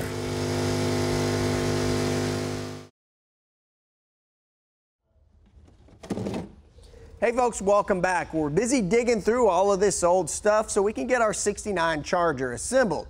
First thing we're going to attack is the windows. Well, here's all the hardware for our driver's side quarter glass. There's a lot of moving parts here because not only does that glass go up and down, but it also pivots while it does it. We just need to get all these parts out here and give them a good inspection to make sure everything's in good shape. One of the things you really have to look closely at is this regulator here, because these teeth like to get worn down or even broken off, and the splines here where the crank itself attaches, well, sometimes those will get worn down as well. Ours looks good. As for all this small stuff that's in the bag here, we just need to look at every single thing, take an inventory, and see what needs to be cleaned up or replaced. Now, some of this stuff can just go right in the blaster, but some of this other stuff needs to be replaced, like these rollers here. They get cracked and brittle, and thankfully, we can get those new. We're going to show you just a little bit later. But as for this other stuff, need to get it over to the blaster, get it cleaned up. While he's busy with all that, I'm going to get started on our side windows. We went to Classic Industries and got a full glass set up for our Charger. We didn't want to reuse all that old stuff because it's all scratched up. However, we are going to have to transfer some of the hardware from this stuff over to the new ones. To remove this piece, it's pretty simple. We're just going to persuade it off with a hammer, and then we'll run it over to the polisher to brighten everything up.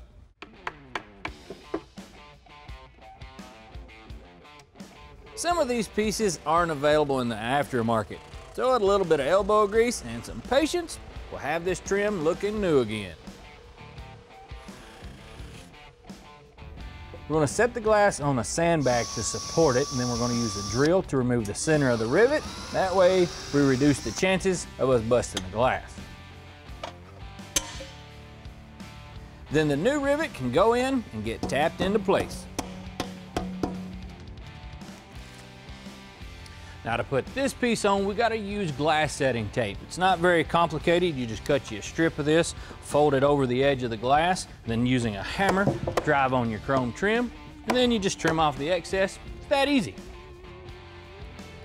We're going to paint the pieces that I blasted using some Duplicolor engine enamel. The reason we're doing this is because it's a very durable paint, and this silver is a very similar color to the factory galvanizing. We've got our painted parts ready to go. The parts I didn't need to paint, got those cleaned up. Got our glass right here and the new hardware that I mentioned earlier, like these new rollers. You can see them compared to the old ones here. We just need to get these installed, get it all assembled. I'll get the glass installed onto the frame. Then I'll use some Permatex dielectric grease to lube up all the moving parts.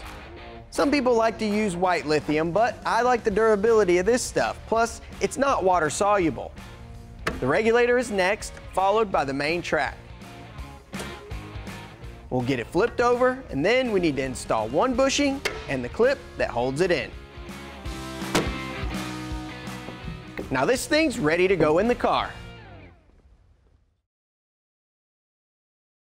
Today on Detroit Muscle, Mark and Tommy invite an old friend into the shop to work on a custom exhaust system for our 700 plus horsepower Hellcat powered Charger, giving it that muscle car rumble.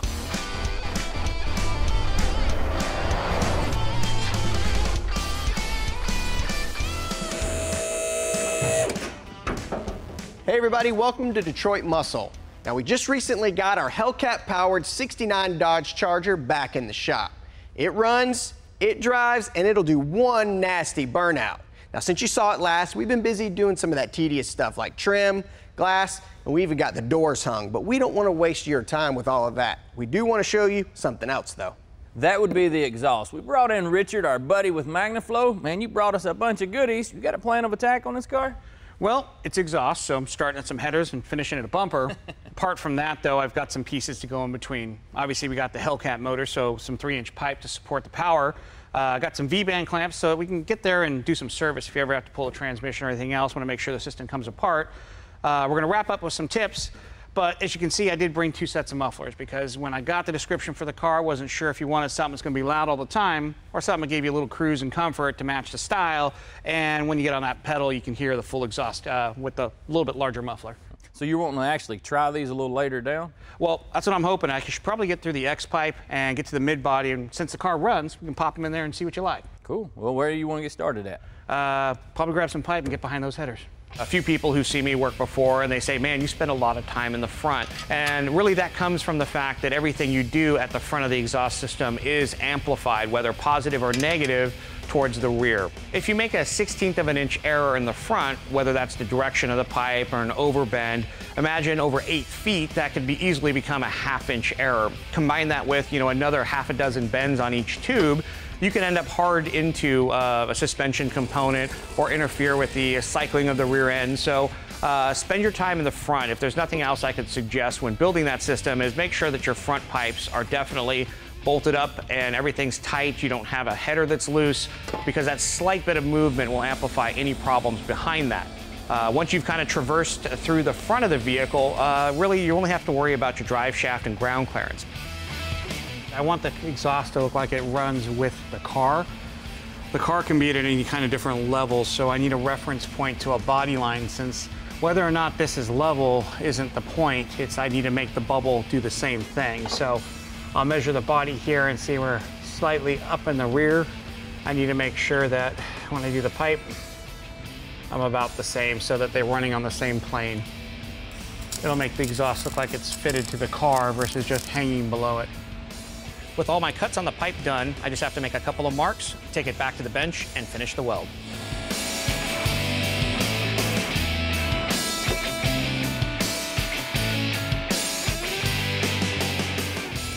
So basically what we've done with the levels is determine that the exhaust system is not only flat side to side, but running in the same parallel as the actual body.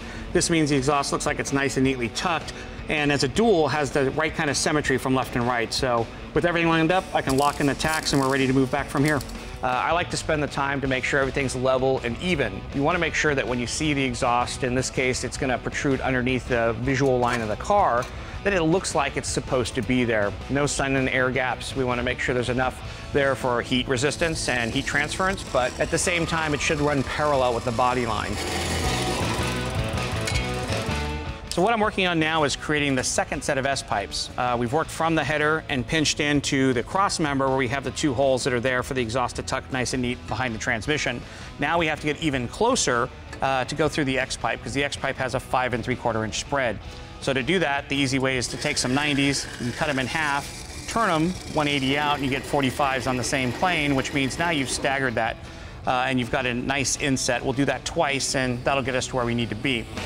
With my pieces cut, I'm going to take them back to the car and fit them to the X-pipe. This is where I'm going to make sure I have the orientation correct. I'll grab the MIG, verify that the level's correct, and tack them in place. It's important to go ahead and get them tacked so the orientation doesn't change, but I will go back to the bench and finish it up with a TIG weld. Now you can very well finish everything with the MIG, but I like to take it back to the bench and do a nice TIG weld. Not only does it have a better finish, but if you've got the time, the equipment, and a little bit of know-how, it's definitely worth the extra efforts.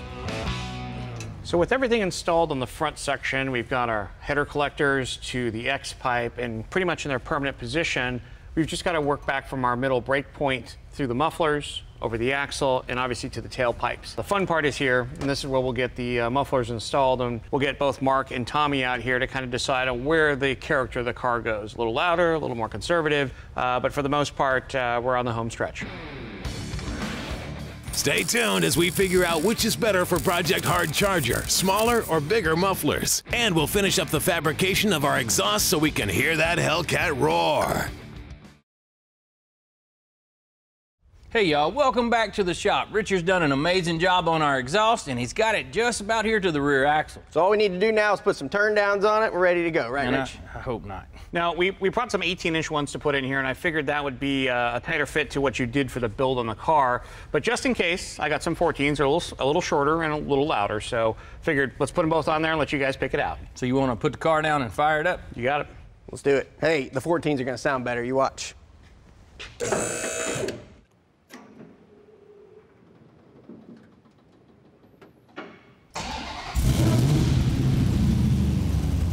Don't sound too bad.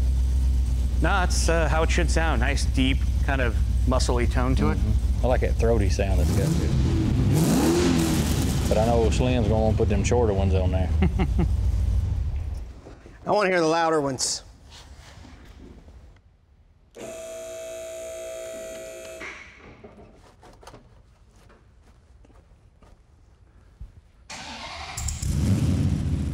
Yeah, that definitely sounds louder for sure. Yeah, it's definitely deeper, and when he gets on that throttle, it'll rap a little louder.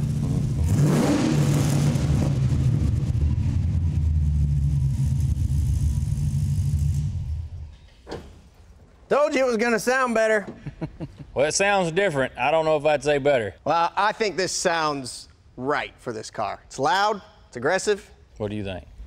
I'm still going to go with my original choice. If you're definitely looking at a road cruiser, it's going to have almost the same volume at wide open, but you'll have a lot more comfort inside when you're cruising.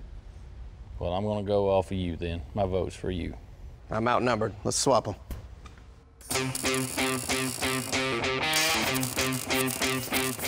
At MagnaFlow, quality's premier. From the 80s when we originally started the company, it's what differentiated us from the others that were in the industry. We chose a stainless steel component to be our primary piece to avoid the corrosion. On top of that, we sought out the best methodology for welding. What started out as hand welding moved to CNC and robotic welding. What required manufacturing for tubing, we brought in-house. The more things we can control, the better the finished product became. And why is that so important? Well, our design is a straight-through muffler. The design is hundreds of years old. It's nothing new. It's not even patentable. But what our job was is to make it better. And that's what we've done, is try to put all the resources together to make a part that's a worry-free experience for the owners today.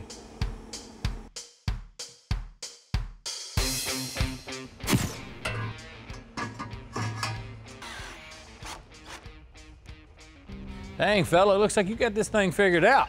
Yeah, just about. It looks nice. Yeah, we pretty much went straight up and got all the 3-inch in that we were looking for, kept it tight and tucked, True X, the big 18-inch muffler, over the axle, and just wrapped up the tips. Well, I guess you want to hear this thing for sure, don't you? Oh yeah, finished stuff is always the best. Well, let's let it down, see what it sounds like.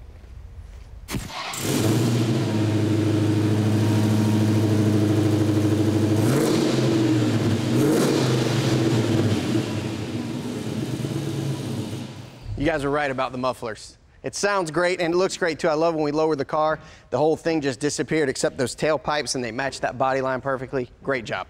Thanks so much. It's always a pleasure coming out here and working on these special projects. Well, we'll be sure to call you on the next one, but it'll be a while before we have another one like this.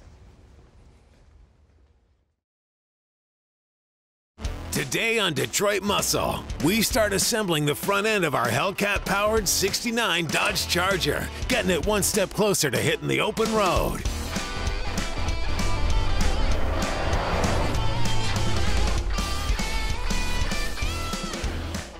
Hey everybody, welcome to Detroit Muscle. This is a big day for us because we are super excited to get this beautiful Mopar back in the shop. It's our 707 horse, Hellcat powered 1969 Dodge Charger. Not only does it have that modern drivetrain, but it's got updated suspension with coilovers, as well as some big fancy wheels and tires, and a slick black paint job.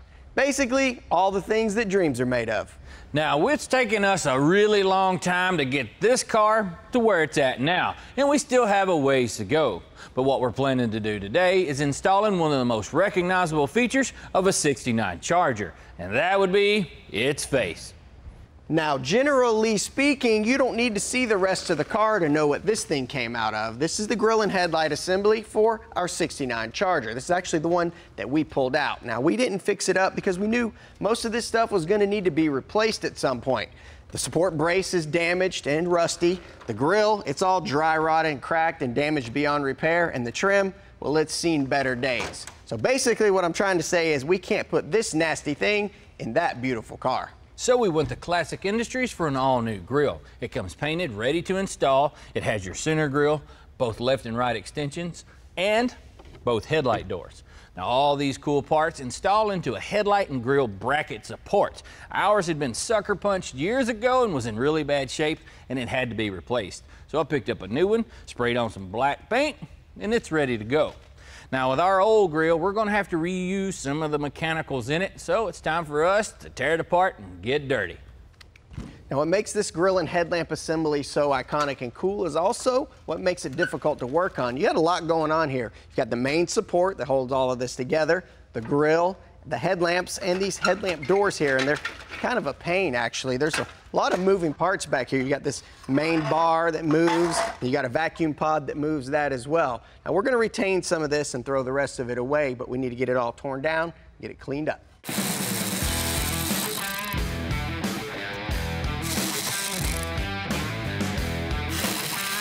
Some of these pieces are not remanufactured and hard to find, so we want to take our time and make sure we don't damage any of them in the process of disassembly.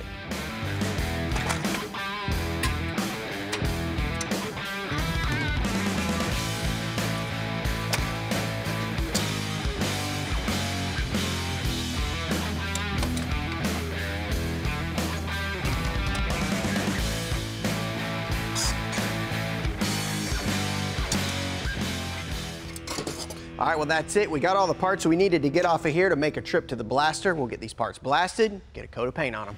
We've got all of our parts cleaned up and we're ready to start spraying them. The first thing we're going to do is apply some Duplicolor self-etching primer. And then after that, we're going to spray on some color. Now you could paint these semi-gloss black like a lot of people do, but I'm going to swap it up a bit and give it a few different colors, and it's going to add a whole lot of depth to our restoration. We're going to spray on a few thin coats of primer onto our pieces. This self-etching primer is ideal for bare metal surfaces and will give us a great base for our primary colors.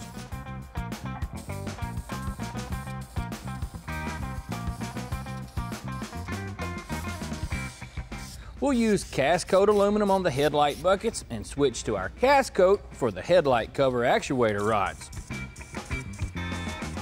Then I'll use some semi-gloss black on the actuator support bracket. Hey Hoss, I got these parts all detailed out and they're dry and ready for you. They look good, thank you. Just in time, because I need these buckets. Well, you get busy. All right, thanks. We'll start by installing the headlight buckets that Tommy painted, as well as the new adjuster hardware, followed by the headlights and the bezels to tighten them down.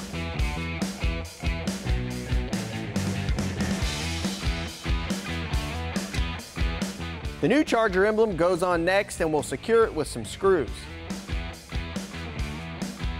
Now we can slide the grille into the support and bolt it together using the supplied hardware we got from Classic Industries.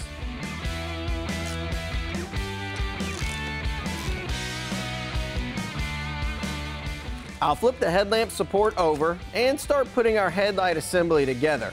starting with the headlight door actuator rod, followed by the actuator mounted bracket. We're going to replace the old vacuum-driven actuators with these electric ones. They bolt right into the factory location and are easy to install.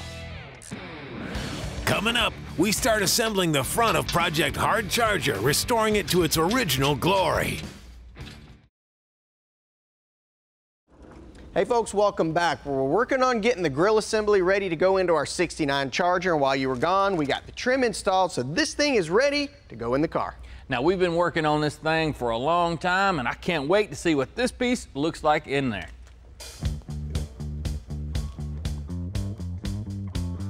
Now, with all this fresh paint, we want to make sure we take it nice and easy to get it right the first time. We want to get all the bolts started by hand before we tighten any of them for good.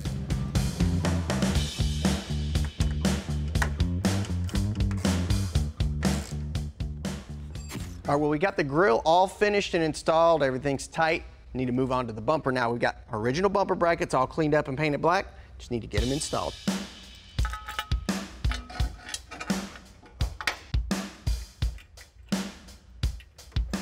You handling it all right over there, boss?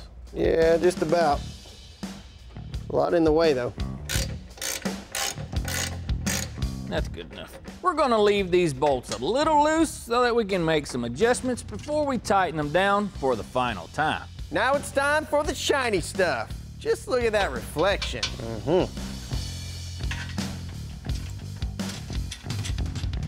Amazing what just a few pieces you put on does. You ain't kidding. Once we got all the bumper bolts installed by hand, we can make our adjustments and lock it down. Careful, this is shiny. I see that. Now it's time for the lower valance. We'll get the center bolted in loosely. Just like the grill support, we want to install all the bolts before we tighten them down. You ain't in a bind, are you? There it is.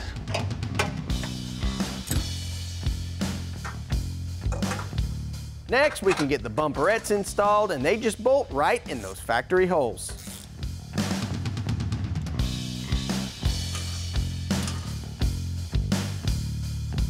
That looks good. One final thing is our front turn signals, and then we'll be all done with the front end.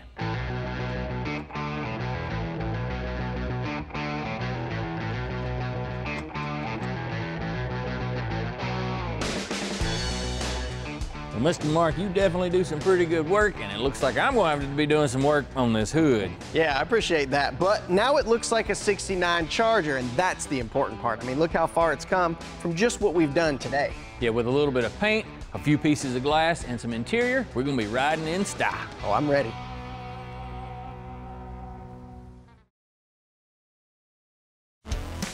Today on Detroit Muscle, we put the finishing touches on Project Hard Charger's hood, prepping it for paint. Plus, we dive into the interior, installing a new headliner.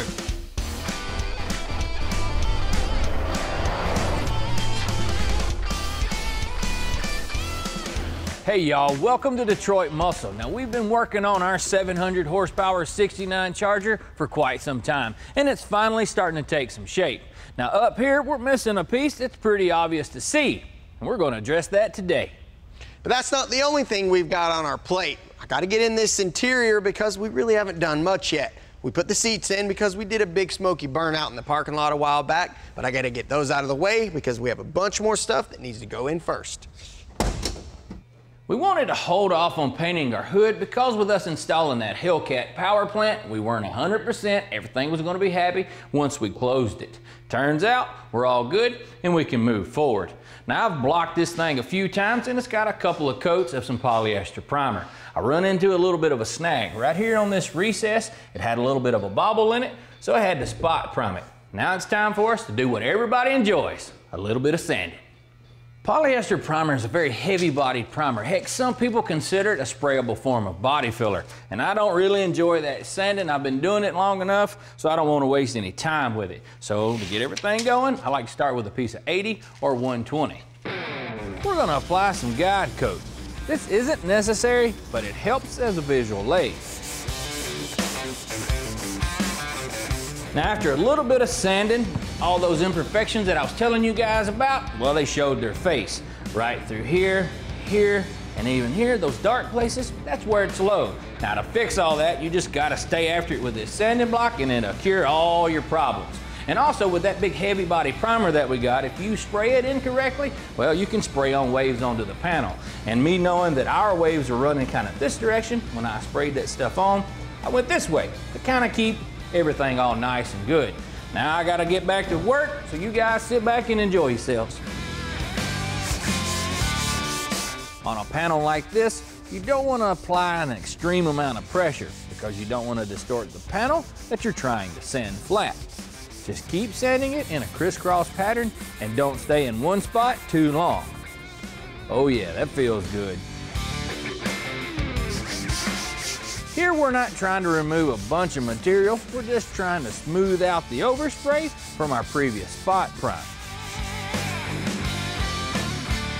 80 grit paper allows you to shape up that panel relatively quickly, but the problem is that the scratches it leaves behind are a little bit too coarse. So what you need to do is take some 180 or 220 and follow it up, and if everything checks out when you sand that panel, you can prime it for the last time.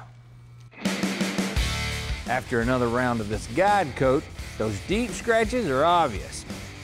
I'm using the same technique with 180 grit paper.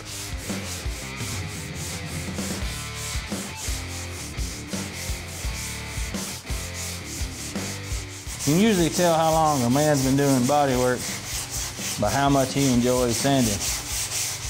Most of them young whippersnappers, they'll tell you, oh, I love sanding. Body work is so awesome.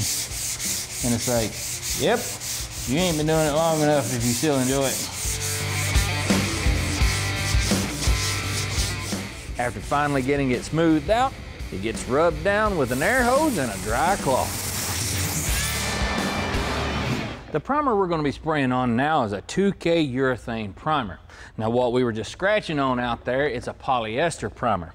You don't want to spray paint directly over top of polyester because it's too porous. So after a couple of coats of this and it drying, well, we can sand it down and splash on some of that color.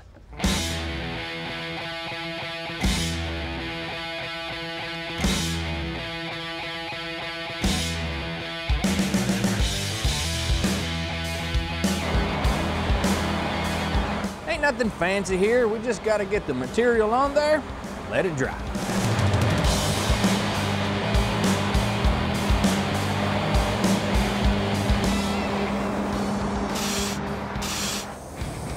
Don't go away. Tommy finishes up on our '69 Dodge Charger hood, getting it ready to go back on the car. Hey guys, glad you made your way back. While you were gone, I went ahead and final sanded our hood. I used some 500 grit paper and this thing turned out pretty slick. Now we need to go grab us some paint and we can get to spraying. We're gonna get right into spraying on some paint. Now we sanded that hood with some fine enough paper so that we can do so. If you had sanded with some 320 or 400, you might wanna spray on some sealer.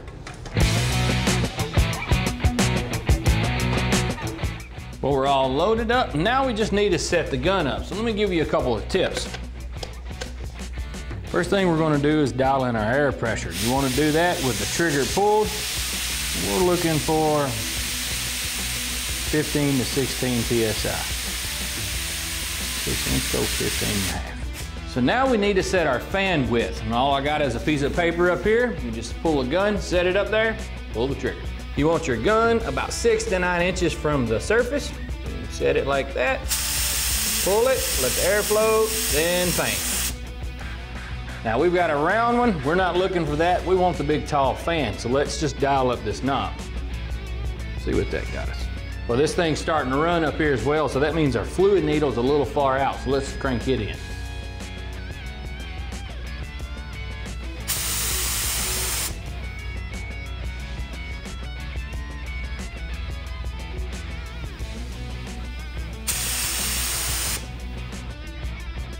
Too bad. See if our pressure back where we need to be. That's not quite wide enough. Too wide there. Well, that ought to do it. Now with our first coat of base, we're not trying to cover the surface 100%, just majority of the panel.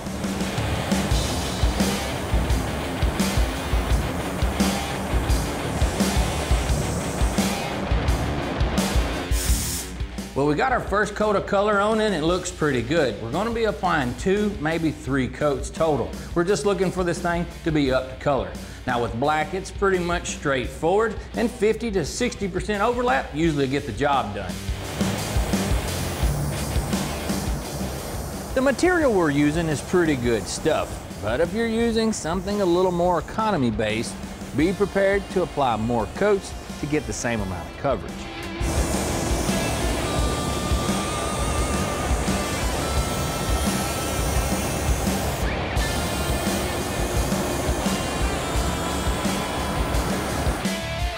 I got the hood tacked off, now we're ready to start spraying on some of that shiny stuff. Now with our clear coat, we're gonna add about 1 pound of pressure here at the gun because it's thicker than the base. We're gonna spray on 3 coats, maybe 4, so let's go ahead and get started.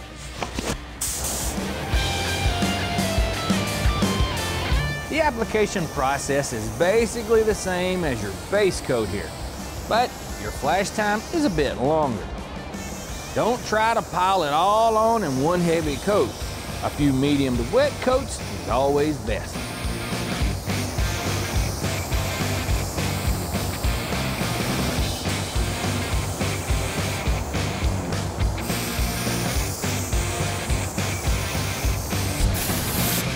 I have to say, this thing turned out killer. It's beautiful, and I'm glad you did all that sanding instead of me, because I didn't want to do all that. But with all the panels on the car, I can definitely say we picked the right color. You were right. Mark gets a little help installing the headliner to our 700 horsepower Charger.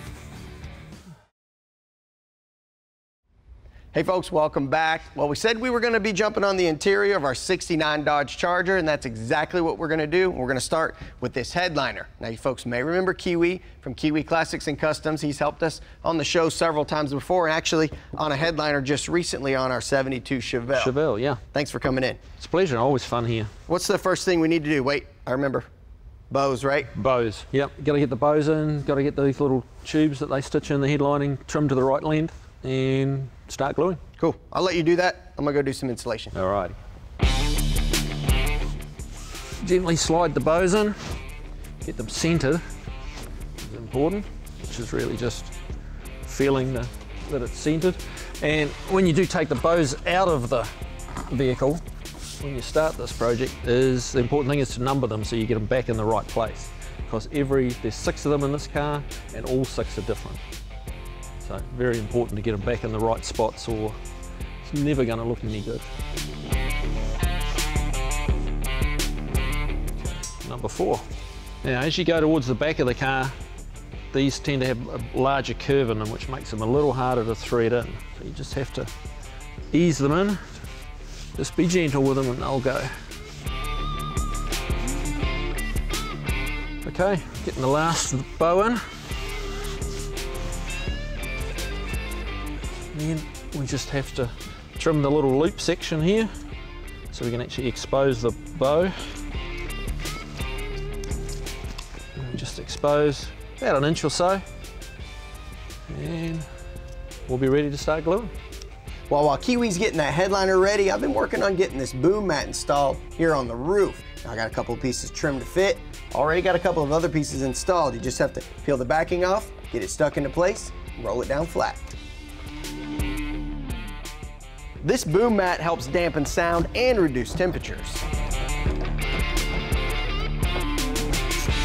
On our Charger, there's some pieces that go around the headliner and around the window to trim it out. And from the factory, they come black. But what we're wanting to do is add kind of a custom touch. Paint these pieces red to match all that interior. We're using the leftover interior paint that we used on our dash a while back. It takes a few coats to cover that black, but that red is really gonna make that interior pop. headliner's already laid out. Now we're just going to spray the adhesive on the inside of the car. Okay, time to get some glue on the headliner itself.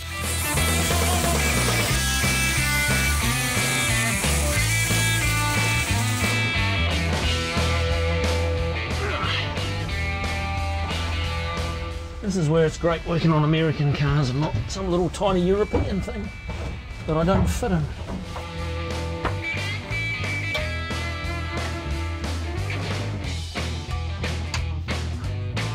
Okay, we've got a centre line marked here on the headliner itself, a little wee centre line marked on the roof of the car which we'd previously measured. Really important to get those in the right location. So once you get the middle right, you can just work out to the edges, front and back and the sides.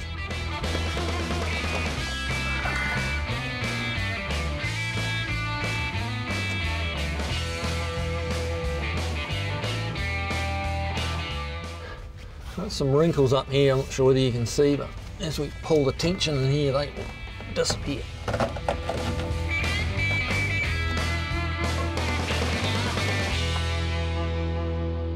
But don't be scared to put your back into it, you really do have to get some tension on them. Because once the sun hits them outside, they're going to loosen up.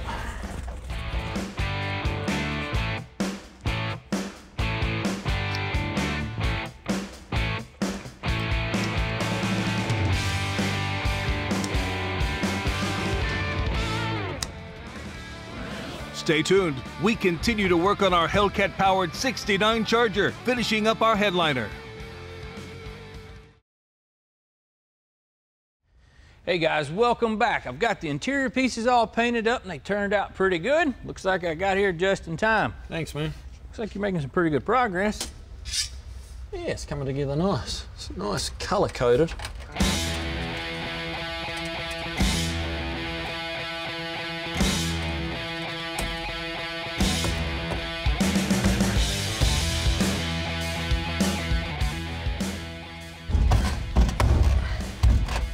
It's working now that I'm doing it. That's a given.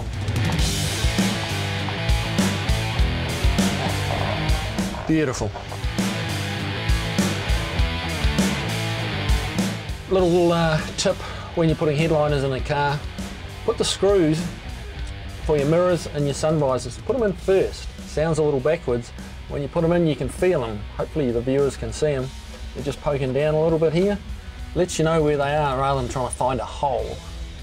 So you just, and then you can just unscrew them and you know exactly where it goes.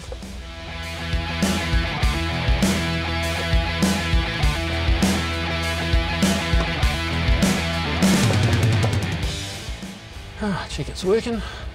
Oh, good grief, I just saw Tommy.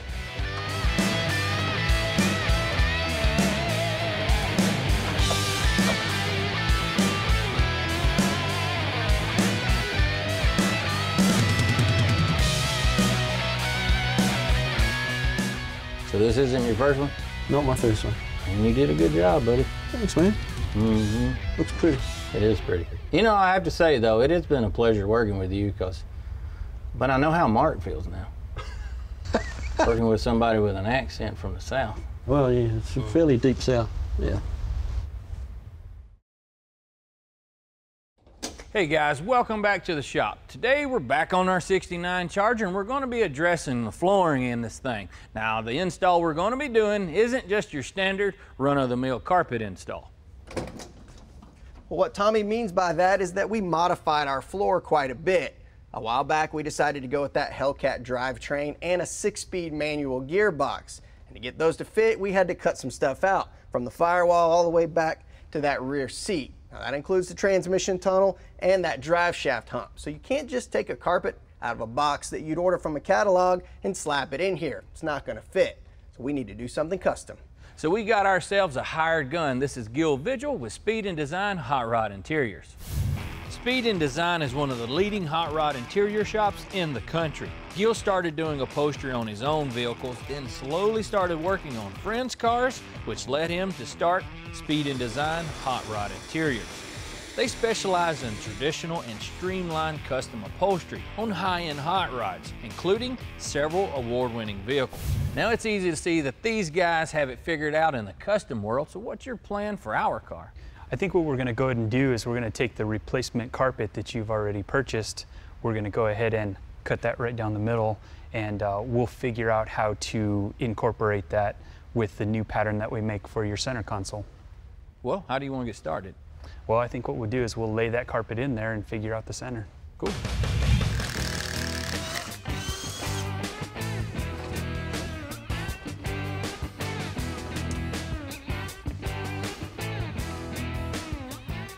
While Tommy was taking out the shifter, I went ahead and made the mark in the center here so I can cut out the two pieces and lay them out so we can start fabricating our custom transmission tunnel.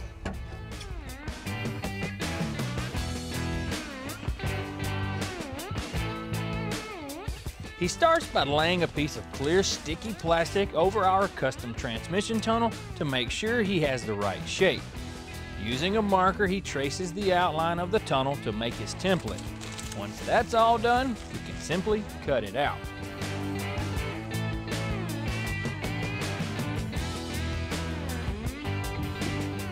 Now that I've made my pattern, I'm going to go ahead and transfer it onto this carpet. I'm going to go ahead and make my mark an inch or so bigger to give me some allowance for that transmission tunnel.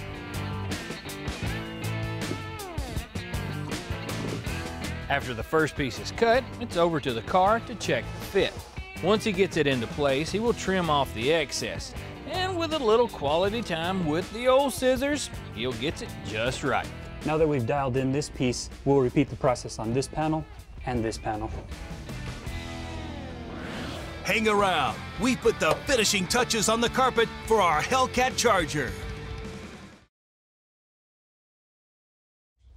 Hey guys, welcome back. We've got our pieces trimmed out. Now it's time for us to move on over to the sewing machine. Are you ready for this? Got the machine dialed in. All right, buddy, I'll let you at it. What we're doing now is sewing on this piece of leather to dress up the edge of this raw carpet.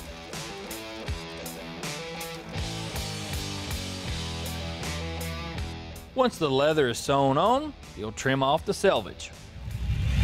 What we're going to do now is glue this edge, fold this over, take another trip to the sewing machine, and sew here.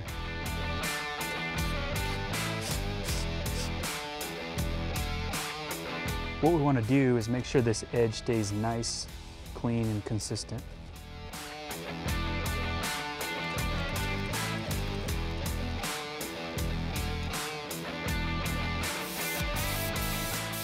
Now that we've sewn this piece up, we can go ahead and glue it in and continue the process with the rest of these panels.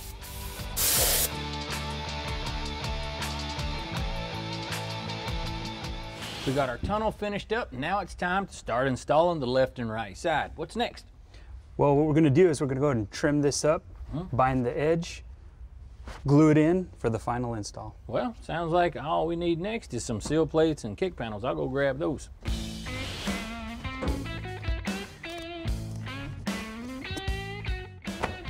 All right, time to sew. He will repeat the same process with the driver and passenger side carpet as he did with our transmission tunnel pieces. This type of carpet install will take a bit of time to complete, but it's necessary to accommodate our modified floor. This kind of install is very popular in the hot rod world, and after seeing the finished product, you could say it's time well spent. Gil's finished up on this side, so I'm going to go ahead and slap in the kick panel and the seal plate.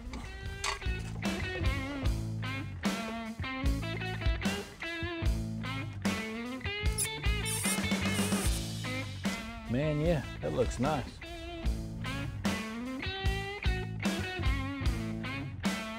Well, Gil, I want to say thank you, man, for all your hard work, and that carpet turned out killer. No problem, Tommy, anytime. Probably owe you a beverage at least. Absolutely.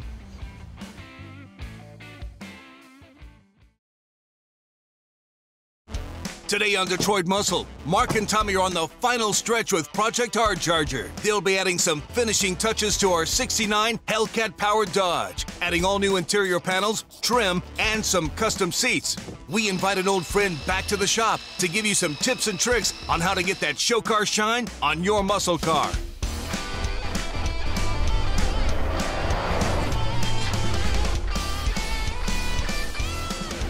Hey y'all, welcome to Detroit Muscle. We've got our '69 Dodge Charger back in the shop for some finishing touches. Now this old girl's turning out pretty sweet. It's got that supercharged Hellcat power plant, a 6-speed, some fancy suspension front and rear, big wheels, big brakes, and I have to say, Mark, this could be the baddest ride we've put together. Without a doubt, and for good reason, because we haven't cut any corners on this build from the beginning to where we are now. We put hundreds of hours in the bodywork so we could get that black paint job as slick as it could be. We added that vinyl top, some red accents, and all that shiny stuff from front to back. So as far as the exterior appearance goes, we've got our bases covered. Where it lacks, though, is in here. Now here on the inside, we've already done some work. That dash, we restored it a while back, and I have to say it was a lot of work, but she turned out to be quite the looker. We took the old dash and gave it a good cleaning and slapped on a fresh coat of paint to match our interior, and then dressed it up with new trim and gauges. So the next thing that we needed to install was the headliner. Now I'm not all that good with them, so I called in a favor. Chris from Kiwi Classic and Customs has helped us in the past, so it was a no-brainer to give him a ring. This guy has several talents, and hanging out with an old buddy is always a good day. With the dash and the headliner done, the next thing to install was the carpet. Now, with an installation like we were needing, it wasn't just some standard run-of-the-mill, so I had to call in yet another favor. Gil with Speed and Design Hot Rod Interiors crushed it on our carpet. Covering our floor had its difficulty due to the new transmission tunnel, but he sure made it look easy. Now with all the hard work done, dash, headliner, and carpet, now it's time for us to install the door panels and front and rear seats. Now a few of you guys out there may be questioning this color choice that we went with, this bright blood red. But I'm here to tell you, when we're all said and done against this black beautiful paint, it's gonna knock your socks off. Now I know Tommy makes it sound like we don't have that much left to do on that interior, and that's partly true. But there's a whole lot of small pieces that need to go into something like this to make it look just right. What it boils down to is the details. If we want the quality of the interior to match the exterior, it's going to take a whole lot of new pieces. So we went to year one. Well, they had everything we needed to get this thing dialed in, like these armrest pads and bases for the front and rear, which you can't really restore. Or you got some things that you could restore, like these window cranks, but it just doesn't make sense to do it when you can buy these new. We've got all the hardware and the other small parts to get this thing where we need it to be. Of course, the door panels front and rear, but we're going to work on this thing from the rear, moving toward the front. We're going to start with the package tray.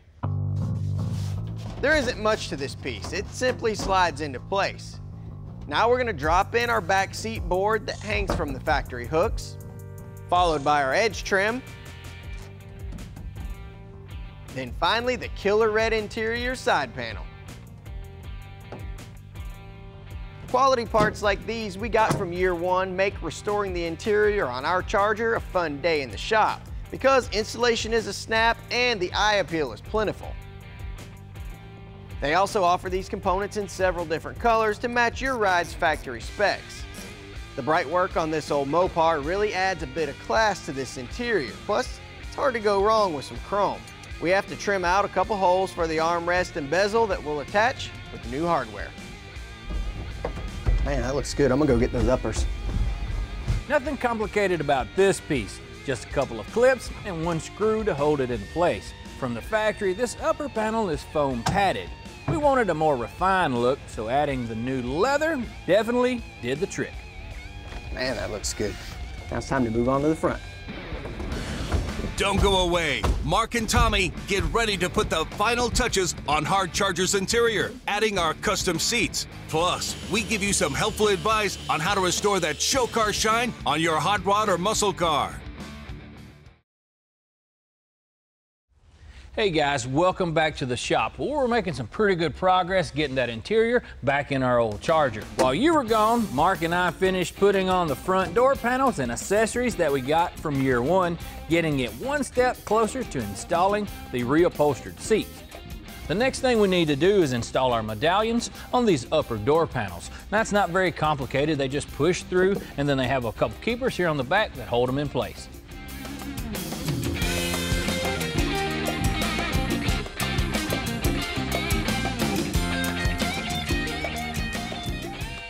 Now it's time for us to install our Charger logo.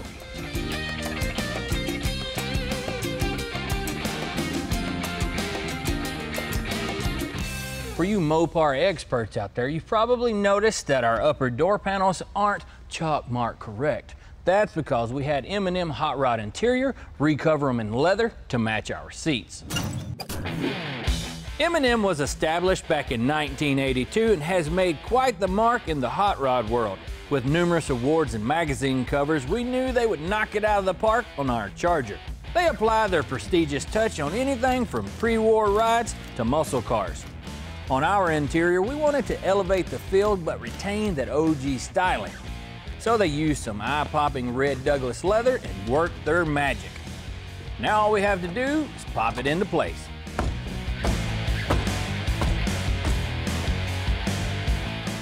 Need some help? Maybe. Push on that side.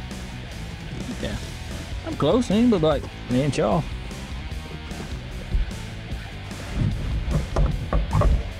Mine's in.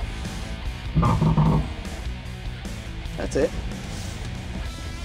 Looks pretty good. It does. I'd ride back there.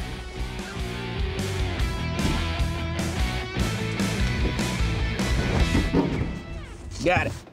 While Tommy's getting those front seats installed, I wanted to show you all this rubber here. We got this from Metro Molded Parts, and we've already installed some on the car as we were building it. They gave us everything we needed from front to back to get everything sealed up right and quiet when you close it, like bumpers for the trunk and the hood. We've got the trunk seal here and these pedal pads, which is really all we need to get that interior done. Let's get these on there.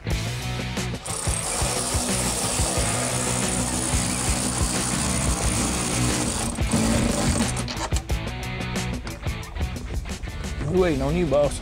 I got a little bit left here. I'll be done. And with this little thing, we can declare victory. Coming up, we add that show car shine to hard charger. Hey folks, welcome back. Well, we just finished wrapping up the interior on our '69 Dodge Charger here. Now this car is about 99.9% done.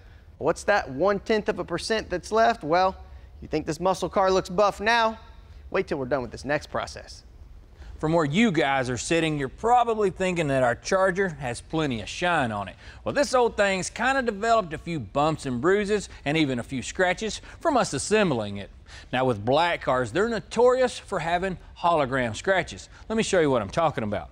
Right here on the top of this fender, you can see those micro scratches. To get these things out, it takes a little bit of love, and we brought us in a friend to help us out. So I want you guys to meet Michael Pena. He's a master detailer, and you might even recognize this guy from our trip whenever we went up to the Indianapolis Motor Speedway. Now, I know you're quite the skilled hand whenever it comes to shining these cars up. What's the first step to getting this car ready? First step, we have to assess the car, Tommy. I know it's fresh paint and you guys built the car, so I need to ensure I have the correct tools to get this car show ready. Now, I know you've brought a bunch of polishers. Are they any special type or that kind of thing? All special types.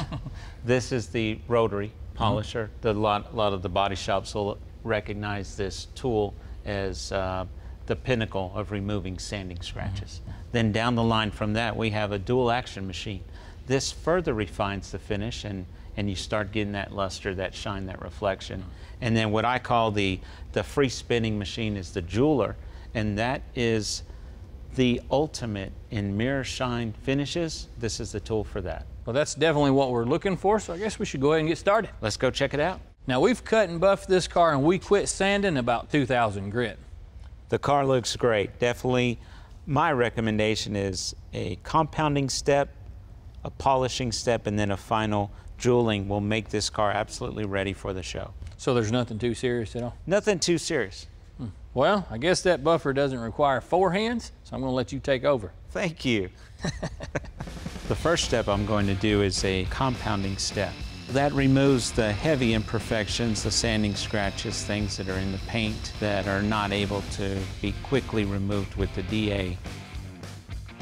My next step is I've switched machines. I've got the smoother surface beginning to come about.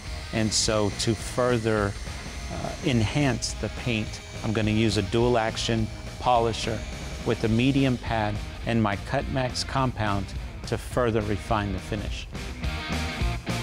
In the industry, it's accepted to work on smaller portions of the panel when you are working with imperfections, especially types of sanding scratches or building a vehicle. You want to ensure that your results are uniform. And so I choose a smaller work area, probably like a 1x1, or in the industry, we say it's 3x3. It's 3 pads by 3 pads. And so that is our work area. Once I'm happy with those results, then I can move on to the next step and the next part of the panel and obtain good results. I love what I do. I love meeting cool people, doing cool stuff, showing my Sonex shine throughout the United States, and then I even get to go to Brazil and do some training classes down there as well. Now I've changed it up a little bit. I'm using my light polisher with a soft pad on the jeweling machine, and you will see incrementally that the reflection and luster of the paint just starts coming up, and it's truly a jeweling effect, and this car will look like a mirror. I love the finished result as I'm progressing through the stages of the detail. The finished result, when I step back and say, wow, that is something that I had a hand in, pun intended, of that final result, it is just, that's my payoff. Well, boss, I know you're good at what you do, but man, this reflection looks killer. Thank you, Tommy, I appreciate that. This side looks a lot better than this side. That side looks better? Mm-hmm, rather here it does. Yeah, I bet it does on that reflection, huh? Well, I just wanted you to see when you use professional products and you match that with professional techniques, you can obtain professional results. Well, you did one heck of a job, man. Well, thank you. I appreciate it. Now get your fingers off my paint. Sorry. Thank you. Today on Detroit Muscle, we take our '69 Dodge Charger to the Mopar Nationals in Ohio to get die-hard Mopar fans' reactions. Then we hit the open road to strut its stuff and lay down some rubber in an all-out tire assault.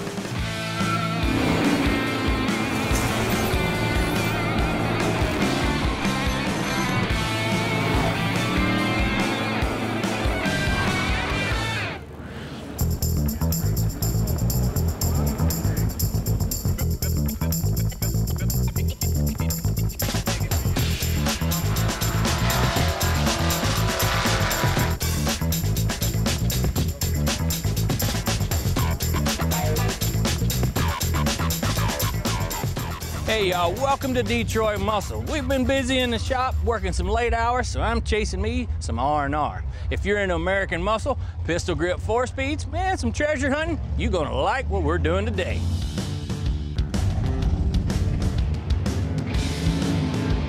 this is the 39th Mopar Nationals, held at National Trail Raceway. It's like someone took a giant bag of Skittles and scattered them all over the 207-acre site. It's kind of like a Woodstock for cars. I mean, there's a little bit of everything here. The drag racing, the swap meet, all the people that we meet. It's a closer-knit brotherhood. The Americans are more crazy than ours that love Mopar.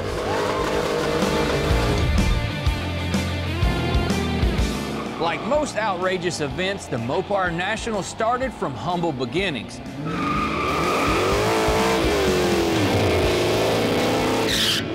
And with the Nats being such a premier show, we knew it'd be a great place for us to show off all of our hard work.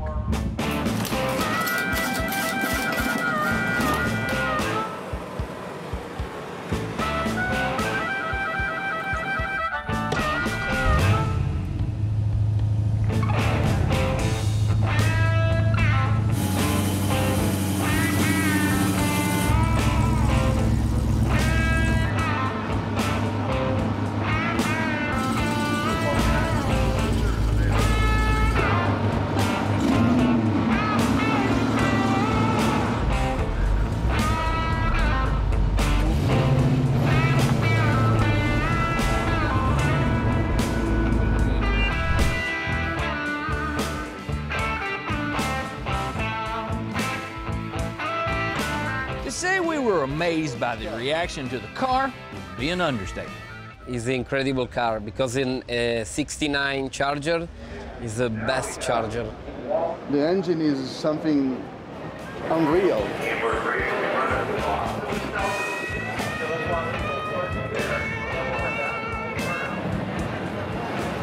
I think the car is phenomenal because it's an ideal blend of old and new. A lot of us that buy muscle cars, they're too much of a beast to really drive a lot or far distances. This is one I could hop in, drive 1,000 miles, have a great day. Coming up, Tommy takes the Charger out for a stroll that leads to some Mopar mayhem.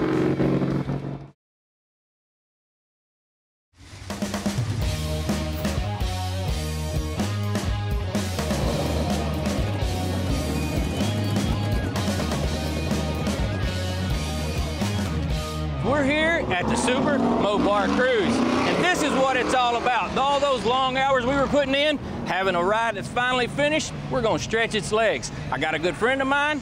Hope y'all like the ride as much as I do. Riding in this one, what do you think about it? Well, I'm starting to get more interested in this modern application of drivetrain to body.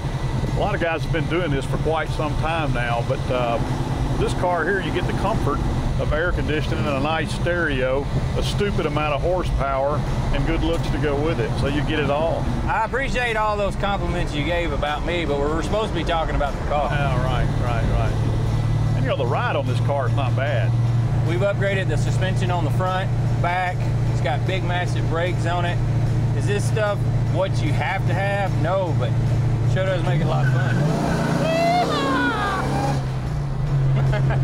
That just came out. That wasn't supposed to happen. We're gonna see what second gear feels like.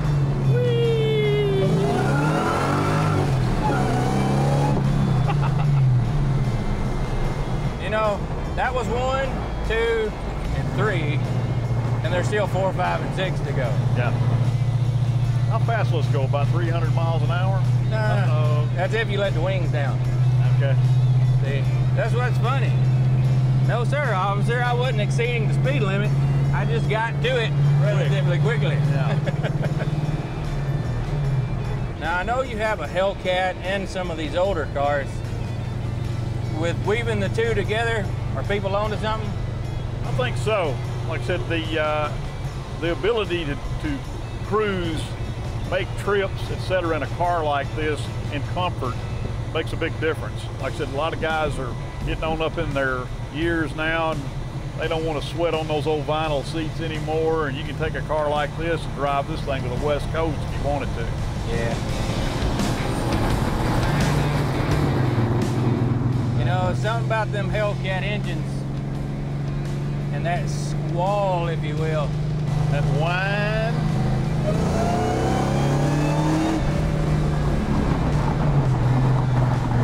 Woo! You gonna let me borrow your Hellcat one weekend? Not the way you drive.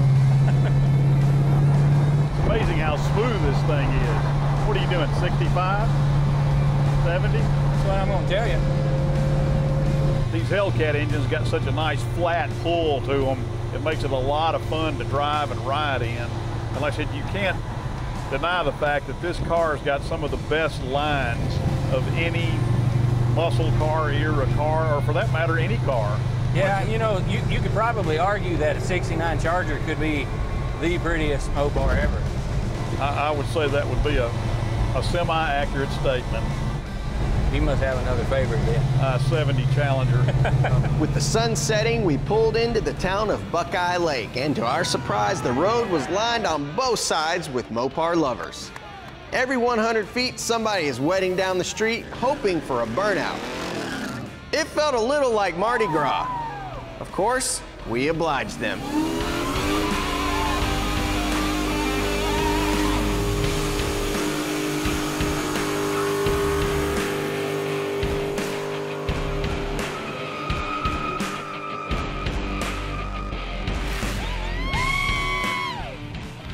Well, that does it for us here at the Mopar Nationals and with the cruise to Buckeye Lake. It's time for us to head home, get this thing cleaned up, and head off to Dallas.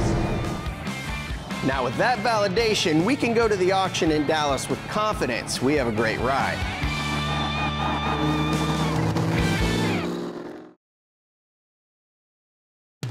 Today on Detroit Muscle, we head to Dallas to check out the sights and sounds of the Mecum auction as we roll our Hellcat-powered 69 Dodge Charger across the auction block.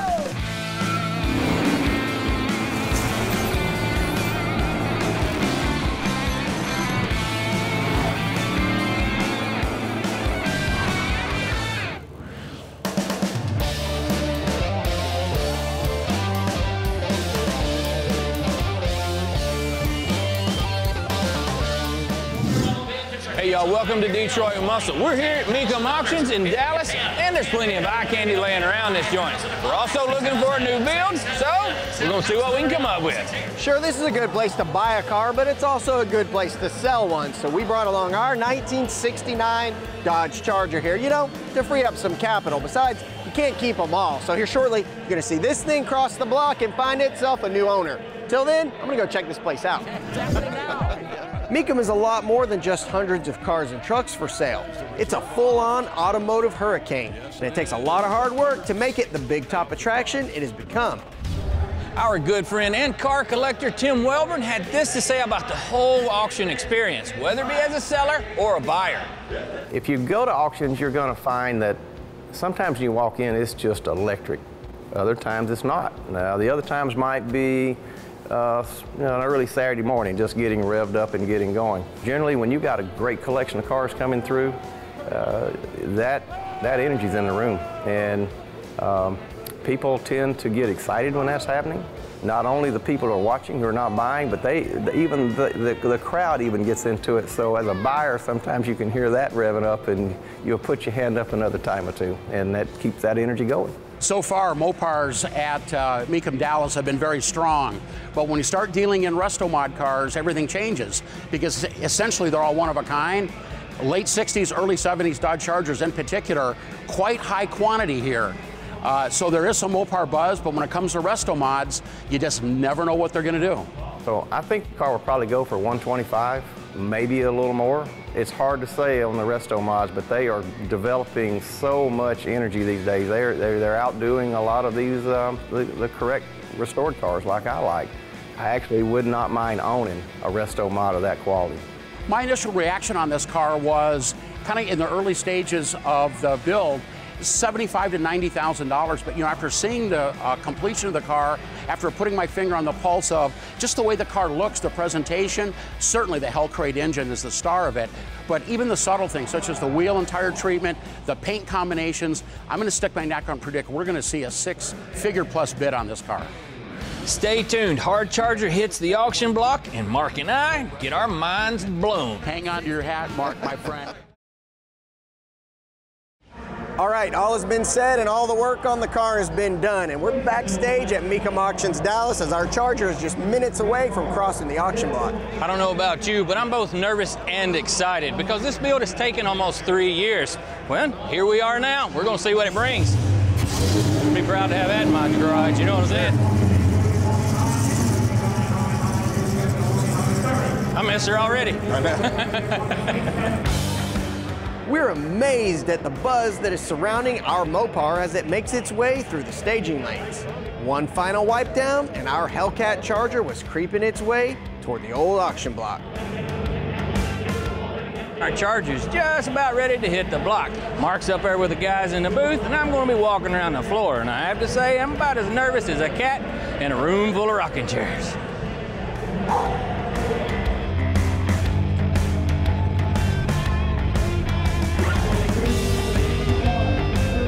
All right, here comes the 69 Charger Resto Mod. And this build kind of took a little bit different turn than you had originally thought it might, right? Absolutely. So yeah, so like I said, we made a list of everything we wanted, but what we didn't have was that one detail of which engine was going to be under the hood. We actually planned on doing a full restoration on this car, and we ended up finally going with the 707 horsepower Hellcat, and I think it was the right choice. I'd say that's a good call, huh, John? Well, I have to confess, guys, I was lucky enough to go down on the set and the stage at the shop and meet with these guys and look at the project in its early stages. And we had discussions about, they asked me, what do you think would be a good direction to go? And I just threw it out there, never thinking in a million years that it would ever happen, but it certainly did. The Hellcat engine, 707 horsepower, contemporary Hemi engine, 6-speed manual transmission, full resto mod treatment. Hang on to your hat, Mark, my friend. We're at $160,000. Still climbing. I don't know what to say. That's more than I anticipated. So I love it. You guys checked all the right boxes. JK and I looked at this car. This is the first time I really have seen it this week, and the wheel package is on the money. The interior treatment, the vinyl top, everything. We're over $200,000. I can't believe it. Yeah. I got 200,000 on bid. Yep. 210 if anyone wants to do that. What do you want to do back there, Travis? What do you get 205 before I go? 205,000. All right, David gets 200, 205,000. I'm gonna get it. Big congratulations, Mark. You and Tommy knocked it out of the ballpark.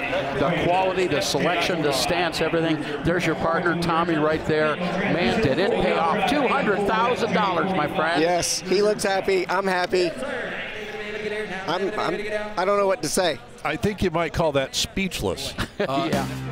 It's hard to put into words just how amazing that moment was. But as we look at the winner, Thomas Patterson, signing for the Charger, it's gratifying to see all that hard work and using all the best parts paid off big time. And that gavel price says it all. Tommy caught up with the new owner. Well, guys, I'm here with Thomas, the high bidder on our car. I have to ask you a couple questions. What made you really want this thing? The car looks brand new, and that Hellcat motor in it was awesome. I mean, it's a beautiful, put-together car.